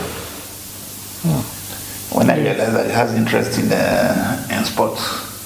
Although when I was small, I played a lot of football. I actually wanted to encourage him. And anytime we are done, I think when he gets home, he takes his bath, he just sleep off. And when he wakes up in the morning, he's always very fresh. So that was quite a refreshing experience. And then in the area of finance, I think he has moved around. I think the last school where he is now, that's Abuja International School. So the first time we went, I was quite amazed that they had a very good, inclusive session. So that's been the turning point for me because I've seen remarkable improvement. So my advice for that is just for them to, I encourage them to always provide support and show interest in how they are progressing. It's fulfilling to see how far he's come. Watching Oye working. For his parents, the journey has been one of faith, learning, and quiet victories. Progress not measured by speed, but by meaning. Oye has another sister, and they're getting on fine. Okay. Yes. Okay. She understands the peculiarity, and she's also able to manage it. He has even tried, you know. Oh,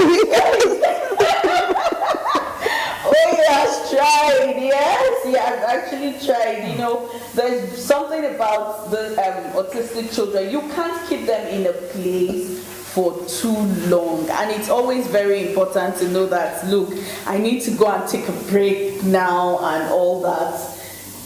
That's what he loves to do, right? Yeah. And he's doing what he loves to do. Which will you say is his best painting? From all that you know, and you know, maybe his style of painting, which will you say is his best? Me, I'm looking at, I think, I don't even know what this is. Will I call it splash? Will I call it splash? But as you, the parents now, which of his paintings entices you, like makes you very excited? Daddy, can you tell us about that? Okay, I'm looking at this. Okay. I'm just amazed at the manner in which it was arranged in the pattern. Yes. And the colors. And the colors, the color combination. Green, red, white. And we have white. I wish you could tell us what this is. Exactly. I wish you could tell us what this is. If you look at his work, something is significant. Strokes. He loves to just splash colors on the canvas. Yes. That I have observed. Yes, I have also.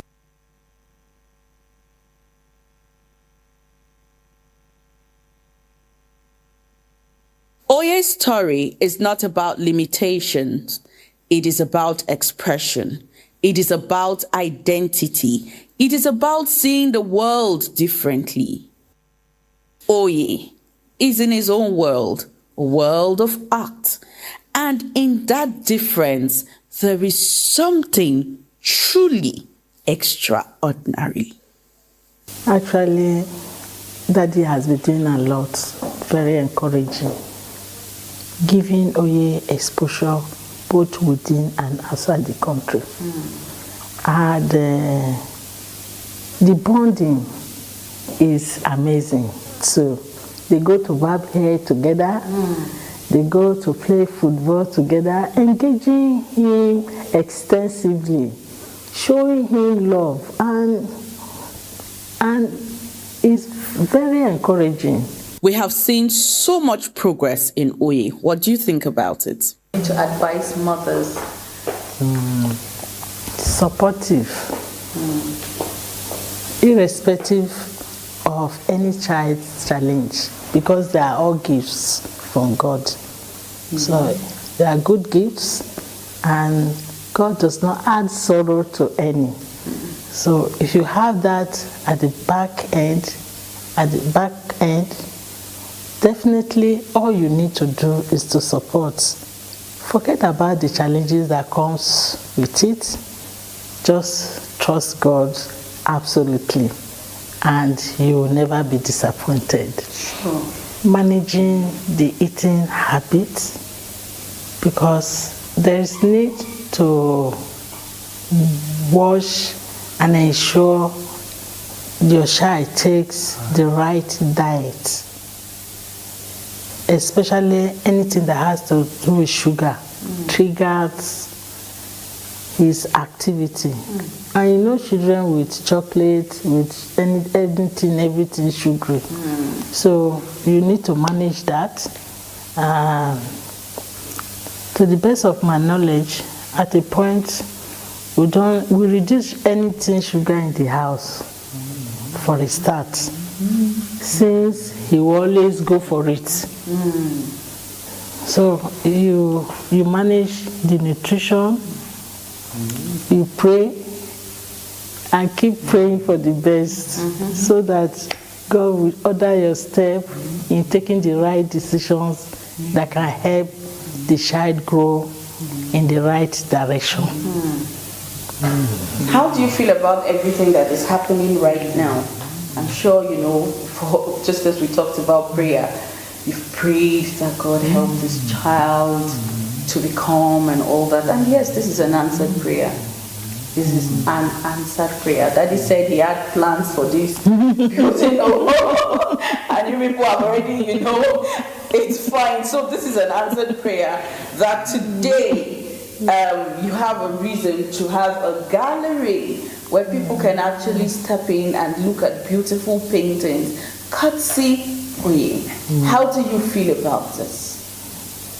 Excited, happy, and fulfilled. Daddy, yes.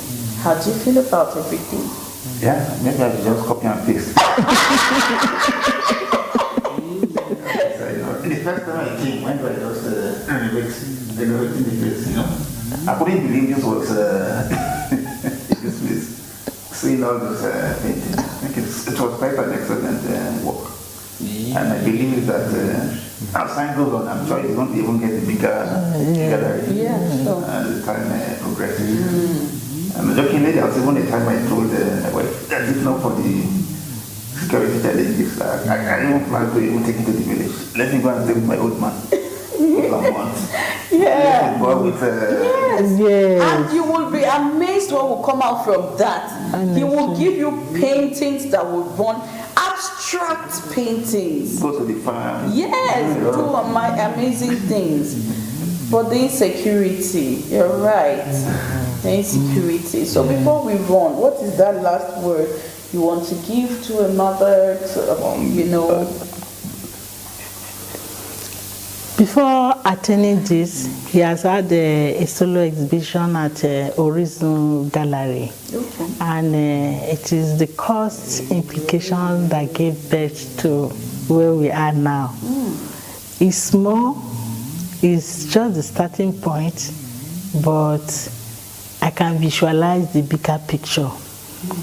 So parents, gone are the days where you feel your children, both the enabled and the ones with learning disability, must be a doctor, must be a lawyer, and just name it. Gone are the days.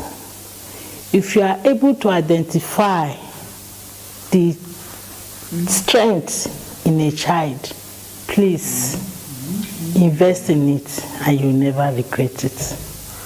Interesting. Now, what are the traits that parents should look out for? They are hyperactive, like you earlier mentioned, full of energy, and they need to burn it. There are some with learning disability. You just know that they're not doing well in proper school. But that limitation does not mean they don't have strength. And that's why my focus is on that strength. As parents, you just need to calm down, settle down, study the child, and bring out the best in him or her. You'll be happy you did. You'll be happy, to be honest with you. Thank you very much for coming on Against All Odds. Thank you. Wait. Thank you. Sorry, we actually tied you down for so long. Okay. High five. It's going back there. Yes. So he's going back to do his painting again. That's what excites him. That's what excites him. Oh, okay, splash. Okay.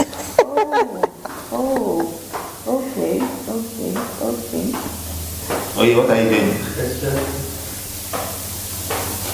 Okay, can you tell us what you're doing?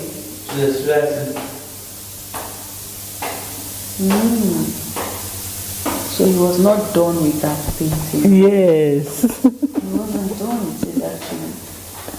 Wow. That's okay. So I'll actually leave these questions with you, okay? Questions that I know that Oye knows in his heart what this is all about. But I ask you, what is this painting saying to you? And what do you think about these colors? It's been a fantastic time on Against All Odds with Oye. Watching him hold his brush, do his painting, then pick up his paint to do his splashing, all in silence. But the silence speaks great and mighty things. Thank you for joining us on this episode of Against All Odds. Let that autistic child discover his talent, what he wants to do, and who he wants to become. He can be anything and anybody, just like Oye, who uses the brush and the canvas as his plaything. Let's do this again. Next week, same time. My name is Toshima Pius Ekerevi. We love you. Bye.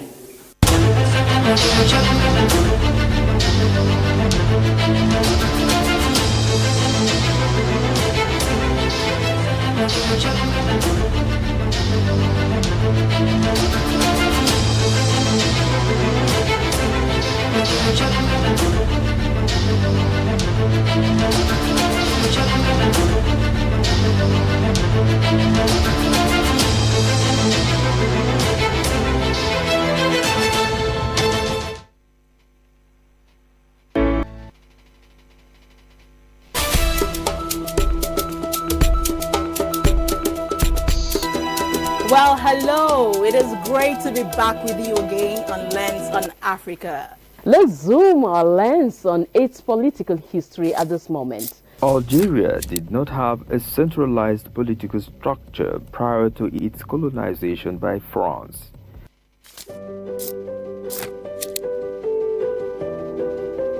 It is now time for our weekly roundoff of African history.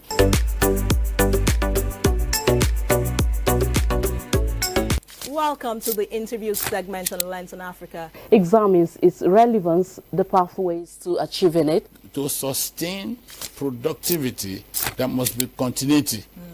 Where the winds whisper secret, to the sands lies the forgotten kingdom of Damat.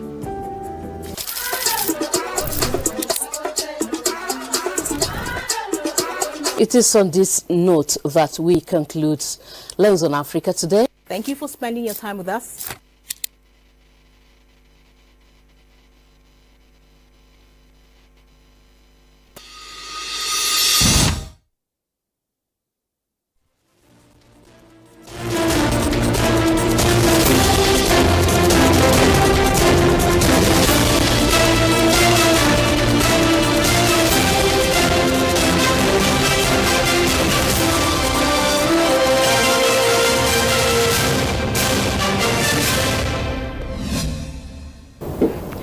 Hello and welcome to the news on NT International. I am Elizabeth Omori. Now let's begin with the headlines. Kenyan transport strike over fuel price hike paused for 1 week to allow for negotiations. Togo abolishes visa requirement for African nationals to boost continental trade and integration. Plus, World Health Organization deploys experts and medical supplies to DR Congo to combat Ebola outbreak.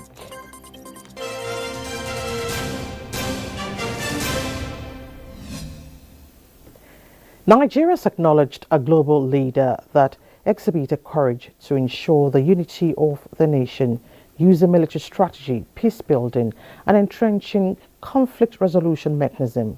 This man is General Yakubu Gowon, who unveiled the book My Life of Duty and Allegiance, his autobiography, witnessed by President Bola Tinubu, represented by Vice President Kashim Shettima and other stakeholders, held at the Bola Ahmed Tinubu International Conference Center, Abuja.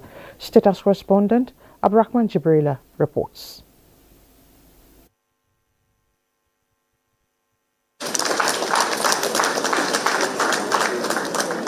A book with 850 pages with 36 chapters goes beyond record keeping, but an important national document that offers guidance for Nigeria's future, regional cooperation, and the preservation of national unity.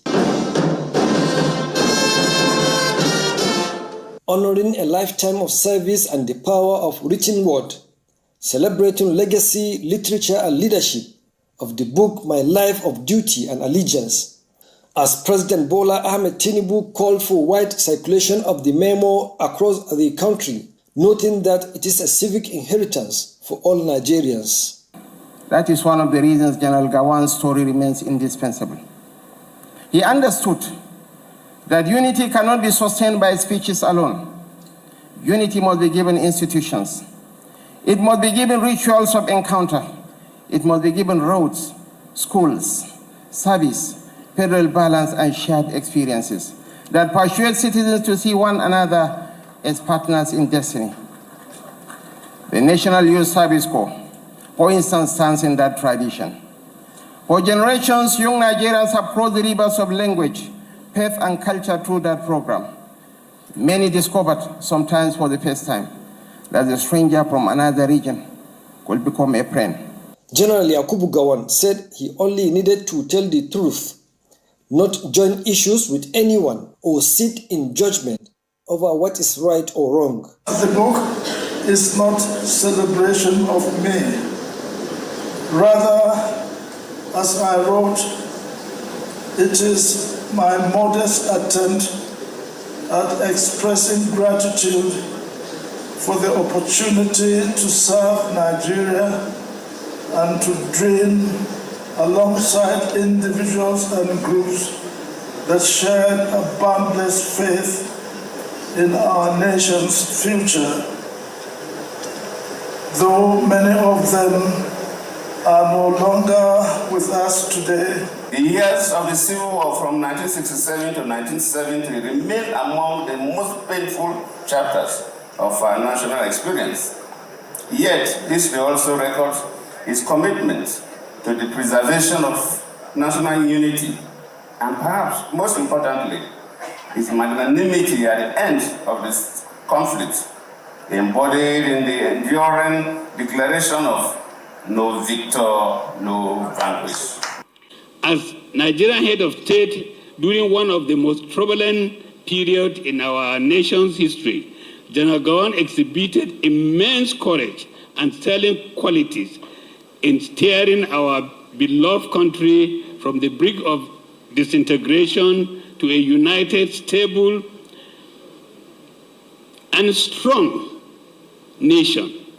But from the very beginning of the book, the author says, I want, and I quote, I want to emphasize that I'm telling my story without access to my crucial personal records. Since many important documents taken from my desk after my removal in July 1975 were discarded by those who succeeded me. The general's autobiography is a reflection of leaders who witnessed defining moments in the nation's history and remains essential to strengthening democratic stability and national development. In Abuja, Abraham Jibrila, NTA News. To Unionism and Welfare, the Radio, Television, Theatre and Arts Workers Union, RATAW, has unveiled its roadmap for its 50th anniversary. This is to push for improved welfare for members and strengthen participation in Nigeria's evolving media space and creative industry. At the presentation of the roadmap, the Minister of Information, Mohammed Idris, was honored with a Golden Era Communication Board Award. Broadcasters, performers, writers, and other custodians of information have over the years served homes with information, education, and entertainment. In shaping the future of the practice, the unveiling of the roadmap becomes imperative to meet global standards within the media landscape. The Minister of Information and National Orientation says the unveiling symbolizes renewed vision for stronger professionalism, greater unity, and expanded opportunities for Nigerian media practitioners. This administration, under the able leadership of President Bola Ahmed Tinubu, recognizes media and cultural workers not merely as professionals, but as strategic partners in nation building. And at this point, I want to mention here that the Prime Minister of Information and National Orientation had earlier set up a committee that looked into the welfare of all members of Ratau.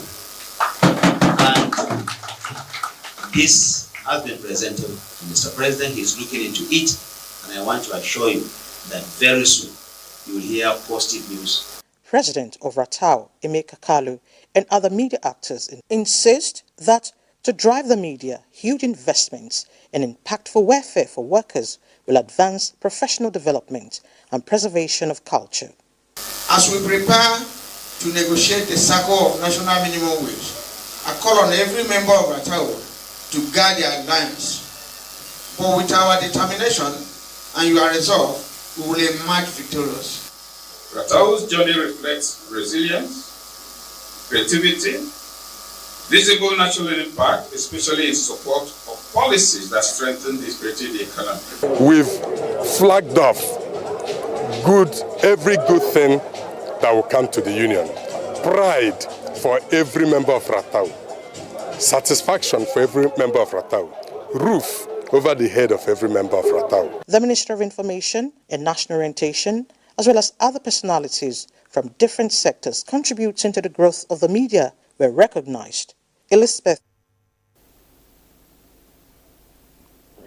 In other news, First Lady Oluremi Tinubu calls on Nigerian children to always aim high and not allow the environment to define their limits, conscious of the fact that the country is staking its future heavily on them. She made the call at a ceremony to mark the 2026 National Children's Day celebration with an assurance that the country under the present administration will continue to strengthen policies that protect their rights and expand opportunities for them to succeed. State House correspondent Adeni Itaiwo reports. And once again, the conference center of the presidential villa plays host to the future of the nation. Hosted by Nigeria's First Lady Oluremi Tinubu, the 2026 edition of the annual celebration, slated for May 27, is coming early this time as the nation seeks not just to honor its children, but also eager to bridge gaps between generations and promote inclusion. So, inspired by the theme of the celebration, Future Now, promoting inclusion for every Nigerian child, they take the stage once again to celebrate, appraise their roles in national development, and make demands. And loud and clear, the First Lady had them as she joined the celebration early, starting from the kids' village, where she interacted with the children across the learning cycle before undertaking a tour of the tech exhibition stand, where she met and applauded young inventors and their innovations. And when she made her grand appearance in their midst, it was to highlight their special place as the nation's surest path to the future with their natural affinity for digital technology and artificial intelligence. Children are the heartbeat of our nation and future. The dreams they carry, the ideas they share, and the talents they possess have the power to transform Nigeria for generations to come. Every Nigerian child deserves access to quality education, healthcare, protection, digital skills, and a safe environment where they can reach their full potential. Then follows clear commitment to their protection. and support by the Bola Tinubu administration. Beloved children, I want you to know that Mr. President is working hard to ensure a better and brighter future for you. Through the Renewed Hope agenda, Mr. President is investing in your education, health, child nutrition, child's rights and protection. Wherever you see the Nigerian flag, know that it says Nigeria believes in you. This is your moment. Stay focused, embrace learning, uphold strong values, reject violence, drug abuse, and every negative influence. You have access to the very important life-saving quality services, health services, nutrition, support, and opportunities to thrive physically and mentally. The day also celebrated excellence as the first lady presented cash prizes to winners of national essay competitions and science competitions. In the State House, Adeniyi Taiwo, NTA News.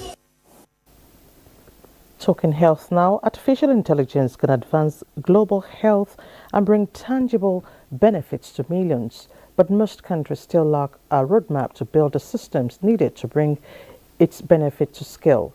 That's the key finding at the 79th meeting of the World Health Assembly, where Vital Strategies launched an updated report tagged Foundation and Futures, Reimaging Public Health in the Artificial Intelligence Era across Global South. Speakers noted AI has the potential to reshape public health system and improve population health. The new report provides answers to how projects in AI-ready systems improve public health, stating country-level examples from Rwanda, India, Rio de Janeiro, Brazil, to illustrate what becomes possible when foundations are used to align cases.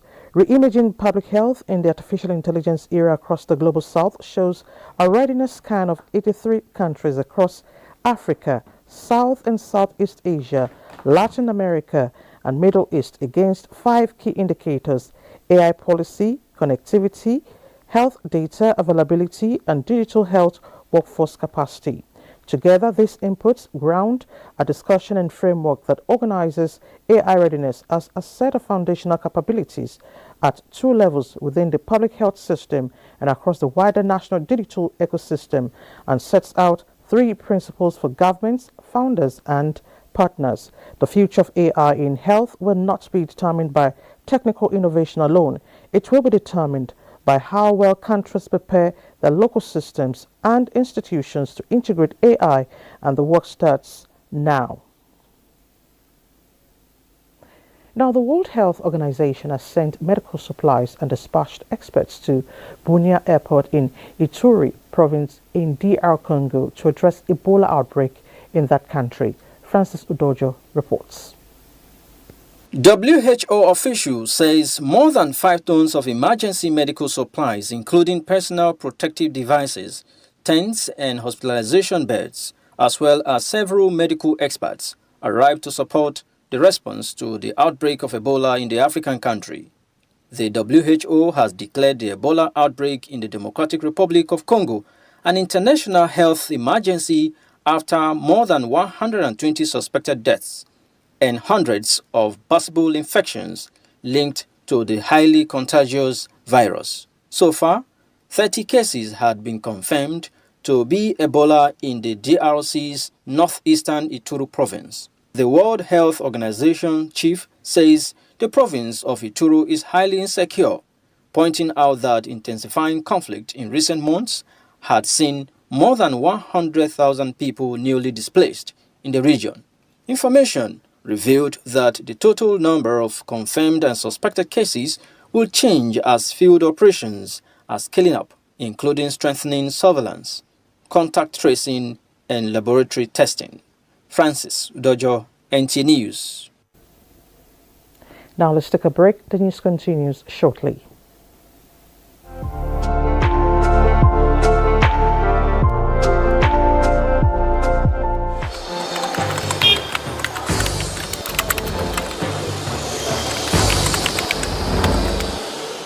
have no better friend and partner than Nigeria. Let this unveiling today be a call to conscience. Let our practitioners hold the line of truth. To the media, please inform with integrity and with a deep sense of patriotism. To our public officers, communicate with transparency. To citizens, please let us speak with empathy. Let us come together to become the voice of responsibility, the voice of the world that heals division, that inspires hope and drives development.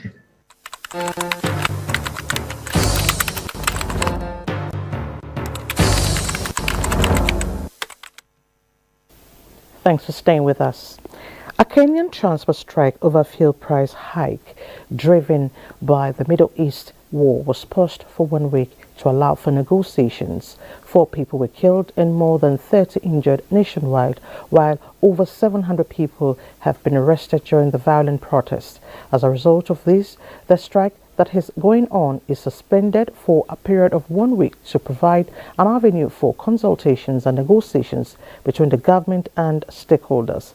Albert Karakasha, the president of Matatu Owners Association, confirmed the suspension, although other representatives warned that if the protests continued, negotiations will not be taken seriously. Now, concerns over access to basic needs such as clean water, housing, healthcare, education and employment came into focus at the release of the multidimensional poverty report by the Ghana Statistical Service. According to the report, disparities remain across districts despite a decline in national poverty levels from 24.3% in 2021 to 23% in 2025. The findings are expected to guide targeted policy interventions and development planning. As Ghana deepens efforts to tackle inequality and improve living standards, new data is shedding light on the multiple challenges households face beyond income poverty. The Ghana Statistical Service has launched its national, regional and district-level multidimensional poverty report, measuring deprivation across 13 indicators including health, education, housing, water, sanitation and employment factors that directly impact 17 Sustainable Development Goals. The government statistician Dr. Alhassan Idrisu says the report provides a more comprehensive understanding of poverty, noting that individuals can experience multiple forms of deprivation at the same time, even when earning an income. For the first time in the history of our country, we now have comparable multidimensional poverty estimates for all 261 districts consistently over multiple years. This gives Ghana a clearer understanding of where poverty is deepest, a clearer understanding of where progress is being made, where progress is stalled, and where urgent interventions are required. Chairman of Parliamentary Committee on Finance, Isaac Adongo, described the findings as important evidence for targeted development planning and resource allocation. Parliament approves national budgets. We oversee the public expenditure. Parliament ourselves will scrutinize policies and programs. And Parliament represents the communities across the country. Therefore, any work that seeks to measure the impact of these deliverables are very important to the work of Parliament. The district poverty rankings, therefore, provide members of Parliament with practical evidence to advocate for more effectively for their constituents and to support fairer and more targeted developmental actions. Deputy Minister for Finance, Thomas Nyakwampem, says the findings will guide how government allocates resources, stressing that economic management must go beyond macroeconomic stability to ensure improved living conditions across all districts. We have always known that poverty is not just about income. Poverty is multidimensional. Among others, it is about lack of quality education, which we are fixing through increased funding and intentional reforms. It is about limited healthcare access, which we are fixing by uncapping funding to the National Health Insurance and implementing the Mahama Cares and Primary Healthcare Program. At the district level, disparities remain significant. Yonjon Naswan district in the northeast region recorded the highest poverty incidence at 51.6%, while Ayawaso North Municipal recorded the lowest at just 5.5%. The report also shows that the 6 poorest districts are all located in the northeast region. The Ghana Statistical Service is urging that metropolitan, municipal and district assemblies must integrate the findings into their development plans to improve targeting, strengthening accountability and drive inclusive growth. Nigeria and China have again demonstrated their shared commitment towards an enhanced media cooperation to further engender the realization of both nations' people-to-people and cultural diplomacy. This was at the signing of a memorandum of understanding between the Voice of Nigeria, VON, and the Chinese Embassy in Nigeria to launch Chinese language and cultural teaching program on VON's platforms. Chukwunozonwa Weze completes the story. The signing of the Memorandum of Understanding, which follows a similar engagement with the News Agency of China, not only marks another important milestone in strengthening the enduring friendship between Nigeria and China, but also provides a veritable platform for cultural exchanges, enhanced media cooperation, and mutual understanding between the two nations. The program, titled Nigeria-China Bridge, Director General of Voice of Nigeria, Jibril Babandache, says, will equip Nigerians, especially media professionals and youths, with the skill to engage more meaningfully with their Chinese counterparts in sharing richer and informed narratives about its people and culture. Your Excellency, today is indeed a remarkable day as we gather to witness the signing of this MOU, which will bring Chinese language and culture closer to the homes of our listeners and audience in Nigeria and across African continent. Our vision is anchored on 3 P's: people, platform, and partnership. This initiative today reflects that vision, which is building understanding through languages, learning, and cultural exchange. The Chinese ambassador to Nigeria, Yu Junhai, described the initiative as timely and strategic in view of the flourishing collaboration between Nigeria and China. The Chinese language teaching program, Nigeria-China Bridge, is a testament and an important driving force of the deepening cooperation, the coordination between China and Nigeria. The program is emerged at the right time. Since the successful convening of the Beijing Summit of the Forum on China-Africa Cooperation in September 2024. Ambassador Yu, while lauding the vision of VON's leadership in initiating the program, which he emphasized will provide the bridge for people in Nigeria and other African countries to share the benefits of China-Africa cooperation, as well as lend more vigor to China-Nigeria joint modernization advancement. Chukwunozonwa Weze, NTN News. Meanwhile, the Nigerian ambassador designated to China, Abdurrahman Bello Dambazao, has reiterated President Bola Tinubu's support for the One China policy to promote human capital development in the areas of security, infrastructure, health, education, and agriculture. Speaking with the chairman, Nigerian Diaspora Commission, Abike Dabiri Ewa, the ambassador opined that working in close relationship with the commission will further boost economic growth as it hopes to maximize on the benefits of the relationship between China and Nigeria. So there, in all areas of human development, we have opportunities to leverage on in order to maximize the benefits of this relationship with China. So I believe that in addition to the general focus on protecting the interest of Nigeria and Nigerians. So these are specific areas that we can focus on. We look forward to partnering with you, to working with you. I won't say support. Maybe you should be supporting us because you have the knowledge. We support each other. So let's just say partnership, support each other. And here's what we have seen in doing this job. It's about instant reaction. We don't need to fly to get problems solved. If there's a problem in China now, it comes to us because of accessibility. And we'll reach out to your office. And then jointly, we solve the problem. That while a lot of Nigerians are involved in trade and commerce, the ambassador should help curtail cases of immigration, crime and criminology to help sustain the bond between both countries. Still on the foreign scene, Togo has announced the removal of visa requirements for all African nationals entering the country for short stays, in a move being widely viewed as a significant boost to continental integration and intra-African trade.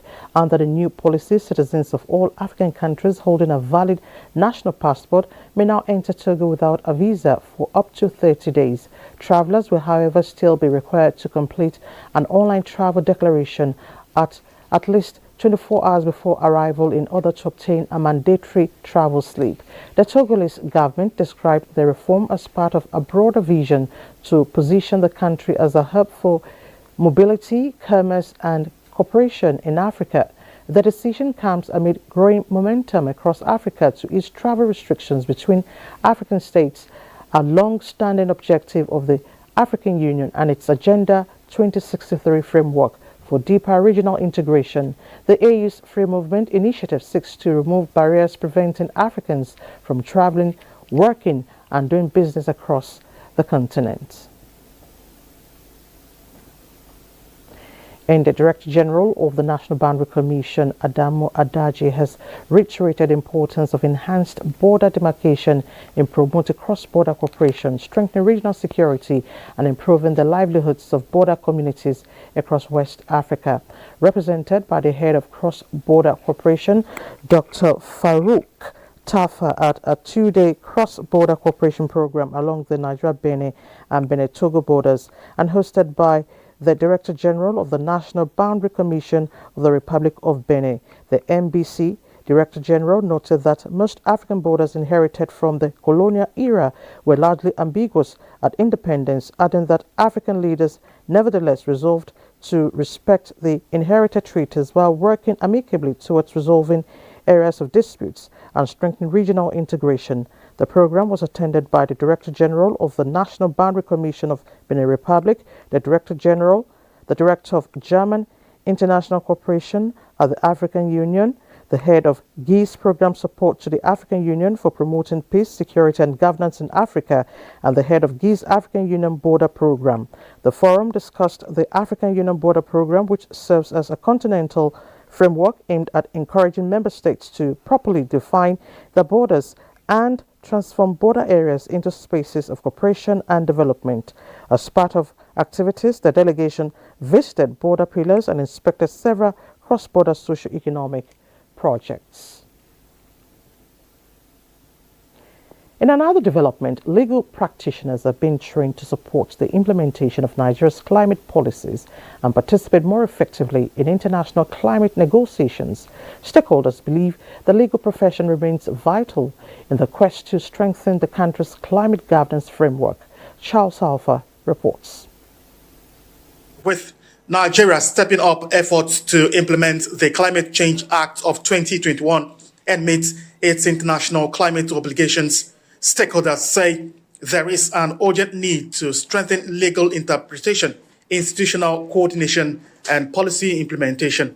I am happy that we're taking this step today to strengthen the capacity of our legal system to respond, to engage, to reform climate change governance. The workshop brings together legal practitioners, policymakers, climate experts, and government representatives to examine gaps in climate governance and equip lawyers with the knowledge and skills needed to support domestic climate action and international climate negotiations. So the objective of this project is one, strengthen the legal understanding of the Climate Change Act, build negotiating capacity among Nigerian lawyers, institutionalize climate legal expertise on a sustained basis. It's organized by the African Climate Foundation, the International Center for Energy, Environment and Development, and partners is expected to build a pool of Nigerian lawyers capable of providing effective legal support for climate governance, policy, implementation, and Nigeria's participation in global negotiations. Charles Alpha, NT News. Now, the chairman, Defense Industries Association of Nigeria, Major General Ibrahim Alaya, is advocating urgent and sustained efforts to strengthen Nigeria's local defense industry capabilities to enhance national security and reduce dependence on foreign military hardware. Major General Alaya re-echoed this at a high-level general meeting of members of DIAN held in Abuja. In a statement, the Director Secretary of DIAN, Engineer Kola Balogun, says the defense manufacturing sector is reviewing ongoing reforms and strategies aimed at accelerating the full implementation of the DICON Act 2023 and strengthening Nigeria's emerging military-industrial complex, stressing that developing indigenous capacity in defense production is a strategic necessity for Nigeria's security architecture. The statement notes that a strong local defense industry will improve operational readiness of the armed forces of Nigeria, ensure timely availability of critical military equipment, and enhance supply chain resilience in support of ongoing security operations nationwide. Major General Ibrahim Alaya, who also serves as the Director General of the Defense Industries Corporation of Nigeria, DICON, reiterated that the effective implementation of the DICON Act 2023 remains central to achieving a self-reliant defense industrial base. Now let's take another break to stay with us. Thanks for staying with us.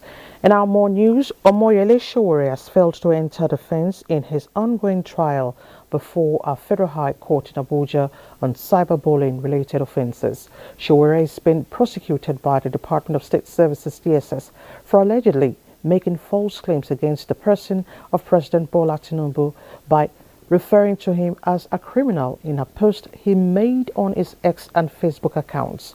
Correspondent Austin Ayebe reports.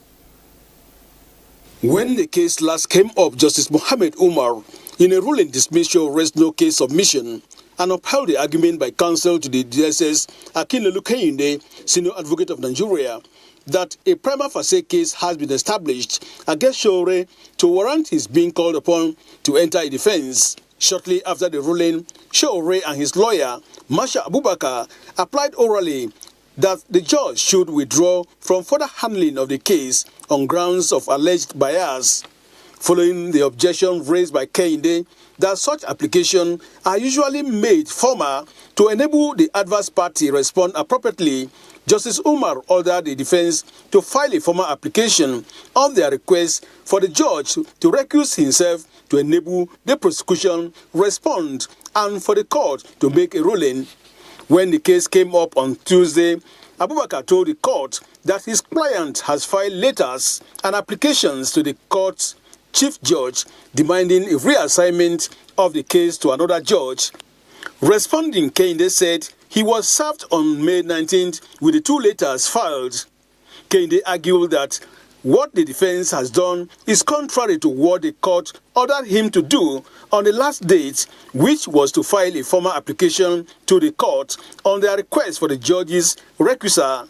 In his reply, Abubakar argued that the defense has done the appropriate thing. Ruling, Justice Umar ordered the prosecution to file its response to the defendant's letters and adjourn further hearing till June 4th, 2026. From the Federal High Court, Austin Ayebe, NT News. Meanwhile, the trial of former Kaduna State Governor Nasir El-Rufai over allegations bordering on treason and breach of national security continued at the Federal High Court in Abuja, with the prosecution presenting evidence aimed at establishing claims that the former governor intercepted a private conversation involving the National Security Advisor. Judiciary correspondent Austin Aibe once again reports. During proceedings, the prosecution played a 43-minute interview granted by El-Rufai on Arise television, where he allegedly stated that someone had wiretapped a conversation involving the National Security Advisor and forwarded it to him. In the interview, El-Rufai was also said to have defended the act by arguing that governments routinely monitor communication.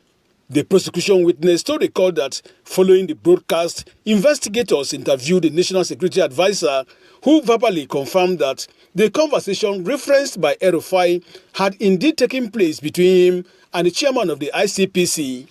According to the witness, the ICPC chairman also confirmed having such a discussion with the NSA after portions of the interview were played to him. The witness further testified that the anchor of the program, Charles Anagolu, alongside activist lawyer Deji Adeyanju and a cameraman were invited for questioning.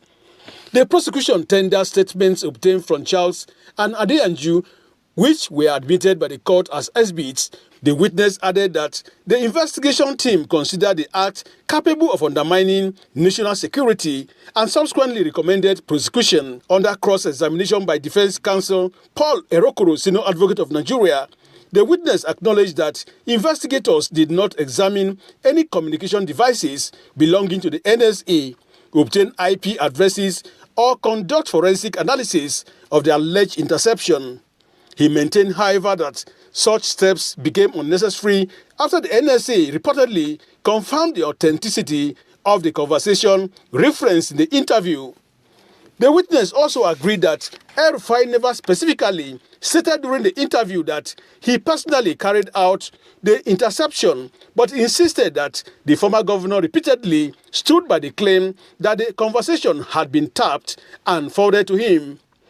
Following the conclusion of cross-examination of the first prosecution witness, Justice Joyce Abdulmalik adjourned further hearing in the matter to June 22nd and 23rd. Meanwhile, before the commencement of proceeding, the prosecution lawyer called on the court to caution El-Rufai's family for what he described as using the media against the judiciary, going by alleged media interviews granted by the defendant's family members. The defense lawyer Paul Erokoro, senior advocate of Nigeria, reacting said the defendant was never involved in that, promising to talk to them.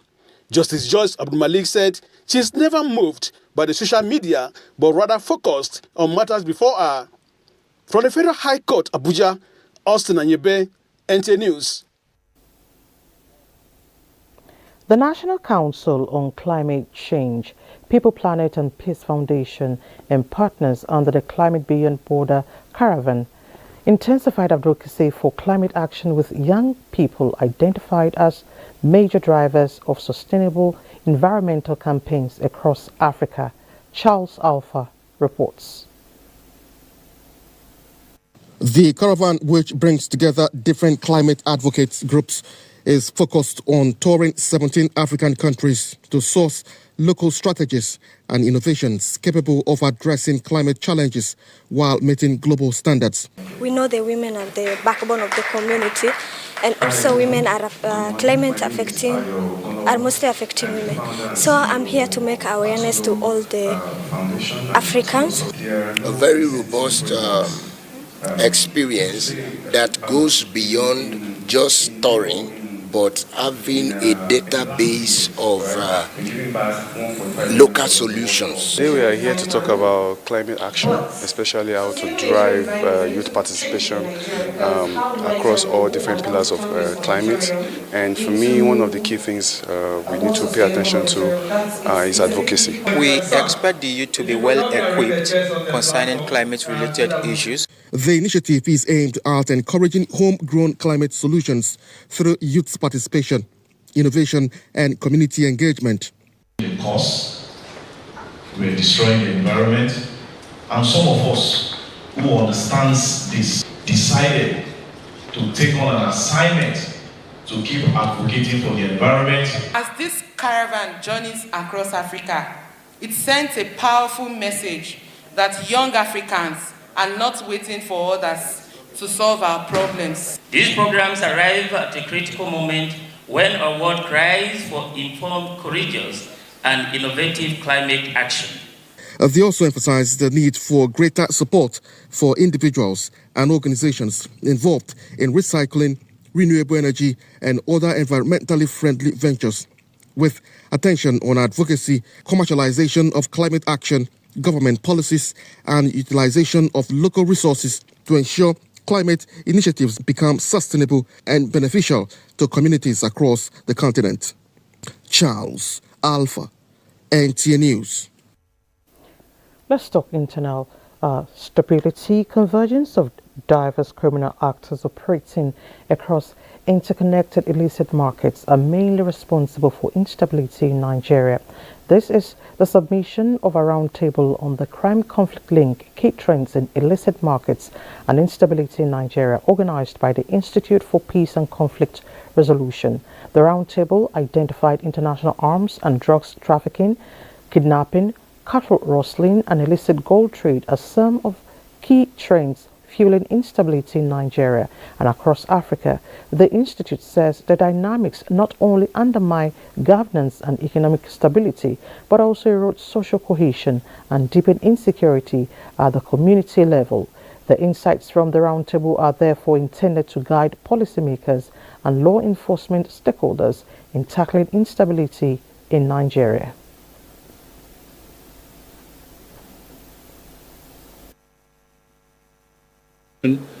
Crime management, they all go hand in hand. And that is why the appeal for good governance at local level, is very high, because that is where the people are. And that is where governance needs to take place. But as we speak, it's still very weak, across the nooks and crannies of Nigeria. And that is why the vulnerability, towards crime is a bit on the high side. Nigerian authorities need to pay attention to is the interlink between crime and conflict. And addressing conflicts and instability requires understanding its link with criminality, because most conflict actors actually draw revenue from criminal markets. And to address conflict, you also have to first of all, address criminality by disrupting the criminal markets that these actors draw revenue and resources from. In collaboration with the Global Initiative Against Transnational Organized Crimes. Let's take another break. More to come. From dusk to dawn, 24 hours a day, NTA International is with you in your living room, office, everywhere and anywhere. We provide the company you desire in terms of balanced and up-to-date news, programs, and the best of entertainment. Tune in to DSTV channel 251, GoTV channel.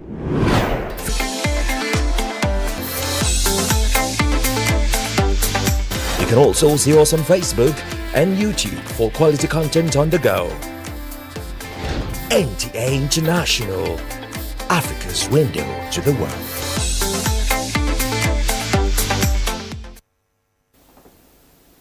You're still watching the news on NTA International. The president has admitted that Nigeria is not where it ought to be in terms of development, but the renewed Hope administration is implementing policies that will take the nation to the desired development targets. The Minister of Information and National Orientation, Mohammed Idris, while playing host to the management of the tax but re-emphasized institutional collaboration as critical in implementing policies of government. Saliu Abdullah Gwanara reports. Tax reform is one of the critical reforms embarked upon by the federal government to stimulate economic growth and fast-track development. In view of the mixed reaction that follows the tax reform, Tax on Board was established as an independent body to protect taxpayers' rights and help resolve disputes between taxpayers and tax authorities. This visit is to seek support and create more awareness in designing and implementing sustained public enlightenment campaigns across the traditional media, digital platforms, community outreach structures, and national orientation programs. Such collaboration will help educate citizens on their rights and responsibilities. The Minister of Information and National Orientation enumerated the achievements of the reforms under the current administration as inevitable for a nation that desired prosperity. The President wants fairness in this issue of tax administration. He said, let us set up this office of the tax ombud. Now, the tax ombud is not just there for the person collecting taxes. It's also there for the person who is paying taxes, ensuring that there is equity, there is fairness, and there is justice in the administration of taxes in this country. And this is where we think your role is principally.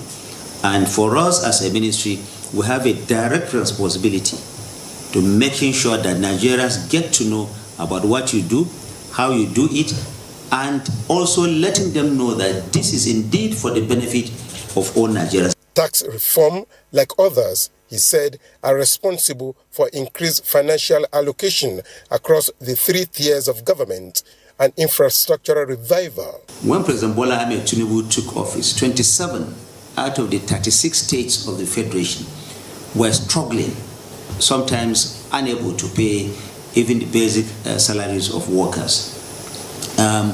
The investment in infrastructure across all parts of this country, especially those carried out by the subnationals, almost comatose. Very minimal investment was going into the improvement of infrastructure across the country. The ministry and its agencies have pledged support to propagate government reforms. In Abuja, Salihu Abdullahi Gwanara, NTA News.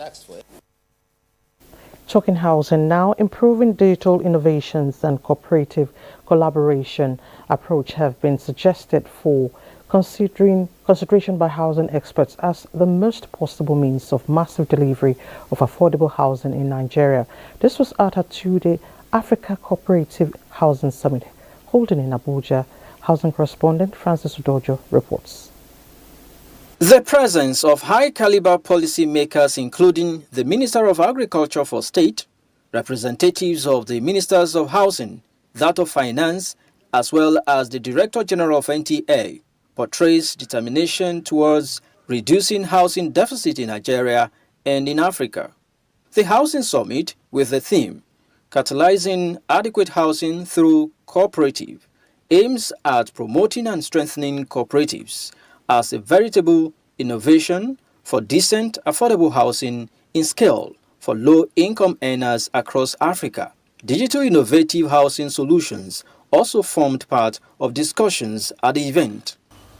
Across several countries, housing cooperatives have become strategic instruments for urban renewal, affordable home ownerships, and inclusive economic participation. Africa must now deepen its commitment to cooperative housing as a strategic development priority. As a ministry, we understand clearly that government alone cannot solve the housing challenge. Strong partnership with the private sector, financial institutions, corporate societies, developers, and development partners are essential if we must achieve meaningful progress. As stakeholders, we must preference, therefore, affordable housing financing mechanisms for cooperative societies, strong policy and regulatory frameworks that support cooperative housing development, public-private partnerships, adoption of modern building technologies and local materials to reduce construction costs. It is our belief that the discussions, partnerships, and recommendations emerging from this summit will contribute significantly towards strengthening cooperative housing systems and expanding affordable housing opportunities across the continent. Chairman, Cooperative Housing Summit Africa, CHOSA, speaks on cooperative benefits. The benefits derivable from cooperative housing include access to inclusive and affordable housing finance, increased buyers' bargaining power with stakeholders, group savings, robust social capital, bulk discounts from developers and building materials manufacturers, and the attraction of equity and impact investors. If we must achieve housing for all, then we must take partnership very, very key. Leveraging on public-private people partnerships models were part of recommendations for cooperative operative framework. Francis Udojo, NTA News. The National Park Service has reassured Nigerians of the federal government's commitment to addressing security challenges in some national parks, particularly around the Oyo Axis and Kainji Lake National Park. The service, under the leadership of the Conservator General Ibrahim Goni, says efforts have been intensified to prevent criminal elements from using protected forest areas as safe havens. It says with support of the federal government, the service is strengthening collaboration with security agencies, improved surveillance, intelligence gathering and operational response in vulnerable locations. A concerned group, the Unity Advocacy, praised frontline park rangers and security personnel for their sacrifices in protecting Nigeria's ecological assets, saying that the national park remains resolute in safeguarding the country's protected areas, while urging communities around national parks to promote and support security agencies with relevant information. In other news, the Trade Union Congress of Nigeria has expelled 11 of its members and suspended 14 members from different state councils over disciplinary issues. The cases include flagrant disobedience and disregard of resolutions and decisions of NEC. The union took the decision at its National Executive Council meeting held on the 18th of May 2026 after deliberating extensively on findings and recommendations of the union's disciplinary committee. A communique issued by the union after the meeting states that the affected members cease forthwith to be members, officers, representatives or functionaries of the Trade Union Congress of Nigeria in any capacity whatsoever. The NEC also suspended other erring members for a period of 2 years with immediate effect. Now let's take a look at the weather picture for Wednesday.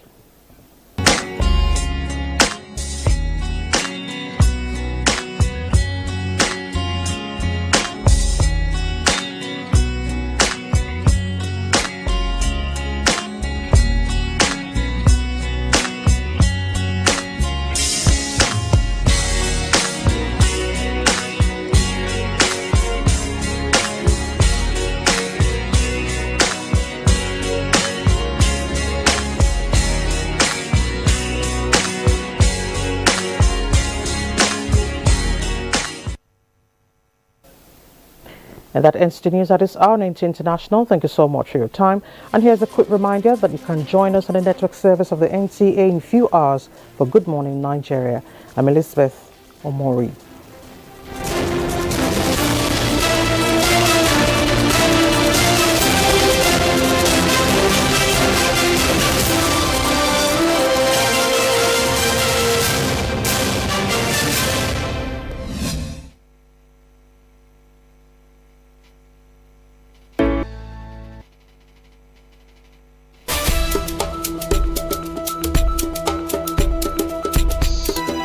Well, hello. It is great to be back with you again on Lens on Africa. Let's zoom our lens on its political history at this moment. Algeria did not have a centralized political structure prior to its colonization by France.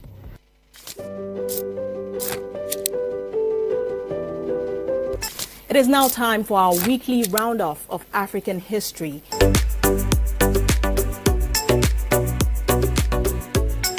Welcome to the interview segment on Lens on Africa. Examines its relevance, the pathways to achieving it. To sustain productivity, there must be continuity.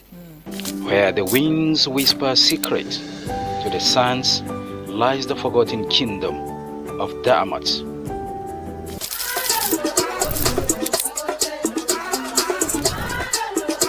It is on this note that we conclude Lens on Africa today. Thank you for spending your time with us.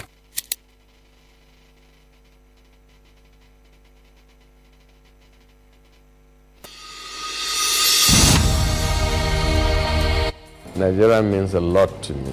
And Nigeria means peaceful cohesion.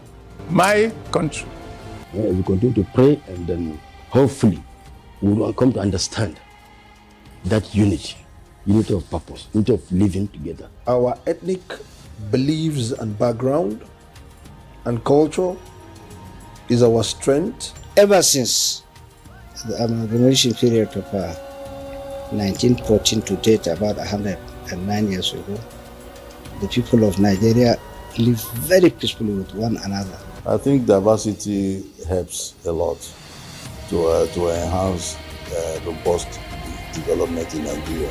All over the country, you have so many ethnic groups, over 250. That is enough to tell you that this is a blessed country, and that God has kept together as one indivisible entity.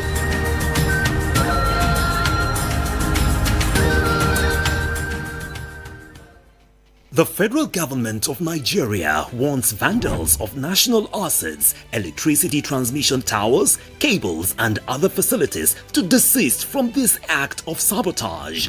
Vandalism is a serious crime punishable under the law. Vandalizing electrical equipment will affect millions of Nigerians, including your loved ones. Remember that national assets belong to all of us, hence the need to protect them. Report all cases of suspicious movement around electrical facilities to security agencies. When you see something, say something. This message is from the Federal Ministry of Information and National Orientation in collaboration with the National Counter-Terrorism Center, NCTC, Office.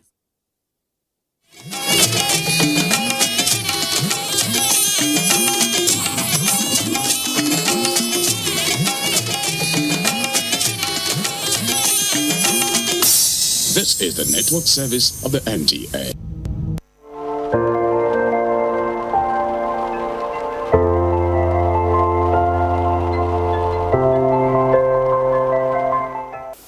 Many people believe that eating healthy is expensive. But how true is that? Welcome to Better You, that show where healthy living becomes practical, possible, and personal. I am Jane Izo.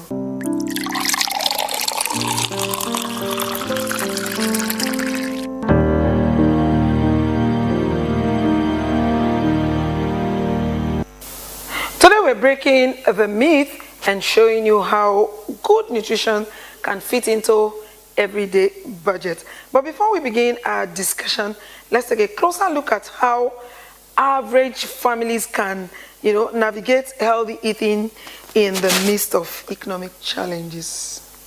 Good nutrition is one of the foundations of a healthy life. The food we eat affects our energy, our mood, our strength, and even our ability to prevent diseases. Yet for many people today, healthy eating feels difficult, especially with rising food prices and the pressure of everyday living.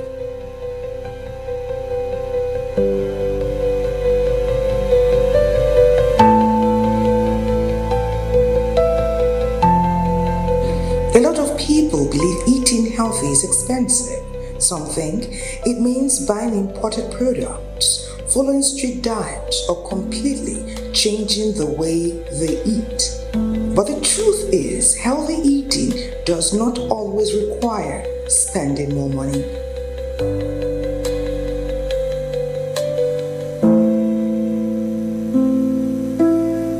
In many cases, it simply means making better choices with the foods already available around us. In Nigeria, we are fortunate to have access to many nutritious local foods: beans, vegetables, fruits, eggs, fish, yam, maize, sweet potatoes, and traditional soups, all contain important nutrients that help the body function properly.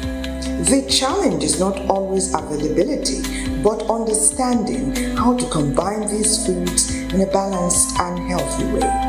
A healthy diet should include carbohydrates for energy, proteins for growth and repair, vitamins and minerals for protection against illness, and enough water to keep the body hydrated.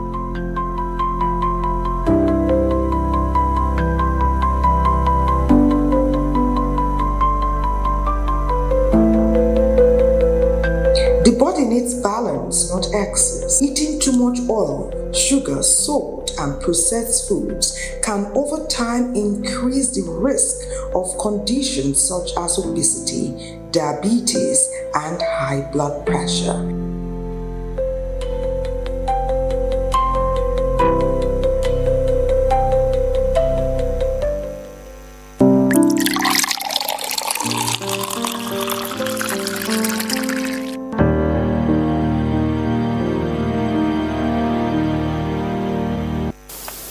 To unpack this topic, we have Jane Francis Oyenanachi Anyanwu.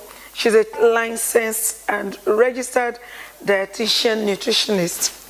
Currently, she is the National Financial Secretary of Dietitians Association of Nigeria and also the current chairman of Dietitian Association of Nigeria, the Abuja Northern Chapter. She's a chief dietitian with Ministry of Defense, the Nigerian Air Force Hospital, Abuja. Please welcome our guest who will guide us through smart strategies for eating healthy while staying within budget. It's good to have you here on the show today. Thank you. I want to start by asking why many people believe that eating healthy is expensive. Is a myth that is actually supposed to be debunked with the knowledge of nutrition, proper knowledge of nutrition. You know, it could have arisen from the past whereby when people think I am eating diet. I remember when my grandma would say, I'm eating diet. It means you spend money on expensive things, bring in foreign foods and all that. It means I am eating good food, quality food. That's diet. So that's what we thought. But thank God for science and knowledge in the current days that we now find out that our locally produced foods are even richer in nutrients, more than those processed foods we used to look up to in the past. Do you think it's truly possible to maintain a balanced diet on a very tight budget? Of course, it's very possible. It's a question of paradigm shift. Re-educating yourself once more and telling yourself that, oh, my taste bud have to change. Because it's all about our taste bud. We've developed it to like those things, those processed things that we used to have. And the reality of life have now dawned on us that the economy is no longer smiling on us. So how do you now maintain the health? You know, we are talking about health. And health, as is defined, is not just the mere absence of disease, but is the complete state of physical, mental, and social well-being.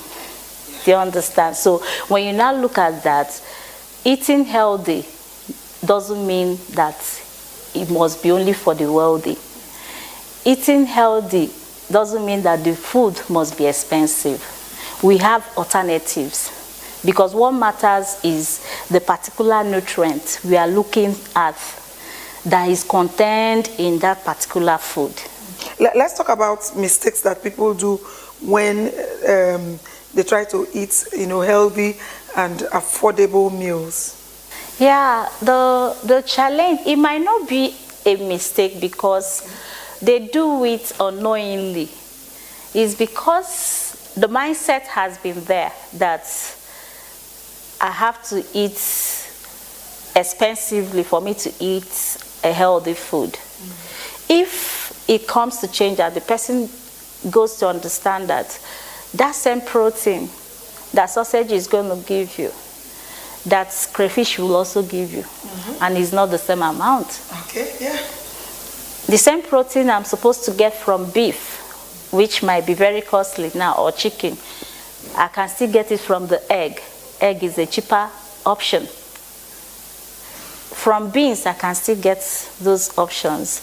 In fact, thank God for beans. We have plenty of beans in our country, varieties of them, like the Bambara groundnuts that is being used as okpa, the cowpeas that are being used for akara, awara, or even moi moi.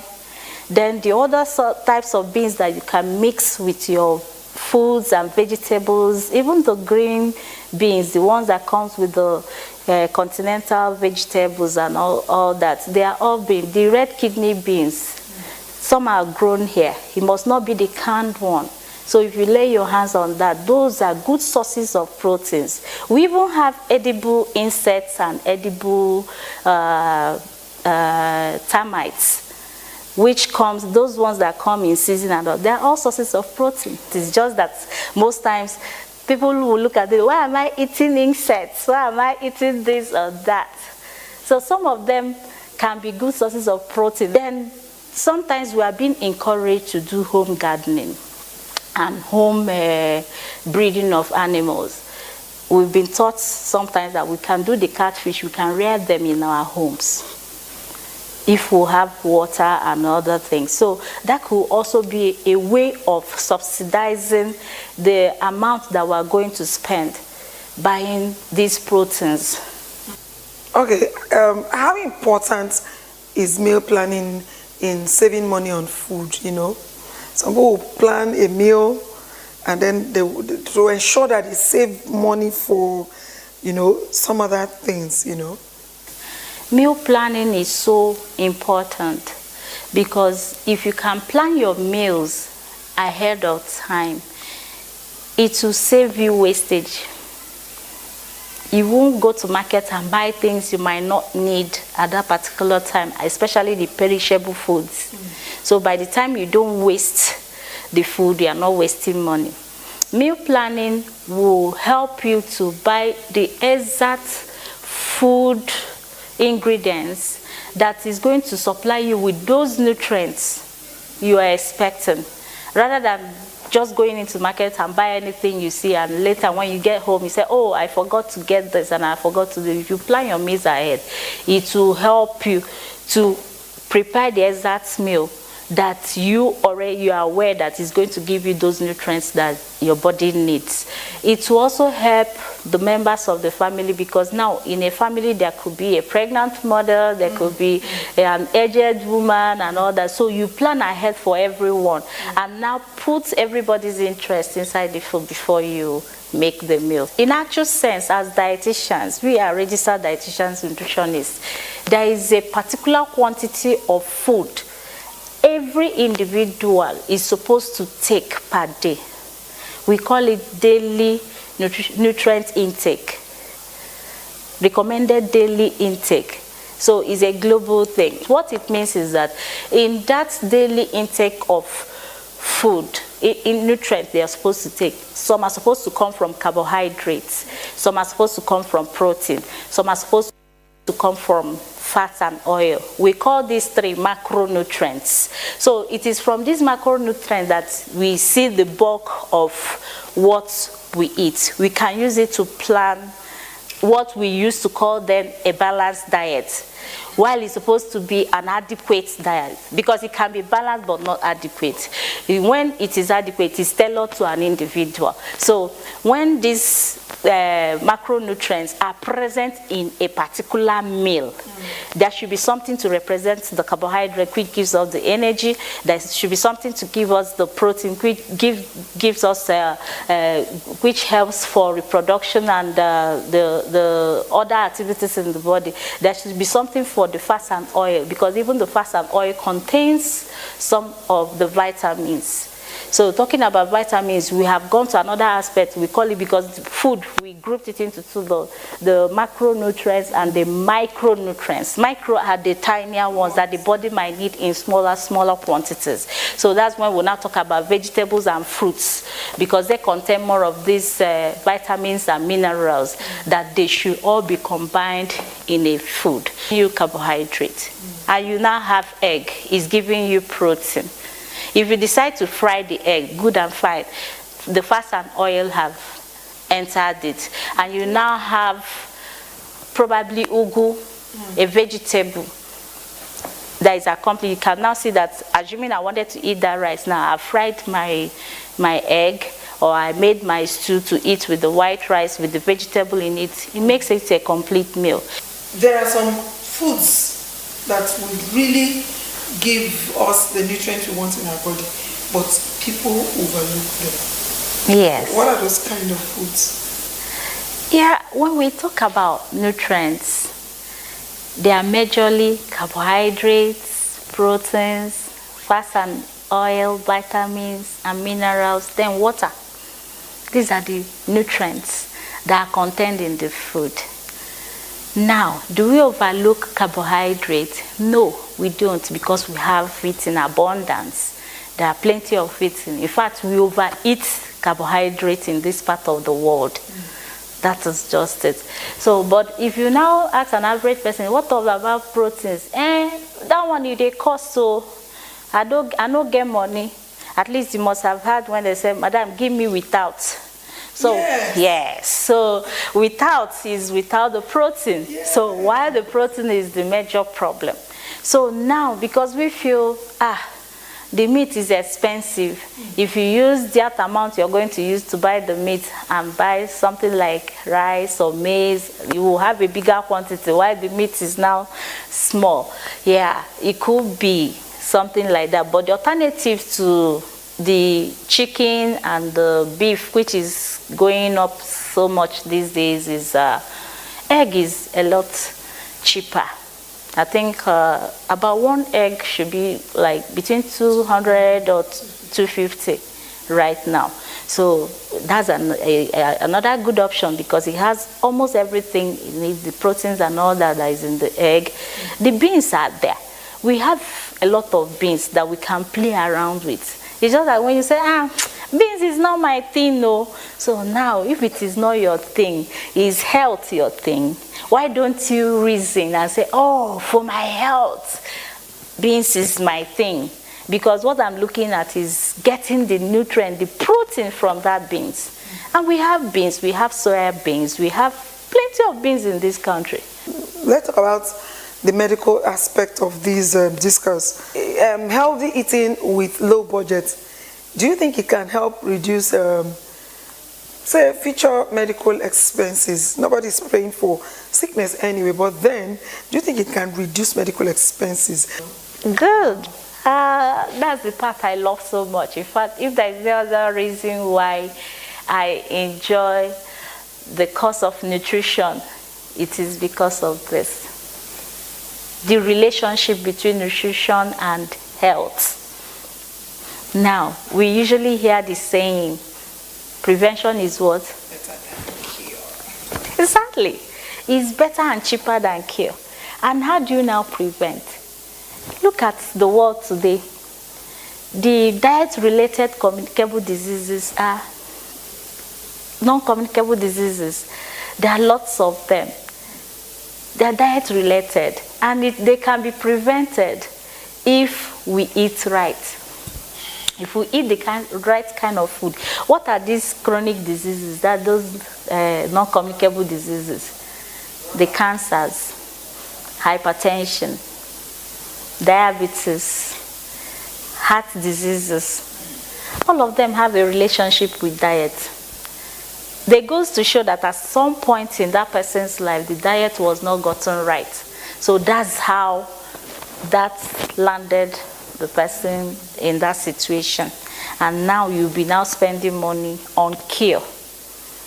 If you have prevented, would you have spent money on cure? So prevention is better than cure. So when you eat healthy, you are preventing your body from getting those kind of diseases, and it's saving you money. Is it not saving you medical bills there? Because what it saved you is what you didn't know. Now that all those diseases are being prevented, you won't have so much more. You won't have the problem of going to the hospital to go and ask for more medications for diabetes and all that. Okay, it's time for you to give us those tips, you know. We're already rounding up. I'd like you to just give few tips to the viewers that are trying hard to stay healthy during difficult economic times. The quality of your health chiefly depends on the quality of your diet. So making the right choices for your food will determine how healthy you are going to be. This also means that it must not be eating expensive food that makes you to eat healthy. There are choices that are alternative to the other meals, something we call food exchange most of the time in our profession, that you can still get the nutrients your body requires from one form of food, one particular food that is not exactly like the one you are used to, but it still boils down to giving you the same nutrient. So it is all about making the right food choices, planning ahead for your meal plan so that you can get the exact nutrient that your body needs. And while you are also doing this, you should also consider that the timing for eating is very essential. For breakfast, it has been found out that between 7 to 9 a.m. is ideal for breakfast. For lunch, lunch should come between 12 noon and 2 p.m. Then dinner should come between 5 to 7 p.m. Try not to eat after 7 p.m. because you have to give your body an ample time to digest, to take down the nutrients that you have taken, for it to be well absorbed, and then to rejuvenate itself. It has been working all through the day, so it will also need to rest some of your organs in the night. These are very key things you should consider while you take lots of water. And when we are talking about food, our food intake, we should be looking at our locally produced foods, because most of them have these nutrients in their natural forms, which we can consume and be sure that the nutrients that are in it, that our body is going to absorb it. These are the things that are very necessary. And while we are also eating, we also, when we are making the choices of food, we look at varieties of food. Don't be a one type of meal person to say that, oh, it's only swallows I take, oh, I can take it morning, afternoon, and night. And yeah, it's okay.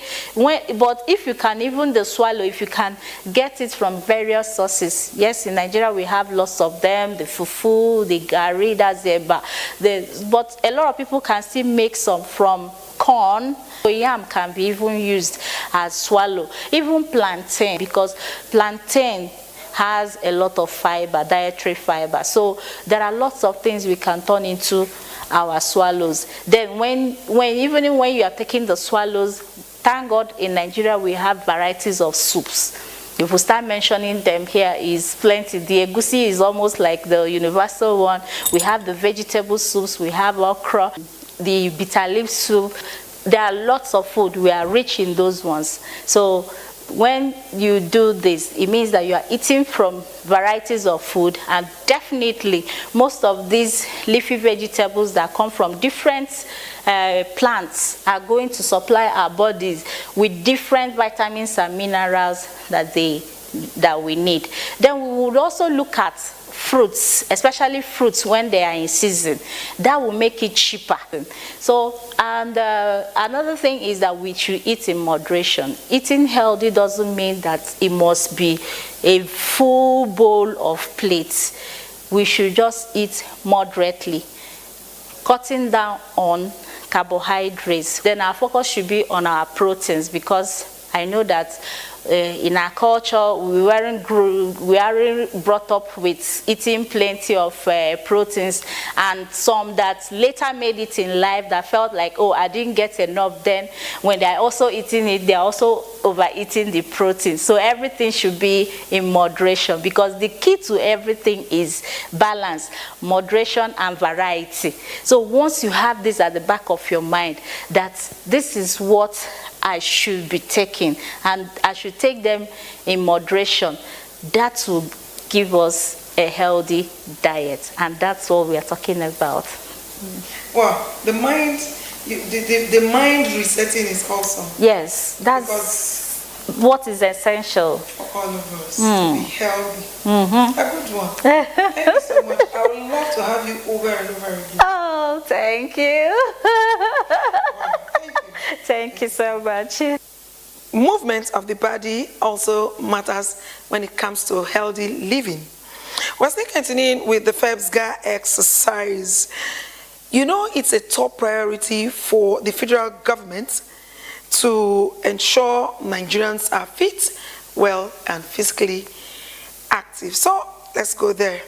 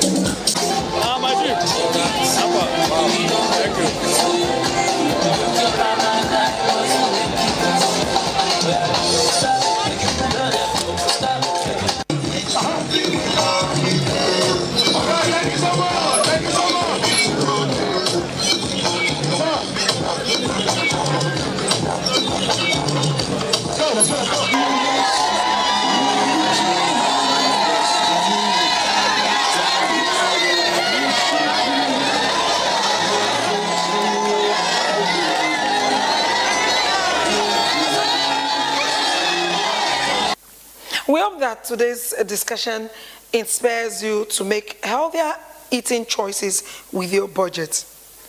Thank you so much for staying through with us on Better You.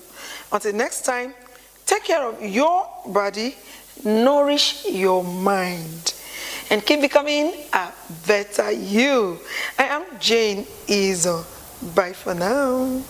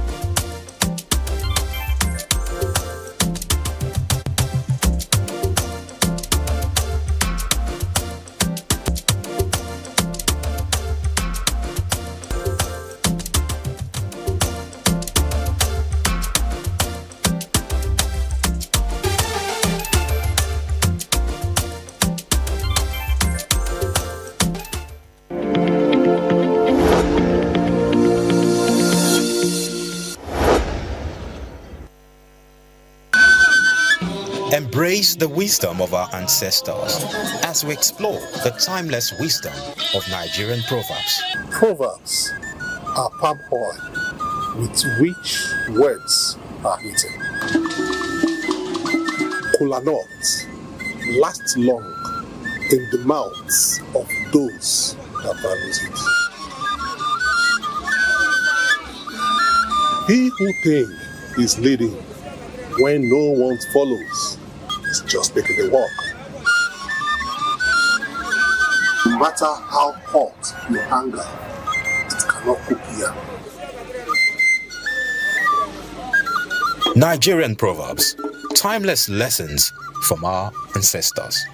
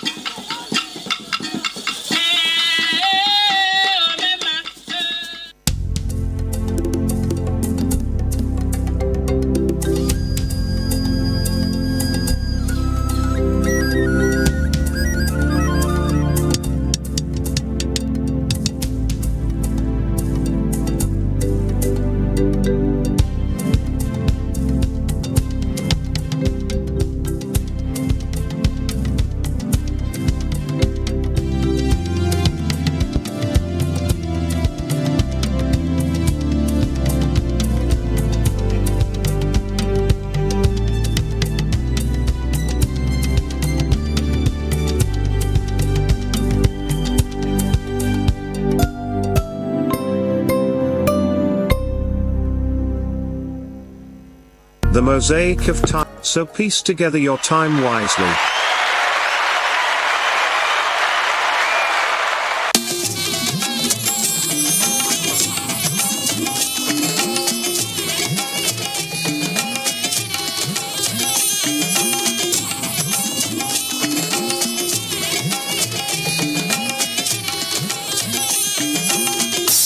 This is the network service of the NTA.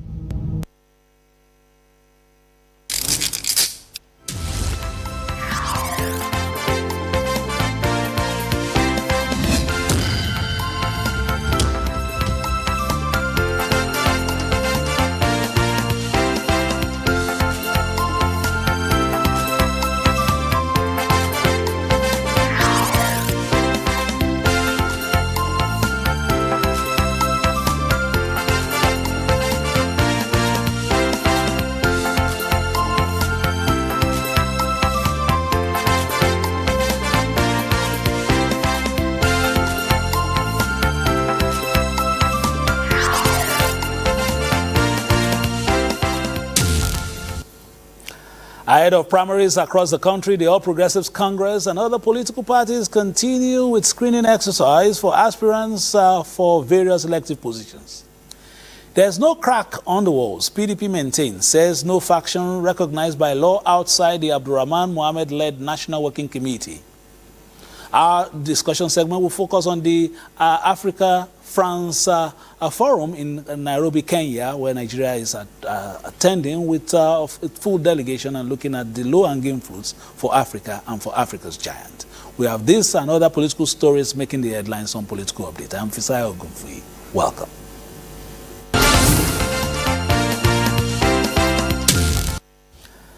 The All Progressives Congress APC has intensified preparations ahead of its scheduled primaries slated for between May 15 and 23, 2026. This comes as the party continues screening of aspirants seeking to contest various elective positions ahead of the 2027 general elections.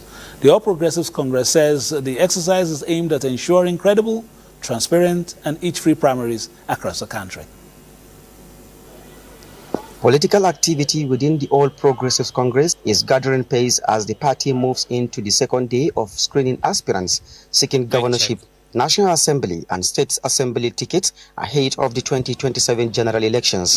The exercise is part of efforts by the ruling party to ensure that only competent and credible candidates emerge from its primaries. From across the 36 states and the FCT, aspirants are appearing before screening panels with academic credentials, tax clearance certificates, membership records, and other required documents in line with the party's constitution and INEC regulations. The screening has drawn an array of political heavyweights, including governors, serving federal lawmakers, former ministers pursuing governorship ambitions, and several prominent figures contesting for Senate and House of Representatives positions. The questions asked were thorough, and I believe that Nigeria will benefit from this. Well, I'm bringing experience. Part of the foundation of the new Adamawa that is happening now. If you've been to Adamawa State, you know what's happening now. It's just important that the party also pays close attention to who is on ground, who are the grassroots politicians, who are the mobilizers. To make sure that everything that you put down in paper is actually true, and to make sure that you've been a member of the party for some time. So the APC says the exercise is aimed at strengthening internal democracy, promoting transparency, and reducing post-primary litigation.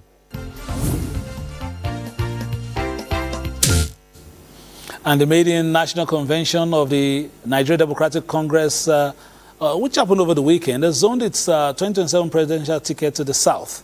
The convention also ratified Senator Cleopas Moses-led pro tem leadership as the new National Working Committee of the party.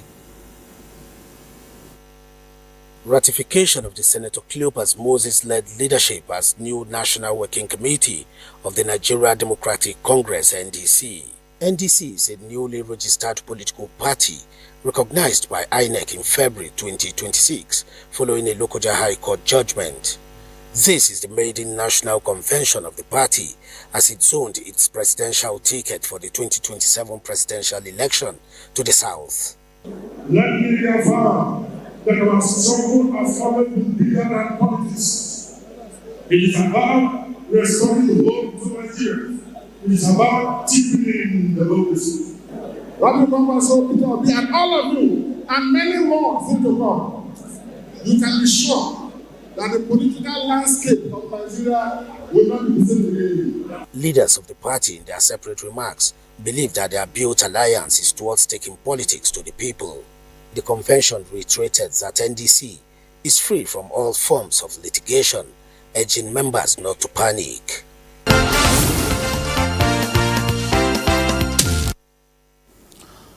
We understand, of course, that President Tinubu is in Nairobi for the Africa-France 2026 summit.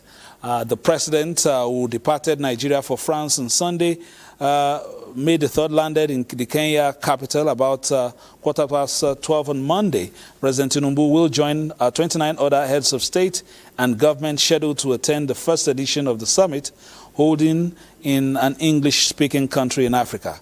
Co-chaired by President Emmanuel Macron and President William Ruto, the summit focuses on energy transition, green industrialization, digital transformation, restructuring of global financing, architecture and climate action. The summit, with the theme Africa Forward, Africa-France Partnership for Innovation and Growth, will provide a high-level platform for African leaders and their French counterparts to deliberate on critical issues affecting the continent, including economic transformation, climate resilience, infrastructure development, youth empowerment, technological advancement, and peace-building initiatives. President Tinubu's participation at the summit is expected to underscore Nigeria's unwavering commitment to strengthening strategic partnerships with African nations and the French Republic. All right, joining us now is our State House correspondent Musba Odanwahab from Nairobi, Kenya. Musba, how is the weather over there? It's been a while that I've seen you, but tell us a little bit about Kenya before we delve into the forum.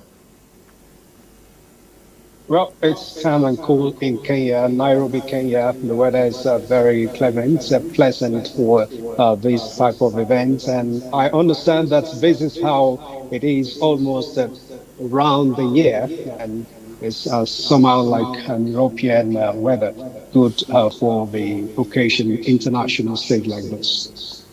All right, it's like you said in some of your advance reports, you spoke about the fact that the strategy, this is the first time the summit is holding in an English-speaking African nation, that is Kenya. What are the African countries, in terms of some of the things they're talking about, the low-hanging fruits of this summit, in terms of the relationship, the one with France, and the low-hanging fruits of the forum, of the summit, I beg your pardon?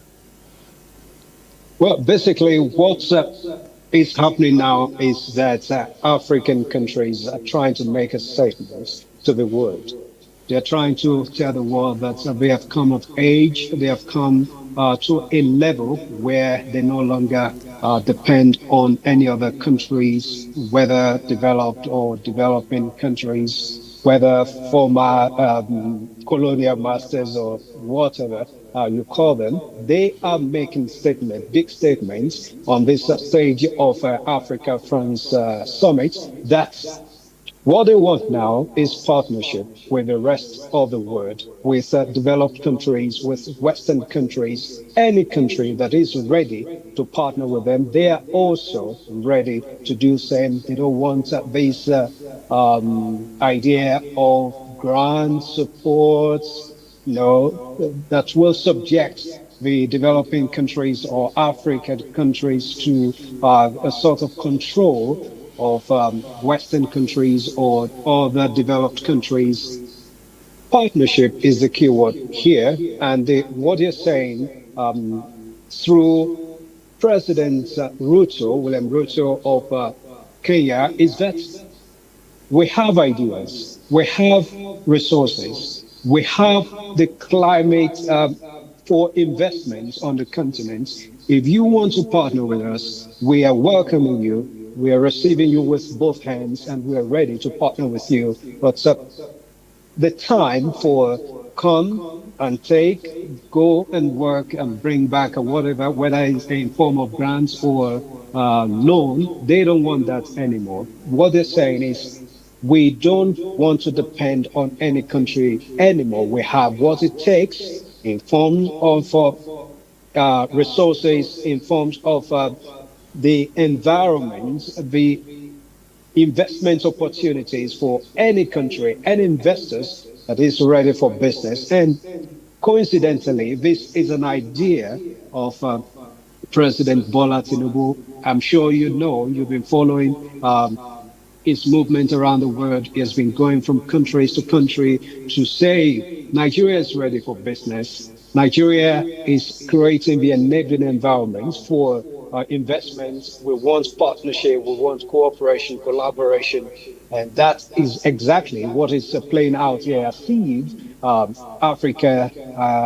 African Union or African countries are trying to take this from President Bola Tinubu to make sure that Africa gets its full independence of any control or any control sort of. All right, well, so a lot of people will say the giant of Africa being Nigeria, we have the largest market. Perhaps there will be, on the sidelines, meetings with, key heads of different sectors as far as France is concerned. What is Nigeria bringing to the table, and what is France bringing to the table that Nigeria could see as some areas where their partnership could blossom? Yeah, there are lots of areas where these countries, not only Nigeria, is looking at. They're looking at agriculture. They are looking at how to partner to take up climate action. They are looking at other innovative areas where they can collaborate with other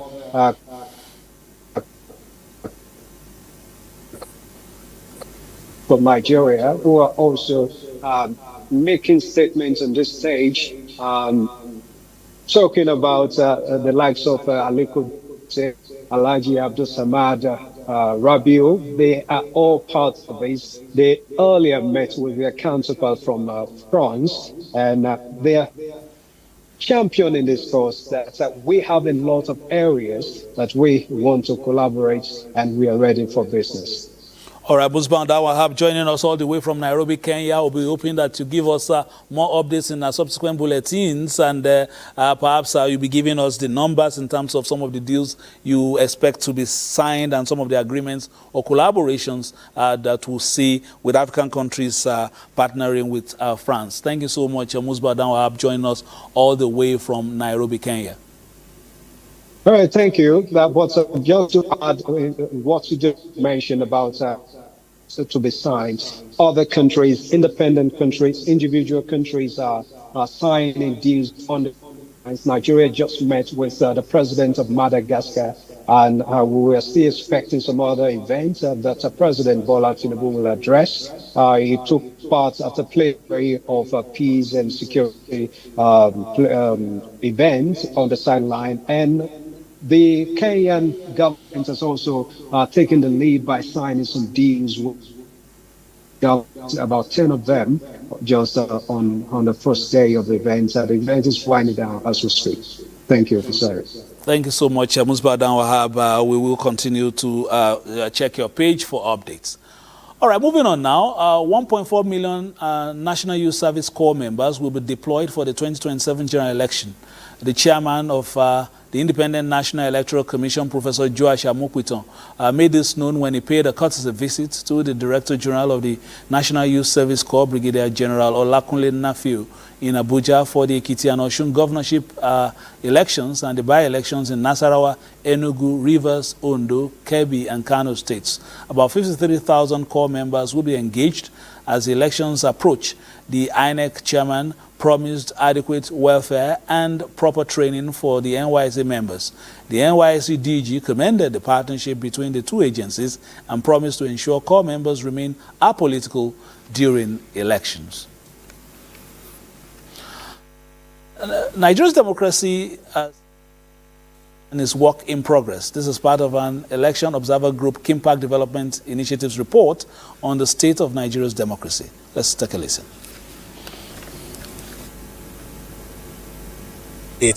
An accredited Election Observer Group released a major assessment report indicating that Nigeria's democracy remains active but should, however, strive towards deepening the form of government. The report, titled the 2025 State of Democracy in Nigeria Report, the group observed that elections are being conducted and democratic institutions exist across the country.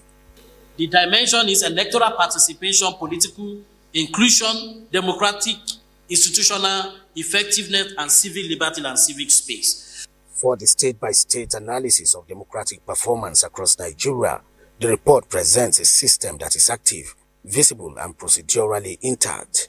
The study, which forms part of the Democracy Performance Index, was based on responses from over 7,000 Nigerian institutional checklists and official records. Data was collected between September and December 2025. Let's go to PDP. Bauchi and the People's Democratic Party in Bauchi State is intact and devoid of faction, as the party's National Working Committee maintains that there is no rival faction recognized by law outside the Abdurrahman Mohammed-led National Working Committee. A governorship aspirant on the platform of the People's Democratic Party in Bauchi State, Usman Adamu, who was at the national headquarters of the party in Abuja, dismissed concerns over the influence of Governor Bala Mohammed ahead of the 2027 governorship election. That PDP is having problems, that there are court the issues. What I always say as a layman, I'm not a lawyer by profession, but what I believe is if you are contesting under a platform, what you just need as a layman, you just go to the INEC website. Who is the official leader of a party recognized by INEC? And I believe everybody has checked. The party is being led by Honorable Abdurrahman Mohammed Takushara. Same individuals who disobeyed valid court orders to conduct the illegal Ibadan Convention have continued in their pattern of lawlessness by assembling again, even after the Supreme Court has spoken. Moving on now, the Renewed Hope administration of President Bola Tinubu says ongoing reforms are steadily positioning Nigeria as a resilient economy and emerging destination for global investment opportunities. This formed the focus of the interactive session between Progressive Governors Forum and Renewed Hope ambassadors with members of the diplomatic community aimed at deepening partnerships in investment, security, and governance. It was a gathering driven by a shared vision of prosperity, bringing together governors, ministers, presidential advisors, and members of the diplomatic community to highlight key strides recorded under the Renewed Hope administration. Director General of the Renewed Hope Ambassadors and Governor of Imo State, Hope Uzodinma, outlined ongoing reforms in the economy, infrastructure, energy development, ease of doing business, and security at both national and subnational levels, while calling for stronger partnerships that create jobs and drive technology transfer. He noted that the Renewed Hope agenda is expanding non-oil exports and attracting green investments aimed at strengthening Nigeria's economic future. The Renewed Hope agenda is not a campaign slogan. It is a coherent policy framework anchored in the foundational reforms and extending into infrastructure, social investment, security cooperation, and institutional repair. Nigeria remains steadfast in advancing democratic governance, deepening economic reforms. Mr. President, as an ardent believer in our federalism, I've continuously engaged with state governors either bilaterally or through the National Economic Council. The more we talk to one another, the more we understand one another. And that is the essence of this gathering. From America, Africa, Europe, and Asia, members of the diplomatic corps described Nigeria's growing economic trajectory as progressive and impressive. And we see Nigeria a country of opportunity. Today, if we have a second chance, it's because of Nigeria. And I want to appreciate that. The interactive session also spotlighted people-centered initiatives in education, healthcare, the economy, and climate resilience, while stressing the need for stronger technical cooperation and diaspora engagement to scale the programs.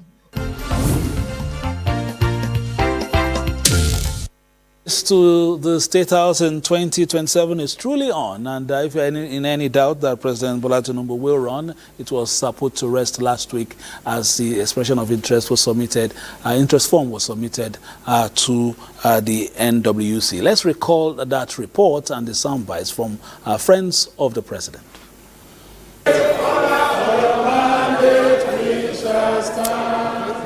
It was a gathering of the Progressives family and the renewed hope ambassadors in Abuja to witness this historic event, which is part of the requirements to contest the 2027 general election. Here, Vice President Kashim Shettima, on behalf of President Bola Tinubu, fulfilling one of the requirements for the president's second-term bid. As he seeks to lead us for another 4-year term, through thick and thin, the president has proved his mettle and has shown the world that his capacity and resolve to pull the nation out of the wars remains unpaced. Indeed, the renewed hope agenda of Mr. President has reflected on many successes of this administration. The socio-economic impacts have been phenomenal in pushing out quality results. The storms of the past years have not diminished him. They have made a fine sailor out of him. He has steered this ship through turbulent waters with courage, taking difficult but necessary decisions to stabilize the economy, restore confidence, and prepare Nigeria for a more sustainable future. Nigeria as a country, people, international communities, we're having doubts on our economy.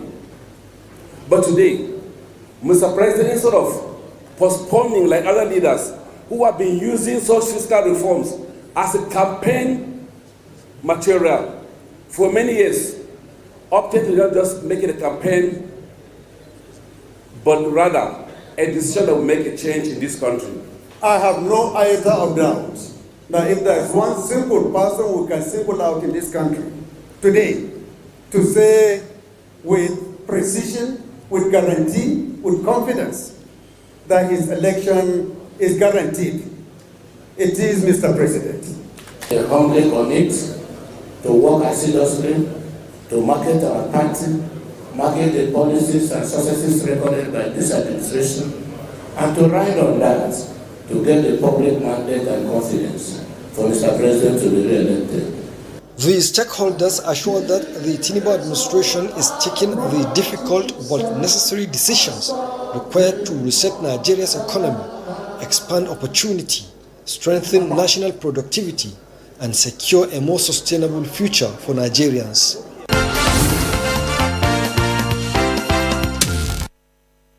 All right, it's getting more interesting as far as the 2027 general elections is concerned, and of course the off-season elections in Ekiti and Osun states. Trust the Nigerian Television Authority to give you every information and updates from all the political parties as we get them. That has been the program for today. We'll be back again on Friday for a fresher package. Between now and then, do play your politics for the greater good and keep it locked on the Nigerian Television Authority, Africa's largest and finest, for news, reviews, previews, and interviews. Bye-bye.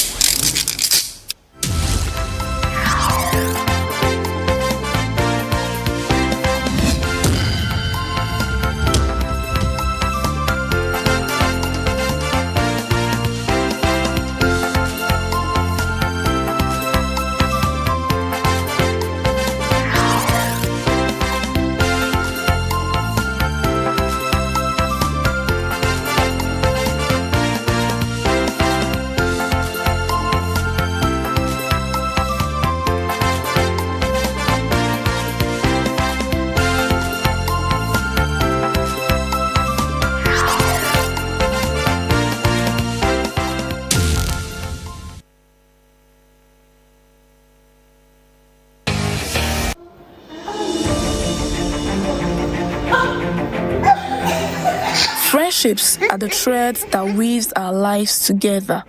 But in today's fast-paced world, it is easy to lose touch. Imagine working late nights with colleagues, supporting each other through thick and thin.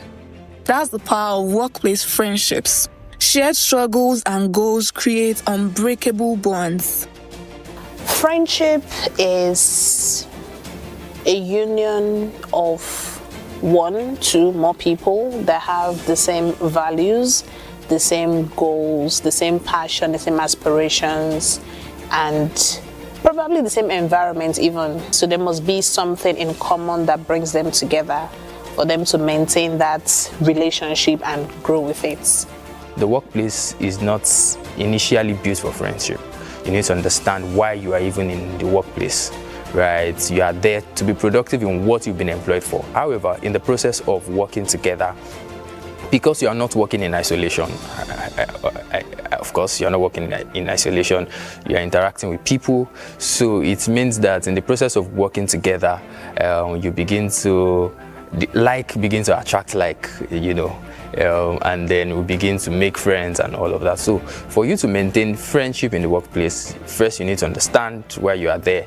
And of course, in maintaining it, you need to be able to separate official things from non-official things. For many, faith plays a significant role in friendships. Joining forces with like-minded individuals can deepen relationships and provide a sense of belonging. But what about friendships between men and women? Friendship is not limited to people of the same gender. In fact, when you look at the definition of friendship, it has to do with people that are connected emotionally, people that see common traits in each other. And when we talk about traits or attributes, it's not limited to one gender or the other. So I believe strongly that men and women can be just friends in Nigeria. I personally have many female friends, and it just ends as that. In Nigeria, these relationships are often misunderstood. Can men and women truly be just friends? One way we can correct that misconception is we need to start educating people more. We need to start letting people to do away with some cultural biases, some things that they do not really carry, they don't carry so much of knowledge, they are not factual. So we need to educate people that you can just be friends and nothing more. What has to happen will be a reorienting. So being able to look at, you should be able to look at someone of the opposite sex as your sister. That would help a whole lot in terms of people having this, you're pretty much close to this person, and the next assumption would be that there's something sexual going on. No matter how fast-paced the world may be, nobody wants to do away with a valuable person. Nobody neglects a valuable person. So first, be a person of value, that is, have something you are bringing to the table. Don't be a person that is always entitled. Do away with entitlement mentality, because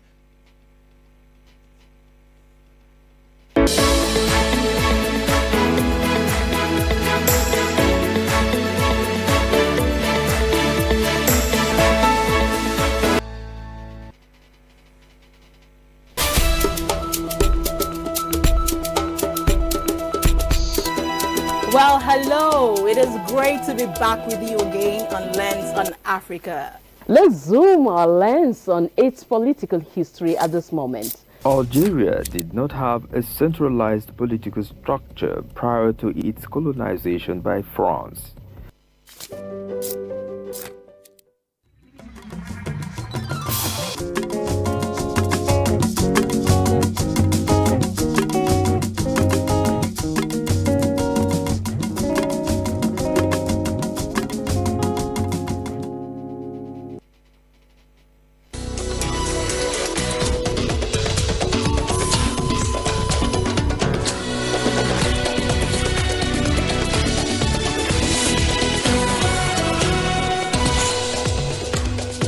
Russian President Vladimir Putin arrives in Beijing for a state visit.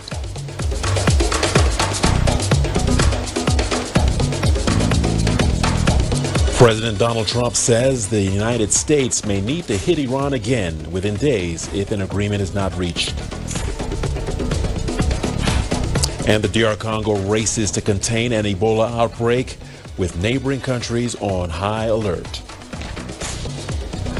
Hello and welcome to Africa Live. As always, great to have you with us. I'm Richard Ntal, live in Nairobi, and for those of you joining us from across the continent and around the globe, we thank you for joining us. And tonight, I'm alongside my colleague Uche, who has our business headlines. Over to you, Uche. Thank you, Richard. And here is a look at what's coming up on Africa Live. Delegates discuss emerging opportunities around intra-Africa trade at the Biashara Africa Forum in Togo.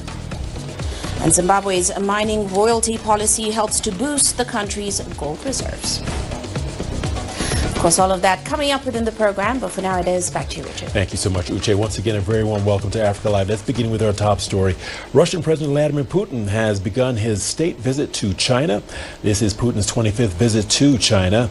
The Chinese Foreign Ministry says the cooperation between the two sides is bringing tangible benefits. CGTN's Zhao Yunfei reports from Beijing Capital International Airport. For deepened bilateral ties and a more stable world, Russian President Vladimir Putin has arrived in Beijing on a state visit. Earlier, Putin had said in a video remark that Russia and China have jointly promoted cooperation in the most important areas. Russia hopes for greater mutual understanding between their two peoples. Putin is visiting at the invitation of President Xi Jinping. The two will exchange views on bilateral relations, cooperation in various fields, and international and regional issues of mutual interest. Just over the weekend, the two presidents sent congratulatory letters to the 10th China-Russia Expo in the northeastern Chinese city of Harbin. President Xi said the two countries should leverage their geographical proximity and complementary advantages. China has been Russia's largest trading partner for 16 consecutive years as the two countries advance their cooperation in trade, energy, culture, and infrastructure. Given the high degree of political mutual trust, China says Vladimir Putin's visit is an opportunity to continue elevating ties and inject positive energy into the world. Zhao Yunfei, CGTN, Beijing. In a world of fractured alliances and rising uncertainty, stability has become a rare public good.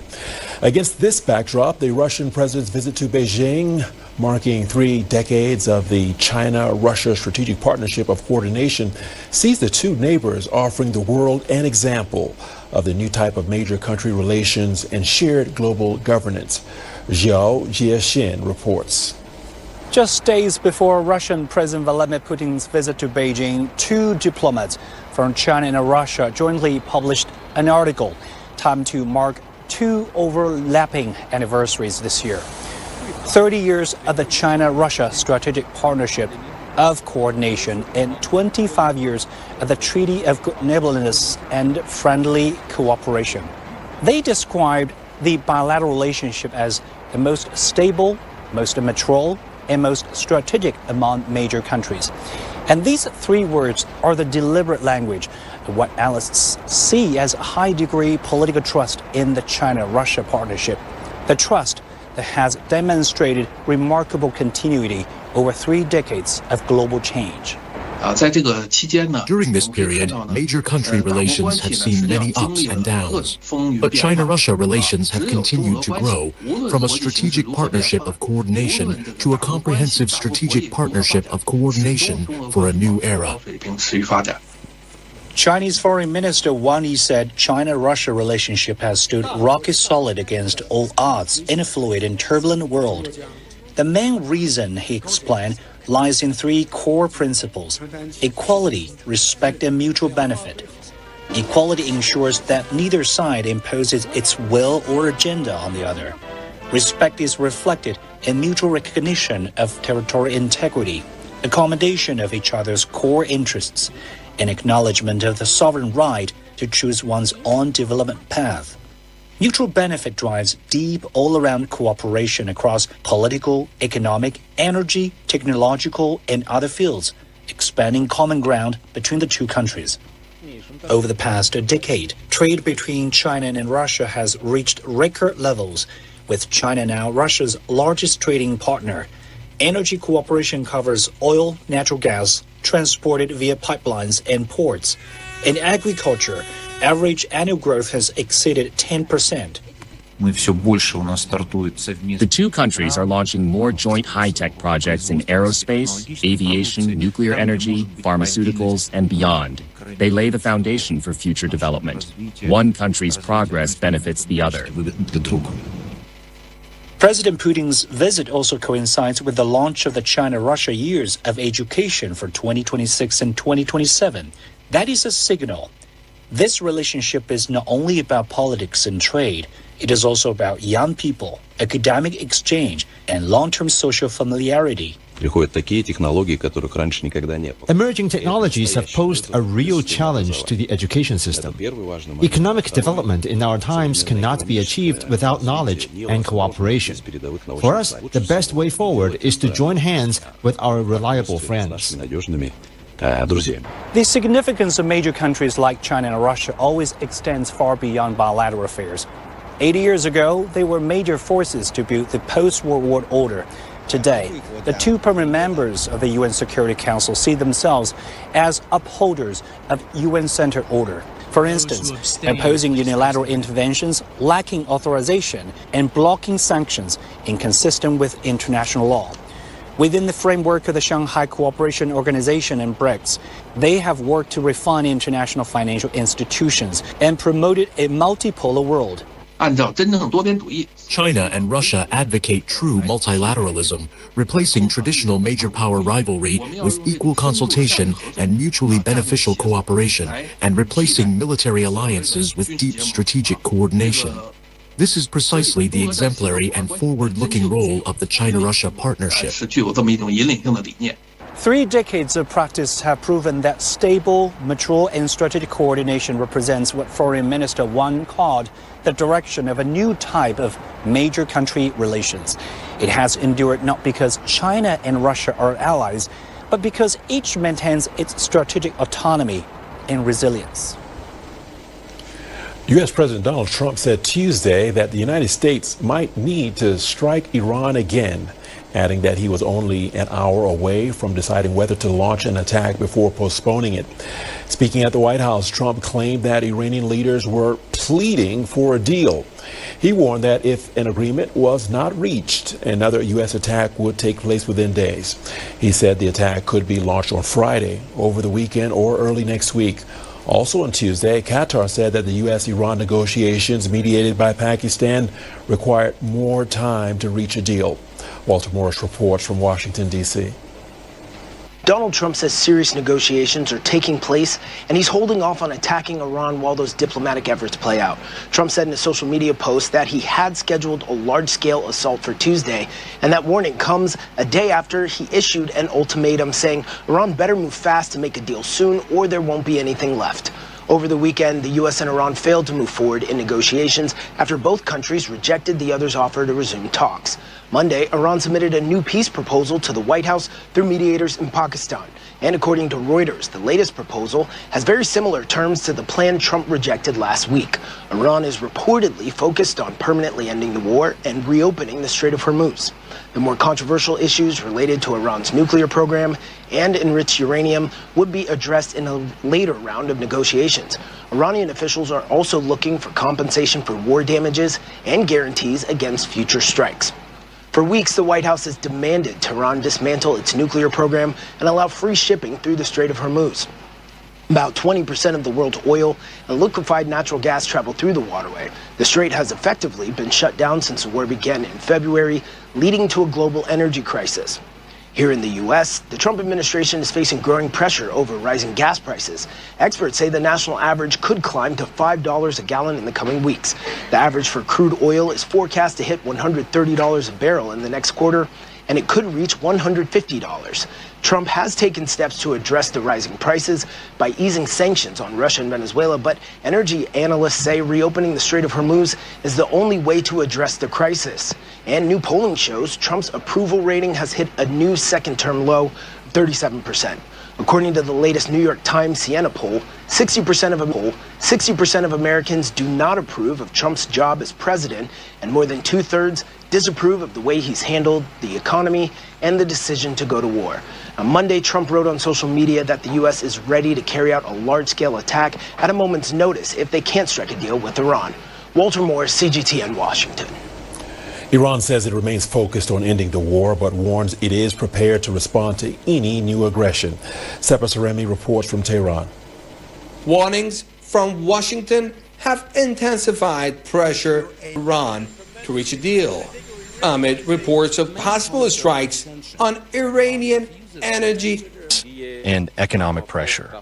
Therefore, while we are monitoring all movements and are certainly prepared for any event or occurrence, we are moving forward at the negotiating table, focusing on the interests of the Iranian nation, regardless of these threats. I also asked about reports suggesting a possible long-term halt to Iran's uranium enrichment. Dr. Bavay, thank you very much. Donald Trump said that 20-year halt to uranium enrichment would be acceptable. Is Iran willing to do that? On the nuclear issue, we have emphasized that we are not going to deviate from our rights under the Nuclear Non-Proliferation Treaty. We have not discussed any details about the nuclear issues now. And at this stage, all the focus will be on ending the war. Many here have lost hope in diplomacy. Some believe that a military among ordinary people about what comes next. The uncertainty is affecting daily life, with many closely following every new development. However, Iranian officials insist they are fully prepared for any scenario and will respond decisively if needed. Seper Sotomi, CGTN, Tehran.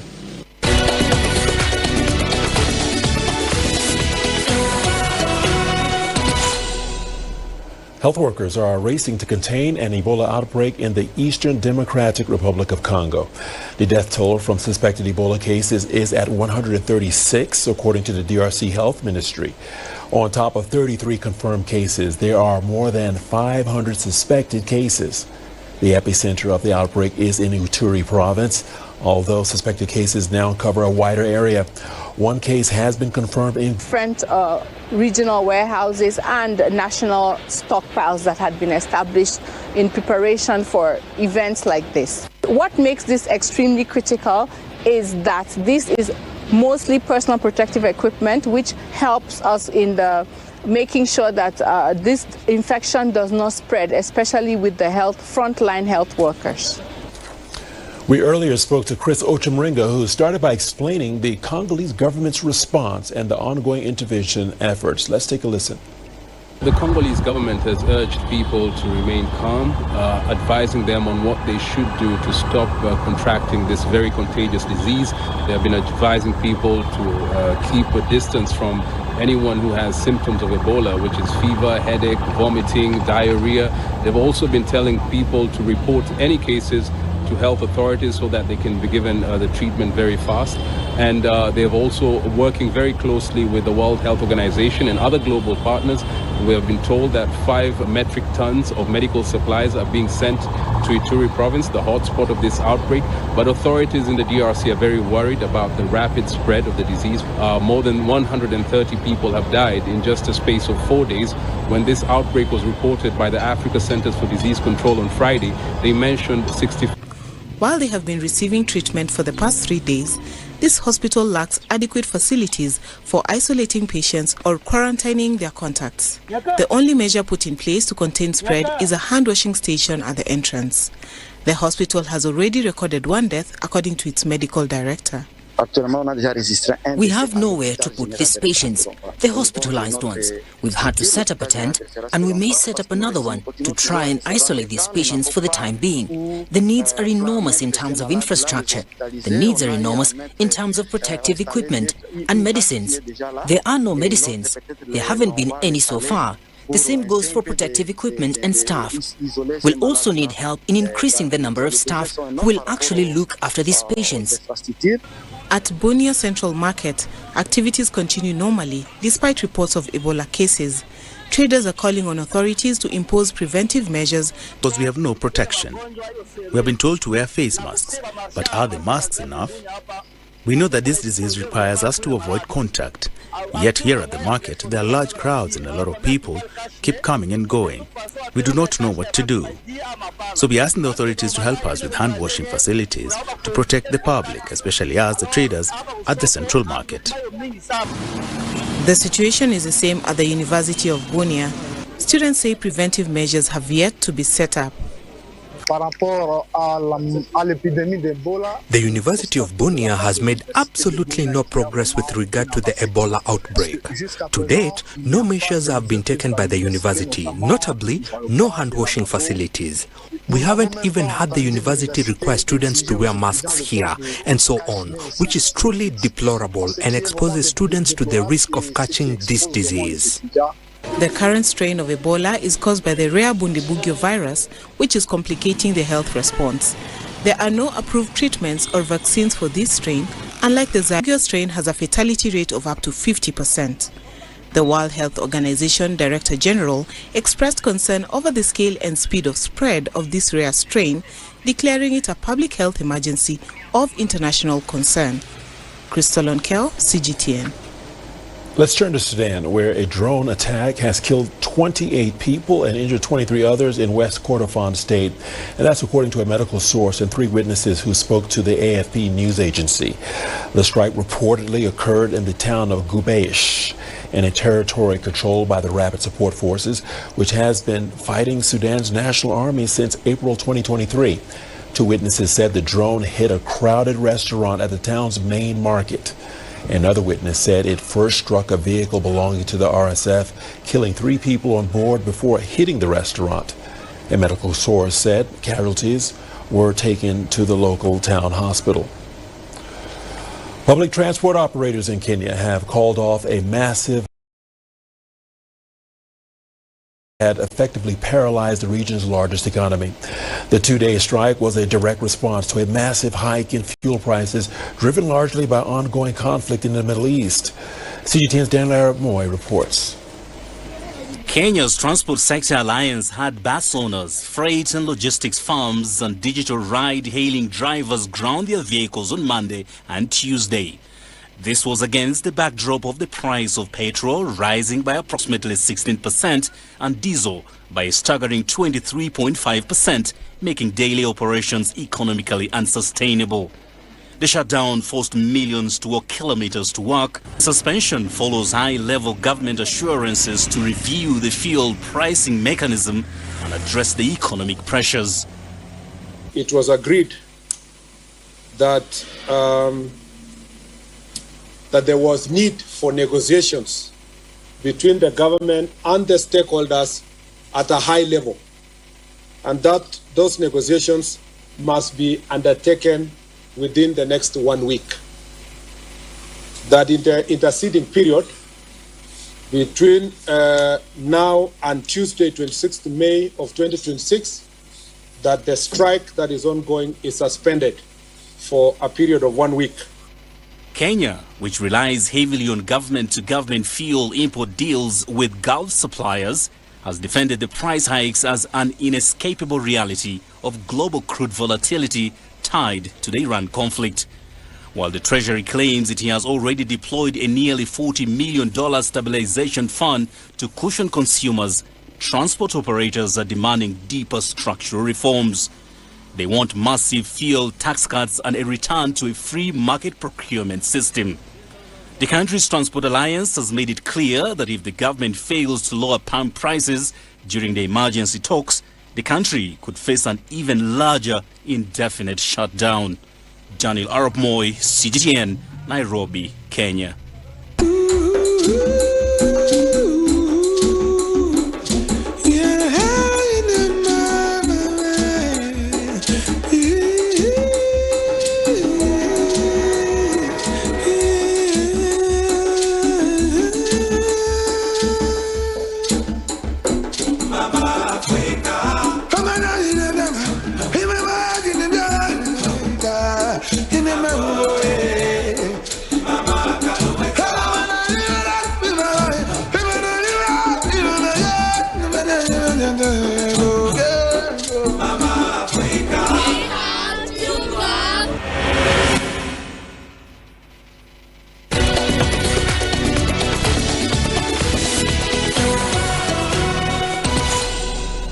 Welcome back to Africa Live. Thanks for staying with us. A new report says South Sudan is once again experiencing a sharp escalation in conflict with devastating consequences for civilians. In its latest report, medical aid organization Doctors Without Borders on healthcare workers and leading to the loss of vital humanitarian services.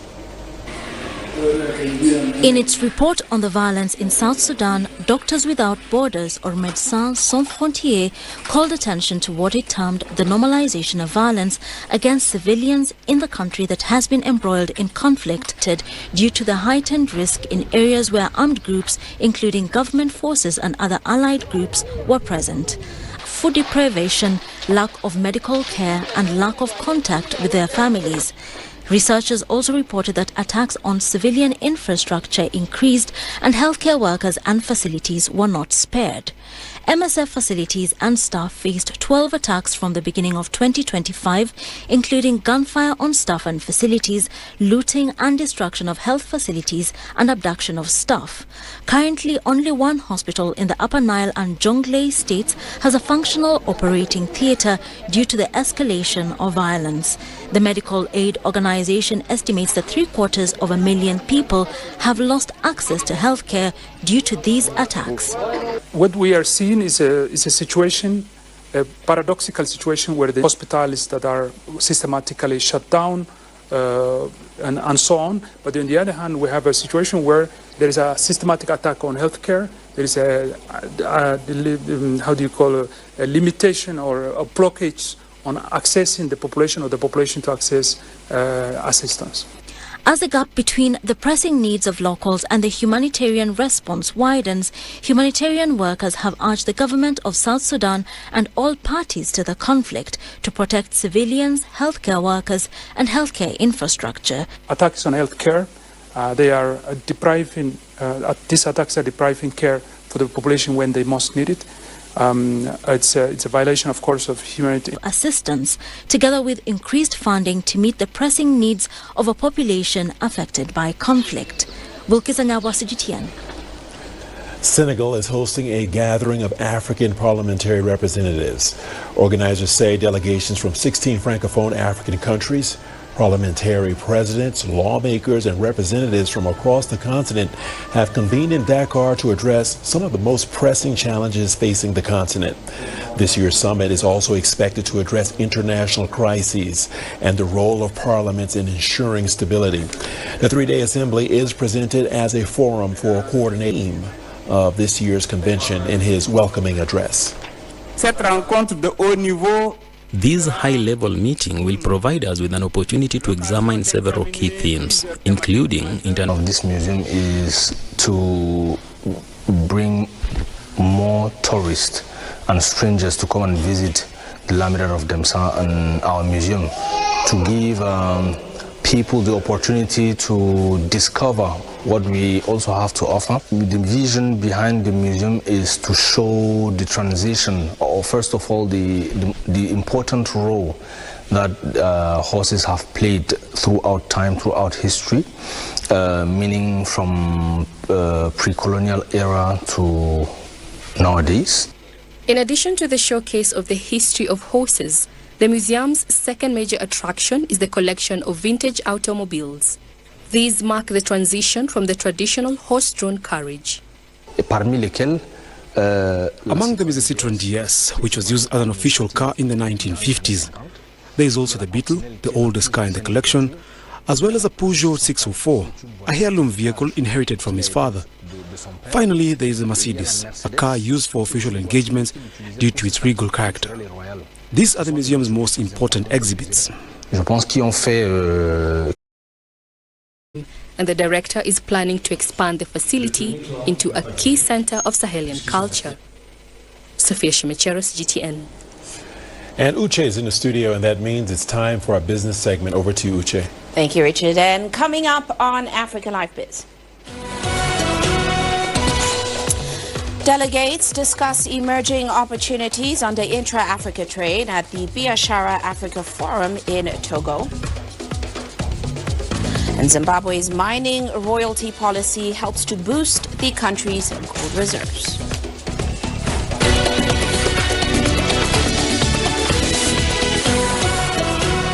26th gathering is currently underway in the capital Lomé. Now, the annual business forum is designed to be a platform of exchange of views on emerging challenges and opportunities under the African Continental Free Trade Area policy. Now, policy makers, investors and business leaders gathered to define ways of accelerating intra-Africa trade. CGTN Zawadi Mudibo explains why it matters.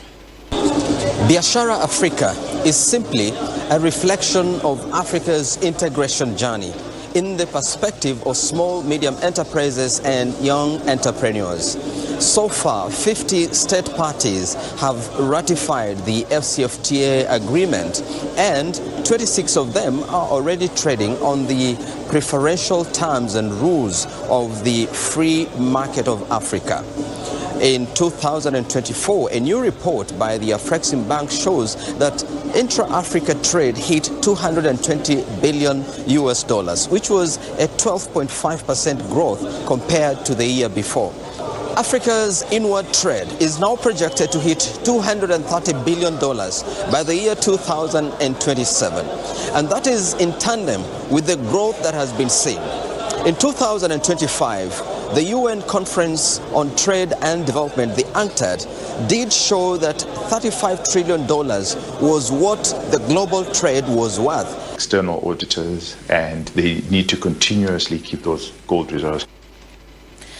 Meanwhile, in Angola, the country is now taking a major step towards fuel self-sufficiency with the launch of the new Cabinda refinery. Now, this multi-million-dollar plant marks a significant shift for one of Africa's top crude producers. For decades, African producers exported crude oil only to import refined fuel back at a premium. That's a dependency that has cost the continent billions and left economies vulnerable to geopolitical shocks far beyond their borders. Here's CGTN's Julie Shire with more. Angola has done something few African countries have managed in decades: built a new refinery from scratch.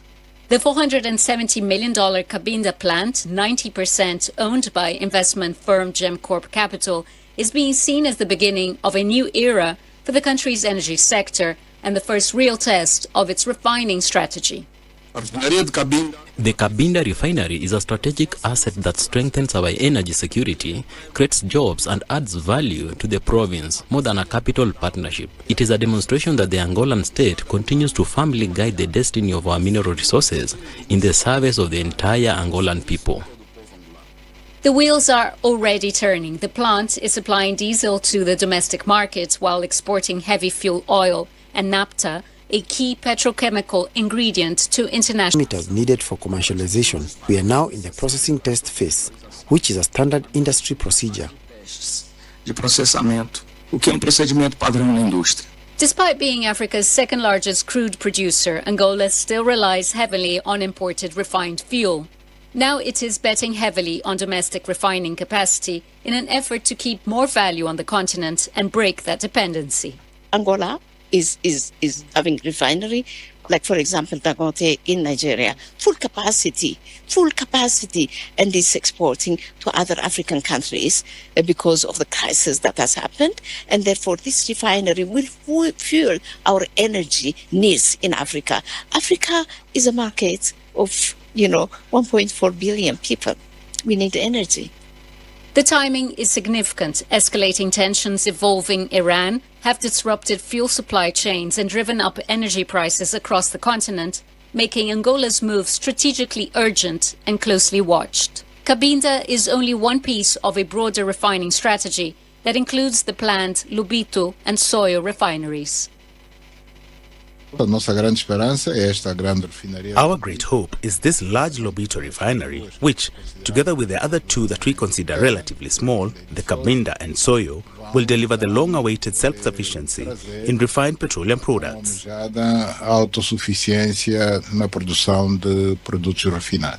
While relatively small by global standards, the Cabinda refinery is expected to meet around 10% of Angola's fuel demand in its first phase.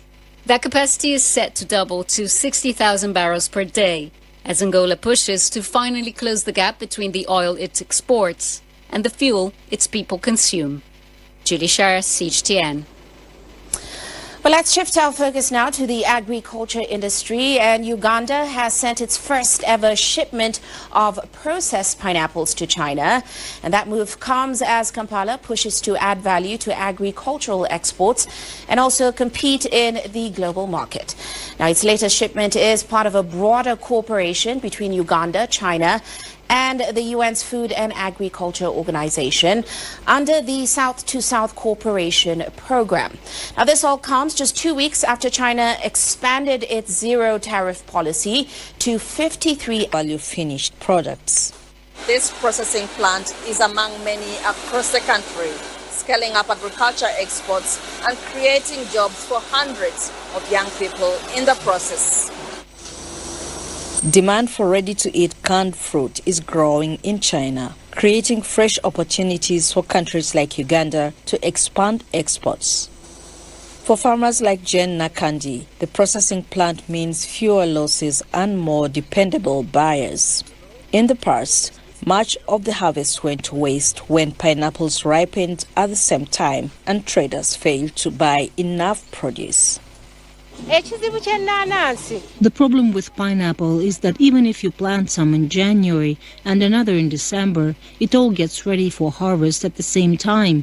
So when traders buy some and other local business people around here take more, much of it rots. China relies heavily on imports to meet the growing demand for processed fruit, but officials say they won't compromise on standards.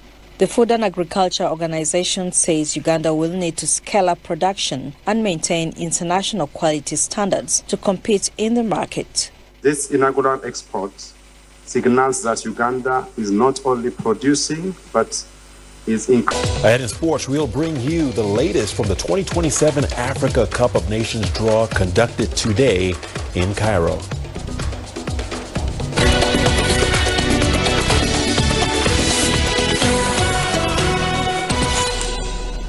Welcome into Sport on Africa Live with me, Richard Ntah. We start your sports with continental football. The draw for the preliminary round qualifiers of next year's Africa Cup of Nations conducted on Tuesday in Cairo, Egypt, has thrown up several regional rivalries. 12 teams ranked lowest in the FIFA World Rankings have entered at this stage. The 6 winners of the preliminary round two-legged ties will advance to join the other 42 CAF member associations in group stage of the qualifiers. Seychelles and Lesotho face off in a Southern African clash that will see the Indian Ocean island nation host the first leg, and Djibouti and South Sudan. We know if today Arsenal win and we don't win tomorrow, we will congratulate Arsenal. So, and we would like to arrive. Crystal Palace away is always Crystal Palace away. We play at home. I would not say Aston Villa is easy, but completely the opposite. So United is just extraordinary, exceptional, but we will love arriving there. The people come at 3 p.m. next Sunday. Maybe what will happen here in Selhurst Park will be nice, to extend this for 5 days. The hopes that maybe we can win the Premier League again. So that is what we learn. But I know the task is tomorrow will be so difficult. And there's no guessing which team Arsenal manager Mikel Arteta will be cheering on when Bournemouth welcome title challengers Manchester City at the Vitality Stadium tonight. A draw or defeat for City will crown the Gunners champions with a game. Dad, my father here, and I'm buzzing for it. I've never seen us win a cup, so hopefully this can be the first one that I see us win with my father. Crazy, man, because Freiburg, actually, they never win anything in the history of the football, and it will be so a big moment if we will achieve this. I can't really think of it even achieving this because it's like so far away, but we're actually close. This is crazy. And now to the upcoming World Cup, and superstar Cristiano Ronaldo will play in a 6th tournament with Portugal at the age of 41 after coach Roberto Martinez included him in a 27+1 squad on Tuesday. The late forward Diego Jota is the symbolic +1 to honor his memory. The then Liverpool player died in a car accident at age 28 in July last year. Martinez confirmed that the fourth-choice goalkeeper Ricardo Vello will travel with the team to North America, but he can only be added to the official 26-man list in the event one of the three registered keepers is injured. The reigning UEFA Nations League champions opened their Group K campaign against the Democratic Republic of the Congo on June the 17th in Houston. Uzbekistan and Colombia are also in the same pool. Martinez later talked up Ronaldo's huge impact despite his advancing years. I've already spoken a lot about Cristiano Ronaldo. When we talk about Cristiano Ronaldo, there are two players, the icon of world football, who all fans around the world have an opinion and acknowledge what he brings to football. And then the player, our captain. Our captain is held to the same standard as the other players. He has the competitiveness needed to be in the national team. And for me, the captain is exemplary. He was very important in winning the Nations League. And now, we want to continue with the same level of responsibility and example inside the dressing room. Meanwhile, Neymar has been included in Brazil's 26 World Cup squad. The 34-year-old returns following a prolonged absence due to a series of injuries that kept him out for much of the qualifying campaign. With 79 goals, Neymar is Brazil's all-time top goal scorer, but has struggled to return for a pre-tournament training camp. It comes amid uncertainty over the team's participation in the World Cup after the U.S. and Israel attacked the country in late February. However, FIFA Secretary General Matthias Grasstrom said he's confident there will be no problems following what he called a constructive and positive meeting with the Iranian FA president. Iranian officials and FIFA have said U.S. visa applications for the team would be handled in Turkey. Iran are in Group G along with New Zealand, Belgium, and Africa's Pharaohs, Egypt. They will be based in Tucson, Arizona for the tournament.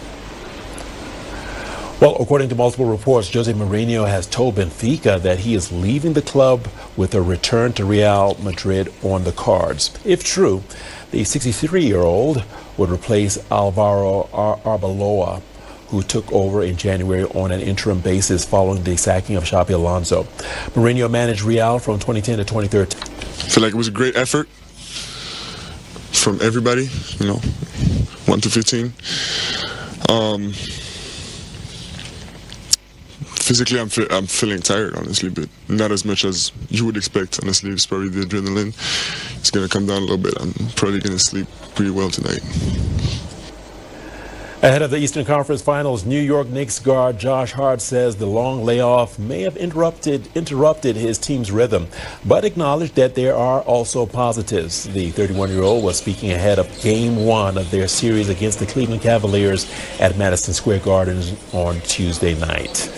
New York have not played in over a week due to their sweep of the Philadelphia Sixers and the Pistons taking the Cavs to a Game 7. Hart, who's been a key player for the Knicks this season, explained what they needed to do to reach their first NBA Finals this century.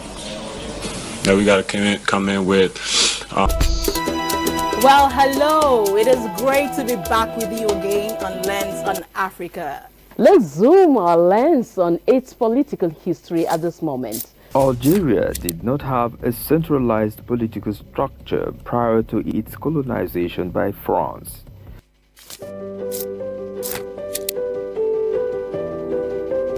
It is now time for our weekly roundoff of African history.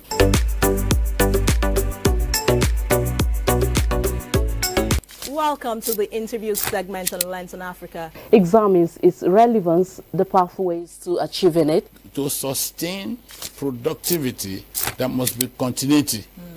Where the winds whisper secrets, to the sands lies the forgotten kingdom of Da'amat.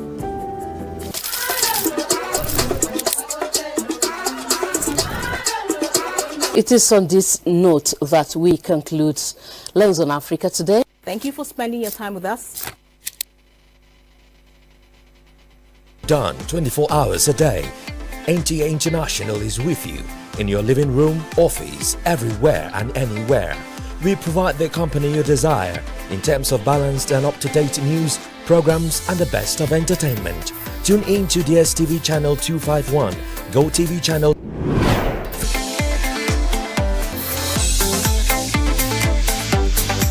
can also see us on Facebook and YouTube for quality content on the go.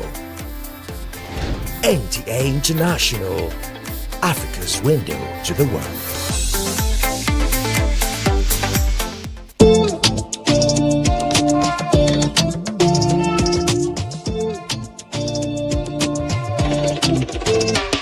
I've got a willingness to contribute positively to the well-being of my fellow citizen. As a Nigerian, I'm a provider, helper, listen to me. As I listen to you, I'm a born winner and I cherish security. As a Nigerian, I'm a real Nigerian, born Nigerian, a resilient Nigerian, I live by the citizens' code. I'm a real Nigerian, accountable Nigerian, a caring Nigerian. I live by the citizens' code. Green, white, green, oh I pledge my dear country. I'm embodied with observance and courtesy. There is nothing in this world above me, if not be God. Pushing against all odds till my goals are attained. Nigerian spirit, Nigerian dream. Nigerian spirit, Nigerian dream. I know if you forget Nigerian promise to be. I am reliable. Oh, I know I'm responsible for my actions. I am strong, healthy. Can't you see I am blessed? I'm a real Nigerian, born Nigerian, a resilient Nigerian. I live by the citizens' code. I'm a real Nigerian, accountable Nigerian, a caring Nigerian. I live by the citizens' code. I'm a real Nigerian.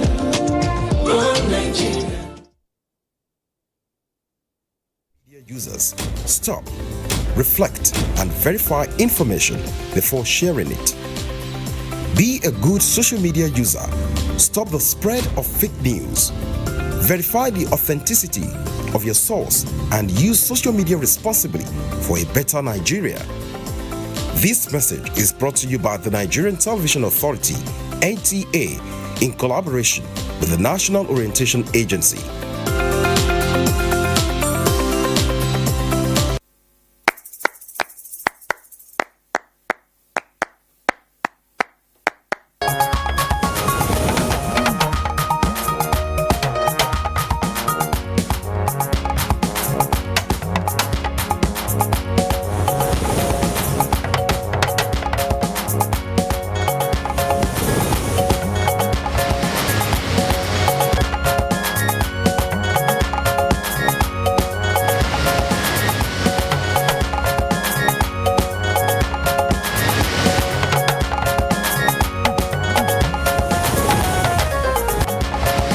Vice President Kashim Shettima showers encomiums as President Yakubu Gowon autograph is unveiled.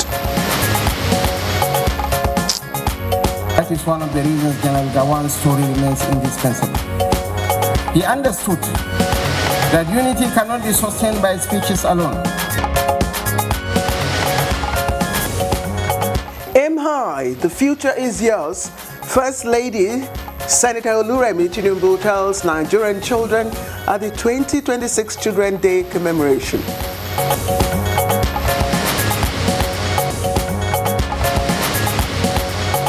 He arrests former Minister of Power Saleh Maman in Rigasa, Kaduna State.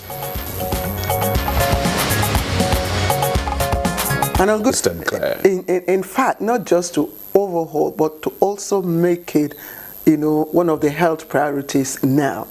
And so you can imagine that it involves more than being overhauling a system. It's putting it at the front burner.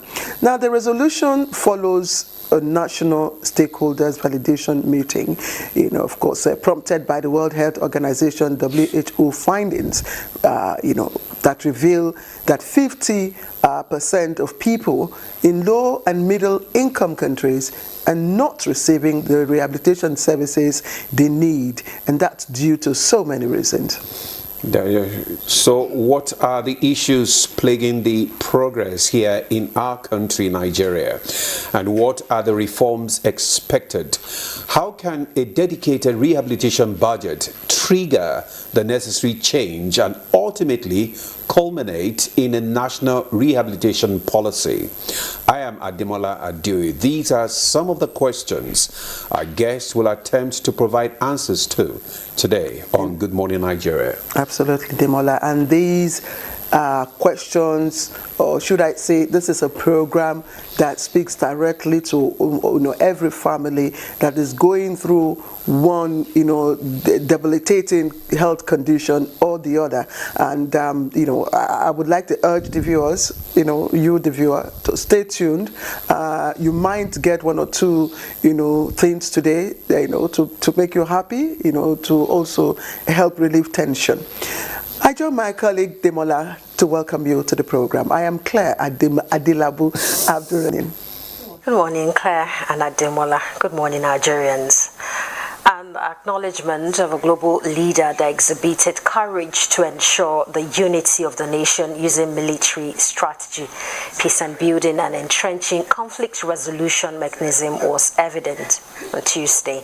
And the man, General Yakubu Gowon, unveils the book My Life of Duty and Allegiance, an autobiography witnessed by the presidency and other stakeholders at the Bola Ahmed Tinubu International Conference Center here in Abuja. That is one of the reasons General Gowon's story remains indispensable. He understood that unity cannot be sustained by speeches alone. Unity must be given institutions. It must be given rituals of encounter. It must be given roads, schools, service, federal balance, and shared experiences. First Lady Oluremi Tinubu has called on Nigerian children to always aim high and not allow the environment to define their limit, conscious of the fact that the country is taking its future heavily on them. She made the call at an event to mark the 2026 National Children's Day celebration with an assurance that the country, under the present administration, will continue to strengthen policies that protect their rights and expand opportunities for them to succeed. Bit of our nation and future. The dreams they carry, the ideas they share, and the talents they possess have the power to transform Nigeria for generations to come. And the presidency is also admitting that Nigeria is not where it ought to be in terms of development, but the renewed hope administration is implementing policies that will take the nation to the desired development target. The Minister of Information and National Orientation, Mohammed Idris, while playing host to the management of the tax on board, re-emphasized institutional collaboration as critical in implementing government policies. Fairness. In this issue of tax administration, he said, let us set up this office of the tax ombudsman. Now, the tax ombudsman is not just there for the person collecting taxes, it's also there for the person who is paying taxes, ensuring that there is equity, there is fairness, and there is justice in the administration of taxes in this country. In other news, the Economic and Financial Crimes Commission, EFCC, has arrested a fleeing former Minister of Power, Sali Mamman, in Rigasa area of Kaduna State. Mamman was arrested in the early hours of Tuesday, May 19, 2026, following weeks of intensive surveillance and intelligence gathering by operatives of the Commission. Addressing journalists on the arrest, Chairman of the EFCC, Olaolu Koyede, disclosed that the former minister went underground after he was convicted by the Federal High Court, sitting in Abuja on corruption charges. And Justice Omotosho had in judgment held that the EFCC successfully established that Mamman and his associates diverted nothing less than 22 billion naira meant for the execution of critical power projects, referring to him as a criminal in a post he made on his X and Facebook accounts. Away from that, Federal Character Commission has announced stricter recruitment procedures for ministries, departments, and agencies to strengthen transparency and fairness and compliance with federal character principle in the federal public service. And speaking with journalists in Abuja, Executive Chairman of the Commission, Huliat Omidiron, warned that any MDA that violates approved guidelines could face legal action, including prosecution. On our website, please make use of it. The major reason why we put that there is because we want to put a final stop to job racketeering in Nigeria. Just before we go, we hear Acting Zonal Director, NTA Maiduguri Network Center, that's in Borno State, Adam Ndi Bintar, has passed away. And with that, we conclude the news at this time. Good Morning Nigeria continues with Ademola and Claire after this commercial break. Good morning. Progress no dey happen just like that. It dey come from support when you need help. Mommy, I got the school fees. You too much. Na money point o. Money point, thank you. Customer, na transfer abi? Confirm. Bro, na transfer. Na money point o da. Oh, na confirm. Progress na peace of mind when you know say payment go land at Sure Banker.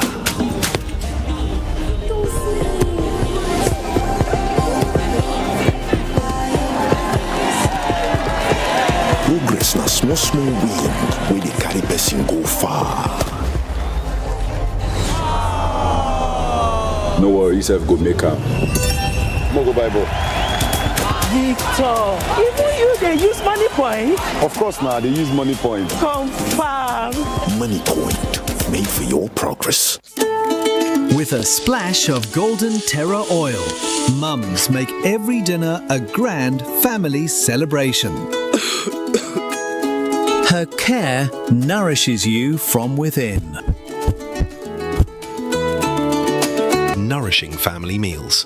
Golden Terra Oil, pour pure love.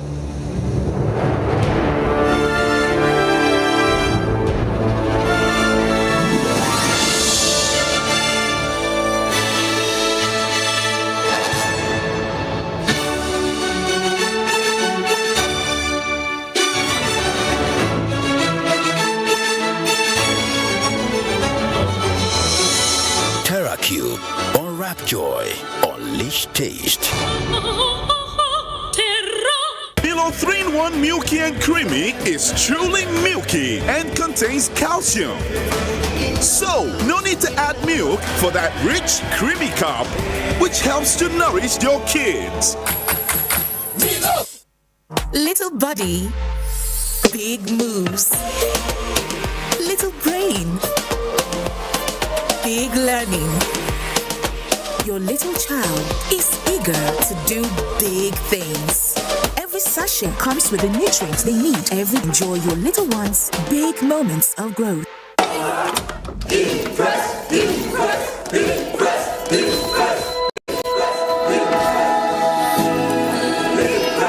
Guys, food is ready.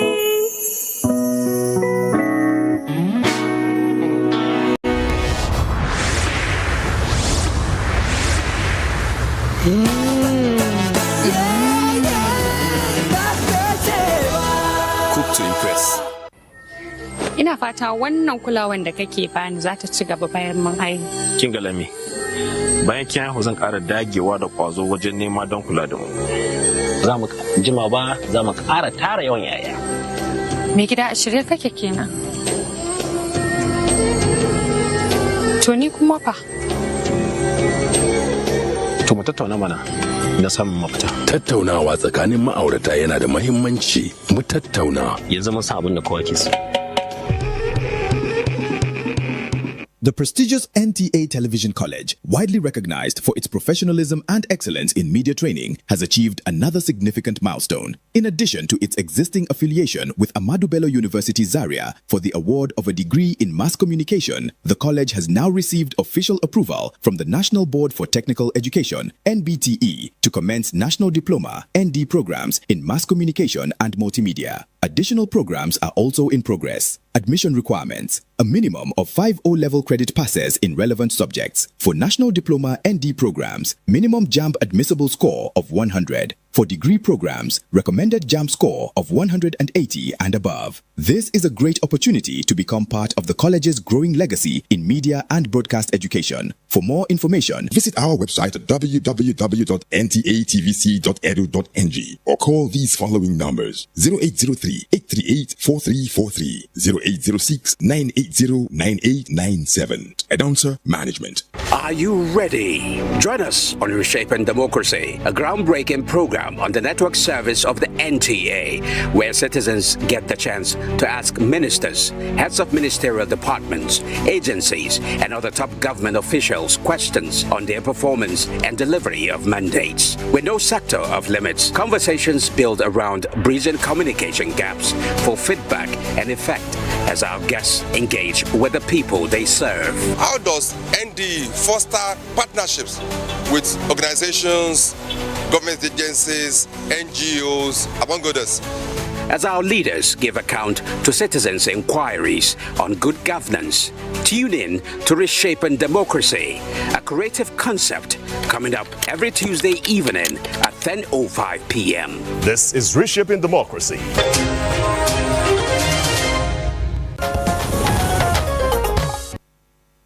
Thank you once again for joining us on the program. This is Good Morning Nigeria, and it's reaching you live on the network service of the NTA. Thank you for watching wherever you're watching us from. The newspaper review will be up in just a moment.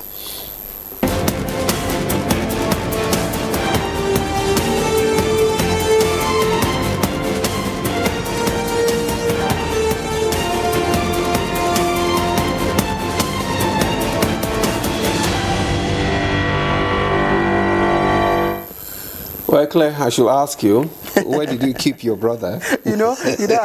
Is he still I know. celebrating Arsenal? Honestly, I can't imagine that Chooks is celebrating Arsenal. A heavyweight Arsenal fan is missing on a day like this. But don't worry, he won't be missing when we finally lift the trophy. Anyway, congratulations. You saying that? Wow. After 23 years of barrenness, God has opened the way for you. It's good. It's okay. That's a miracle. But that's a testimony. 23 years of barrenness, and let me say this to you. When people talk about the length of time he has taken Arsenal to win the trophy, you would also recognize it. Listen, no. Let me respond. Let me respond. You should also recognize that vintage wine takes a long time to mature. Aspirant fault APC senatorial primaries in Ekiti and others, page 2, 40 Southwest local government under terror threat, Gani Adams on page 3. And Dangote unveils plan for multi-billion-dollar Olokola seaport. That's on page 9. I'll quickly turn to the blueprint. The blueprint is also quite busy paper this morning, but again it relates with the APC primaries. It says on its front page, Ondo closes public schools, Abdurazak endorses Seriki inquiry. Nil bus, Pantami withdraw, Oyo aspirants want credible exercise, Goje reject senatorial results, Kaduna aspirants demand cancellation, all of these on page 8, but it takes a lead story on the front page of the blueprint. And I think other stories we have read from the Punch, but there's this one. Some people claimed I planned to kill President Tinubu. That's coming from the Vice President, Shatima. And there's a rider there, Nigeria will not fall. And I say a big amen to that. That's coming from former head of state, General Yakubu Gowon. Now, other story. The Daily Trust newspaper. Just below that nameplate, the Daily Trust, how EFCC arrested convicted ex-minister Mammon. Details of that story, it's on page 8. Why I wrote autobiography, that's from Gowon, that's General Gowon. The details, it's on page 3. El-Rufai tapped NSA's phone, prosecution tells court. Details on page 8. People told Tinubu Tinubu, I planned to kill him. Shatima, that's the vice president. Details of that main story, it's on page 3 and 4. Then we have 2027, PDP faction clears Jonathan for presidential race. Battling fiercely, of course, for succession and all that. Many of the aspirants have refused to step down, so it's our state, I should say. Not our state, even in our state. Not only in Kwara State, there are other states. Yes, I have states here. Even in Kwara, Plateau State. Gombe, Oyo, Adamawa, Bauchi, Plateau, Lagos. Yes. Lagos? Mm-hmm. Oh. No. That's not for the governorship, for the senatorial, House of Reps. Okay, aside the governorship. Yes. There's also Nasarawa, Rivers, and Yobe. But the issue again is, consensus should be based on, collective internal agreement. But when you make people to pay as much as 40 million to buy their forms, and then at the end of it all, you settle for consensus. I think it should be made known at the beginning. They should in the presidential race that they want to live a life and be to live a life of a peaceful life, sort of, and that it doesn't. I think that decision lies in the hands of the former president, but I think he's made a global, image, and he's been celebrated, globally for his peaceful stance and for his ambassadorial, efforts to rally peace. So that done, we'll keep our eyes on things as they unfold. All right. So, thank you, Claire. Yeah, thank you. Let's take a Rich Creamy Cup, which helps to nourish your kids.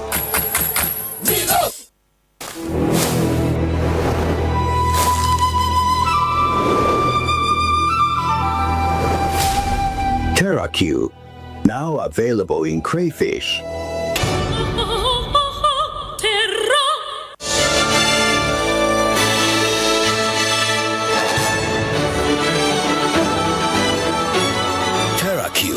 Unwrap joy, unleash taste. Give more strength to your hair with Mega Growth Leave-In Strengthener. It's infused with nourishing oils and conditioning proteins, so you can say goodbye to hair breakage. Wow! Mega Growth Leave-In Strengthener. Imagine lovely meals you can cook with these ingredients. You spend heavily, but no guarantee of a tasty meal. Not making a right choice of seasoning cube can ruin your meal, money, and confidence. For a tasty meal, do not compromise. Choose Gold. Use Terra Gold for the rich, consistent taste your loved ones crave for. Good for soups, stews, and jollof. Terra Gold. 1 cube, endless possibilities.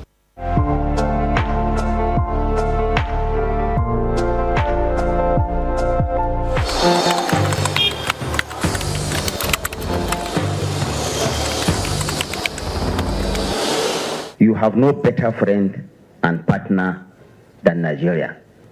Let this unveiling today be a call to conscience. Let our practitioners hold the line of truth. To the media, please inform with integrity and with a deep sense of patriotism. To our public officers, communicate with transparency.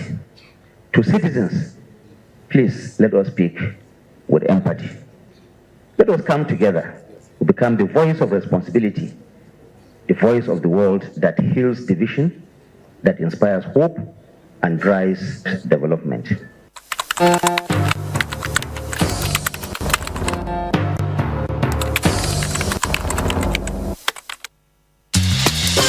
Welcome to Skill Up Nigeria, Industrial Training Fund's television program celebrating innovation, craftsmanship, and the skilled hands shaping our nation's future.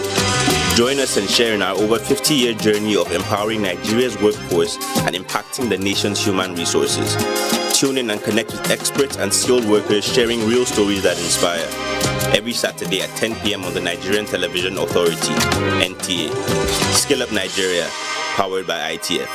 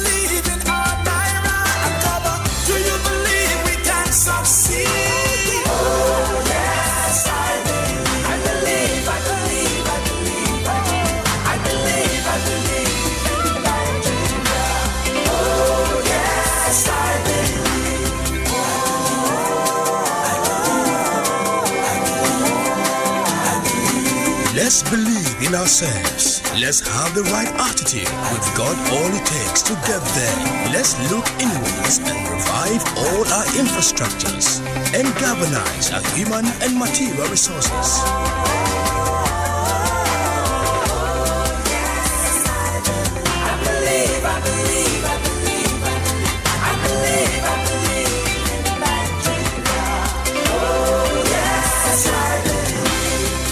Nigerians, believe in yourselves. Believe we can succeed. Nigeria, believe. Powered by National Orientation Agency.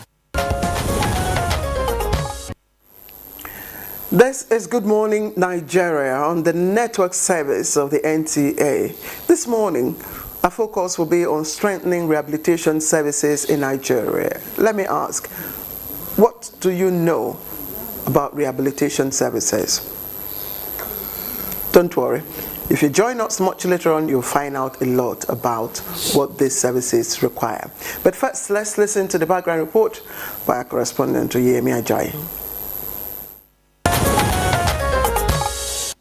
Rehabilitation service is a system that thrives on helping people return to daily life and live a normal or near normal way after a mishap. These services could include physical therapy, occupational therapy, speech and language therapy, cognitive therapy, and mental health rehabilitation services. Rehabilitation includes all measures aimed at reducing the impact of disability for an individual, enabling him or her to achieve independence, social integration, a better quality of life, and self-actualization. It covers interventions in the general systems of society, adaptations of the environment, protection of human rights, and empowerment. In Nigeria, rehabilitation services face severe systematic challenges such as lack of centralized policies, critical workforce shortages, and poor funding.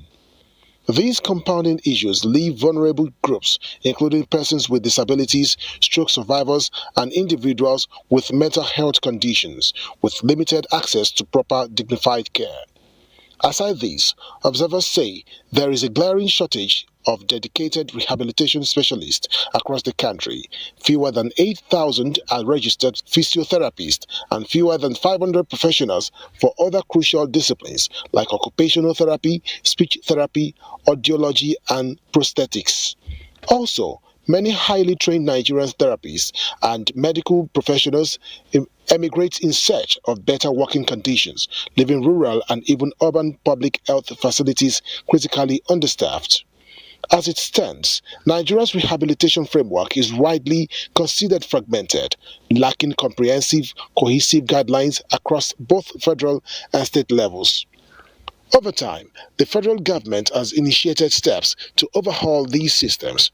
Recent efforts are focused on improving the health system, strengthening rehabilitation framework in Nigeria, and developing a more comprehensive national policy on rehabilitation. However, insufficient funding impacts the procurement of tools, machineries, and instrumental materials required for effective skill acquisition and vocational training, while affecting rehabilitation services in Nigeria. However, the federal government has taken a significant step towards transforming its health system by integrating medical rehabilitation into primary health care following key interventions from the Ministry of Health and Social Welfare and international partners. And one of the central issues of concern was that Nigeria lags behind in prioritizing rehabilitation services. So, how can rehabilitation services be improved in the country? How effective has rehabilitation services been in shaping the morale and attitude of the people? Our guests in the studio will be answering these questions and more shortly.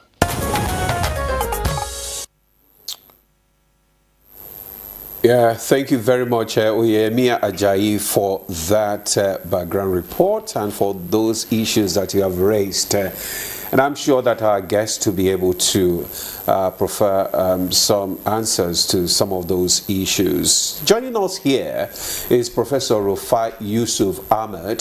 He's the Registrar, CEO, Medical Rehabilitation Therapies Board. Professor Ahmed. You have an injury or a disease in the brain that affects your ability to remember things, your emotions are affected, or your ability to process information.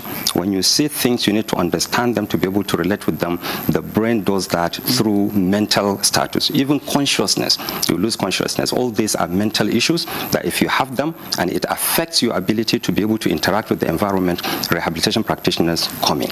And there are many of these rehabilitation practitioners. Of course, you have medical doctors coming in, but with specialization of rehabilitation called rehabilitation medicine or physiatry. You have rehabilitation nurses, of course, the core rehabilitation professions. You have physiotherapy, occupational therapy, speech therapy, audiology, and prosthetics and orthotics. Of course, there's also clinical psychologists. So these are, and there are social